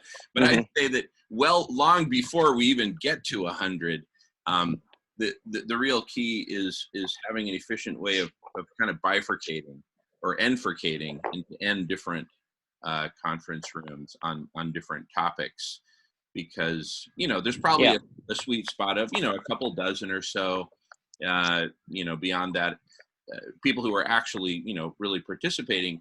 And by the way, I totally encourage all levels of participation. There's nothing wrong with just coming here and hanging out, right, and listening in. You know, I've done public speaking in my life, and so I'm totally comfortable with it. You are obviously as well, Dylan, and many others.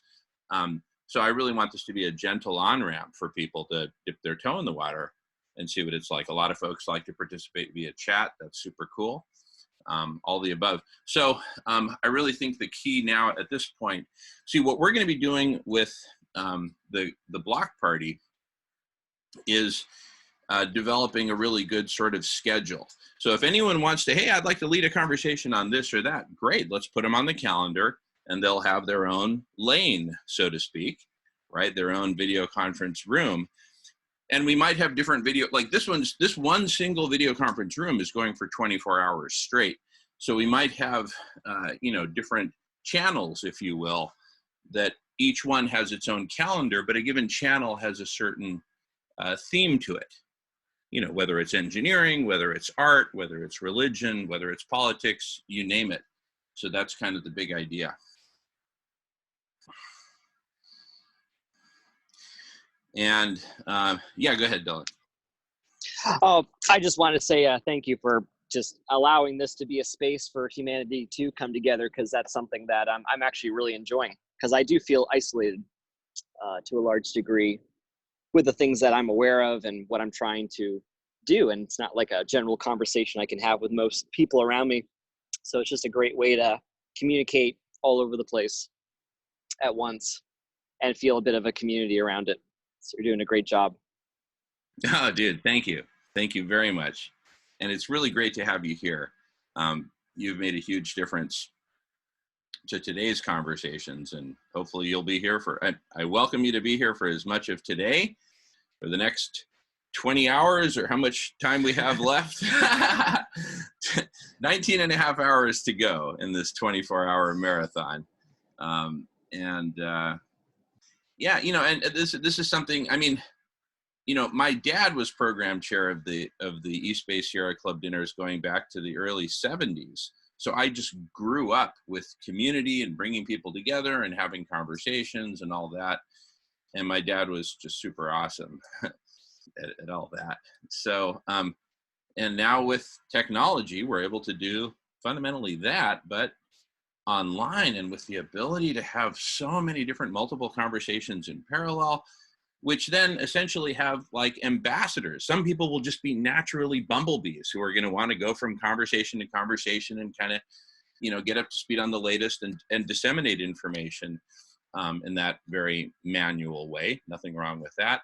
And then also, I think we can do a whole bunch of cool stuff with like natural language processing with the transcripts, so that we can boil down syntheses, which not only look at the text, but they scan the visual fields, the video streams, for those moments when everyone's going, yeah, that's such a great idea.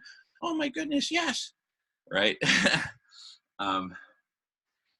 Yeah, I'm gonna feed the crows, speaking of collective intelligence. Nolan, would you orient the camera so people can see me feeding Sure. the crows and talking with the crows? See, I talk with the crows every day because they're a species that has incredible collective intelligence. So I always invite them to join us. So go ahead and carry it outside if you want. Got a little bit of range. Hello, Dickwang. Hello, Dickwang. Here, you can watch me talk with the crows. I literally do this every day.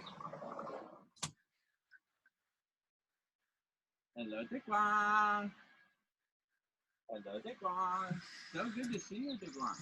We're having a really amazing conversation with a whole bunch of great people about saving your ecosystem. It's so beautiful.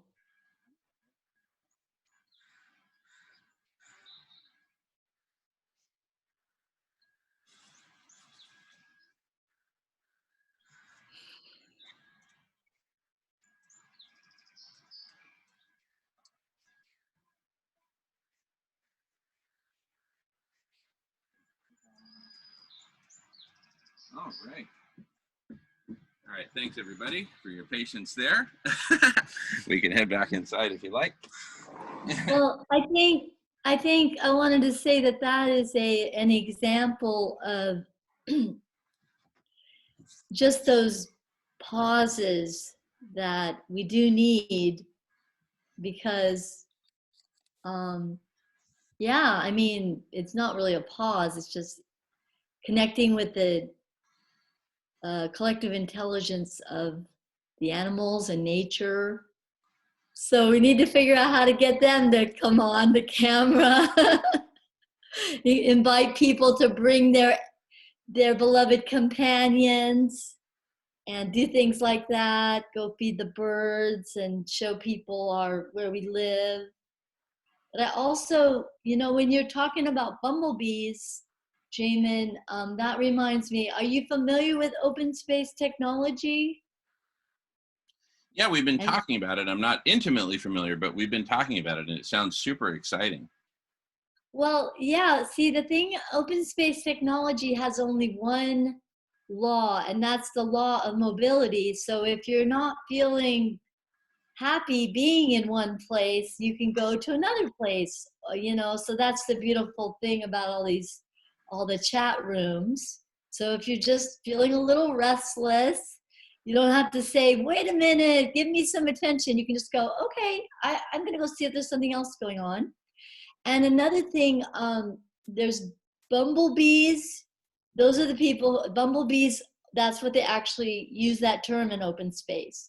The bumblebees just go from group to group and they contribute a little bit and then they move on. Because maybe they don't have a large attention span, but they have a lot of ideas, and so they cross-pollinate also, and they network. And then the butterflies, they are the ones who might not even attend a meeting, they're in the lobby or the wherever, maybe the lounge, or we'll have a name for it, but it's like, hey, just come out here and rest, and let's just maybe meditate or sing. We're just butterflies. We just want to be beautiful. We're not that into being in intellectual conversations, but we're valuable too. So in open space technology, really what you are talking about, and we do need to get, I think open space technology people will love this, because it's been going on for 40 years and they haven't been able to create anything online. And it always has to be, and what they also have this technology that you can create a strategic plan in 2 days, where you ask a question, how can we do this? And then everybody comes up with their ideas and their little groups, and they come back together. And there's a way of creating a strategic plan so together you can move forward. So I know and so anyway, I'm excited that there's that possibility now. And I am going to be thinking about how I could facilitate such a thing. So I'm glad we're in tune that way. This is really all the principles of open space, where people don't feel that need to have to be somewhere they don't want to be, which is something I'm allergic to. Like if a meeting gets too long, it's like, I'm gonna die. Of course, the great thing about this is we can just turn off our screen and go about and do things and get things done. And so we have choice that way. Maybe we need to encourage people the various options. But you were doing that, just saying, hey, just come hang out. You don't have to say anything. You don't have to have your screen on. So, but we can really give people that permission to be where they really feel drawn to be, and what needs they have in that particular moment during those 24 hours, which I am ecstatic about. I will just conclude this little conversation that I'm sharing. I think everybody should arrange their work schedule so that they are off from 6 a.m. their time during the block party, and everybody arranges their schedule. That's what I'm gonna do. Who's with me? And also I want to start a culture of, when we enjoy what somebody says, we don't give them claps, we give them whatever these are called. Yeah. You can go this too, but just ways of really encouraging each other. Yeah, beautiful. Silent applause. Now, I'm glad you mentioned open space technology. There's another probably very similar technology, which is called the World Cafe. And both of these are done in person. And so we have this whole richness of this kind of coming together and then breaking out into separate breakout rooms and traveling from group to group. And we have rules and processes and culture and facilitation for all that in person. Much of that is very readily portable to online. I mean, looking at my Zoom interface right here online right now, there's an icon for breakout rooms. It shows 4 little squares.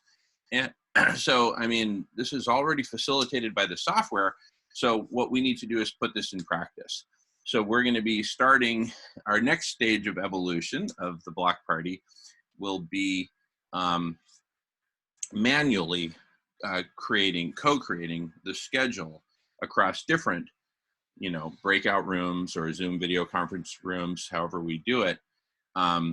Just doing it manually as people say, hey, I'd like to talk about this. Jorge said, hey, I'd love to talk about, these aspects of collective intelligence. So he was the first speaker today at 6 a.m. Pacific time. And in 15 minutes, we'll have Alan Savory and Dr. Silas Rao back to continue yesterday's amazing conversation, but now with the benefit of all of us participating. Oh, Yeah, go ahead. Go ahead. Mm-hmm. Yeah, I can imagine. The thing about open space is that you start out in a circle, and then usually there's a check-in, like a brief check-in, like even 30 seconds, so that everybody can just know. In 30 seconds, you can get to know a lot about someone if you answer the question, your name, where you're from, or your habitat, and then what you're passionate about. Just having those facts are really helpful about people, so you can just kind of get and even just seeing them speak. And then to break out, then what happens is people say, oh, I just want to talk about this. And you can do that right there in the circle, but you can also have it prearranged. But the exciting thing is that if you do it, if everybody came together and then you arrange a schedule right then, so that's what they usually, there's a grid on the wall that has the time and the place. So we'll be talking more about this. I'm very excited about it. And I wanted to just say, you know, I've been wanting to talk about healthy community. And I will just say that one of the best things we can do in healthy community, and our brains, this is really good for our brains and for expanding our ability to be creative and sustainable, is to delight in each other. That's actually a proven scientific fact. When we delight in each other, it's good for our brains. So it's not just a touchy-feely type thing that you know, oh, it's something that will help us have more energy. And that's what I see you doing, Jamin and Nolan, and uh-oh, did I get it right? Yeah. Nolan. You know, so delighting in each other is such a helpful thing. And I just want to encourage us all to, even if we're having a little bit of a hard time with someone, I mean, we can't really see the expressions on people's faces. We can't, but just to, but still, there's energy coming at us whenever we speak. There's energy. And if we can do our best to just delight in each person as they speak and to just see the essence of who they are and their beauty, that will be a really helpful thing to create healthy community.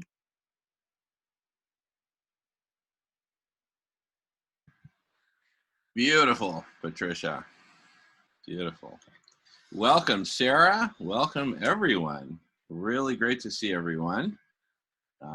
We're just having an open conversation here as we get closer to the top of the hour, when we'll be joined by Dr. Silas Rao and Mr. Alan Savory to talk about veganism and holistic land management and potential for synthesis, for common ground, for common understanding, for how do we, how do these, the two different groups, the two different communities represented by these two leaders, who both of these communities, the holistic land management community with livestock and the vegan community, both of these communities are passionately committed to saving life on Earth and restoring ecosystems. And they have very different ideas as to how that can be achieved. We had a conversation yesterday, which is recorded, and the recording is up on the Block Party page on radish.org. And I'm, in a way, I'm kind of rehearsing for when Silas and Alan show up. But, you know, part of the synthesis I would offer at the beginning of what's going to be this next 2-hour segment, I would offer that both groups agree passionately, totally, that we need animals, large animals in ecosystems to provide all these diverse ecosystem services to help regenerate ecosystems, soils, etc. And that fundamentally the difference between the two communities or groups is the vegans say, let the animals roam free, leave them alone. Humans, get your, dirty paws off of these ecosystems and let them bounce back on their own. Alan Savory would say that for certain ecosystems, namely grasslands that get very little rainfall and have months of dryness followed by a few short months of wetness, that in his experience, in his work over the decades, that planned grazing is the way to go. And that to incentivize humans to do that, you let them herd and then, of course, harvest from those animals, those animal populations. And that's, of course, where the vegans say, whoa, the buck stops here. And so, what do we do about this? It's one world. And there may be one set of policies that'll work for the world, or there may not. There may be different policies that work. I'm just trying very hard to keep an open mind and listen, and so that we can make this an exploration rather than a debate that has a winner and a loser. So I really encourage everyone to join with me in this kind of open exploratory stance. I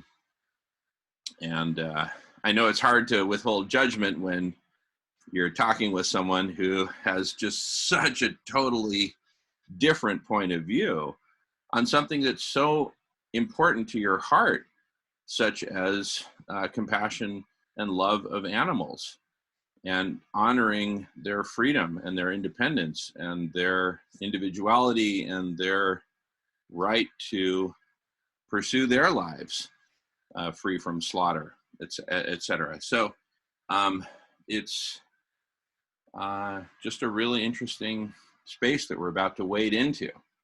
Yes, Patricia. I wanted to say that this is a case where it seems like having a mediator when we have these people who have such different views, because I just caught a little bit of that conversation yesterday. I was kind of surprised at this.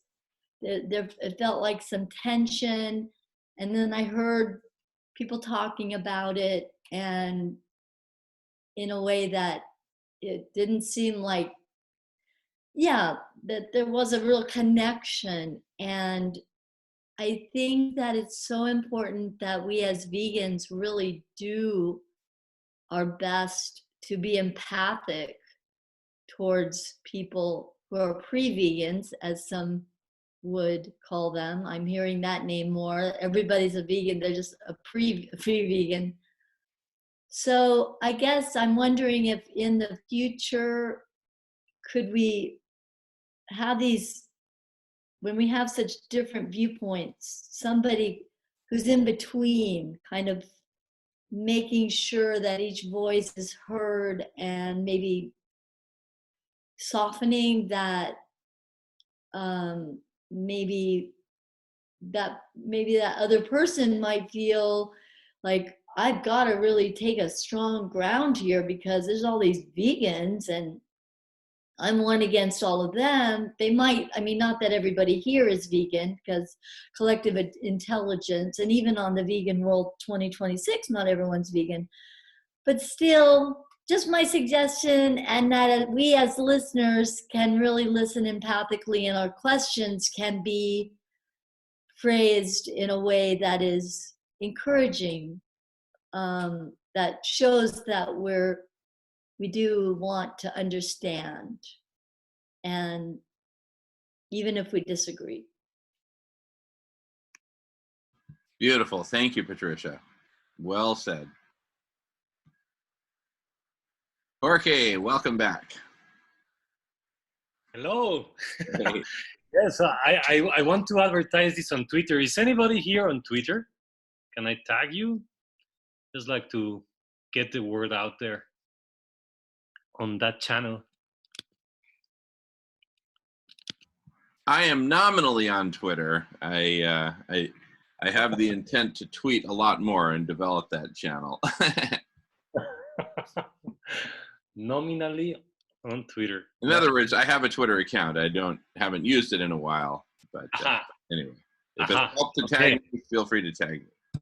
Yeah. Well, what is your arroba? Your at what?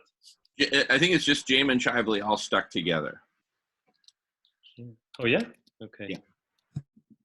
I look for you. I will be here, but doing that.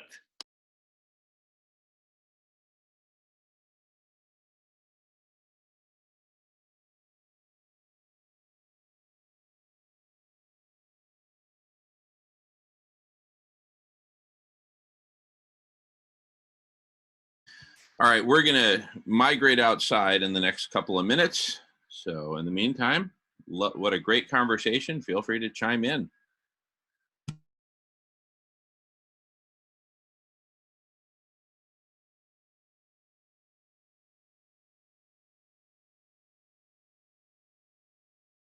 Oh, Jorge, I'm at a veg eco village.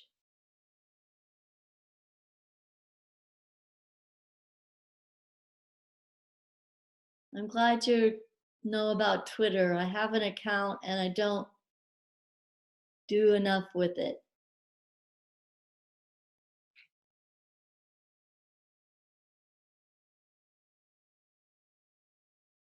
Did you get that, Jorge?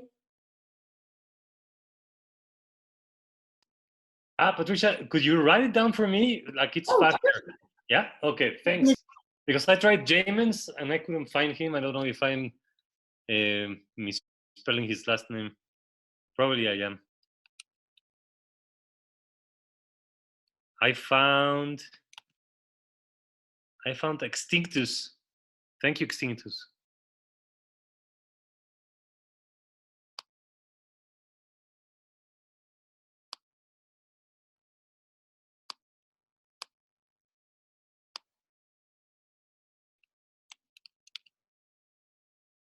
Okay, got it. Which of the two Extinctus? Which is the one that you use?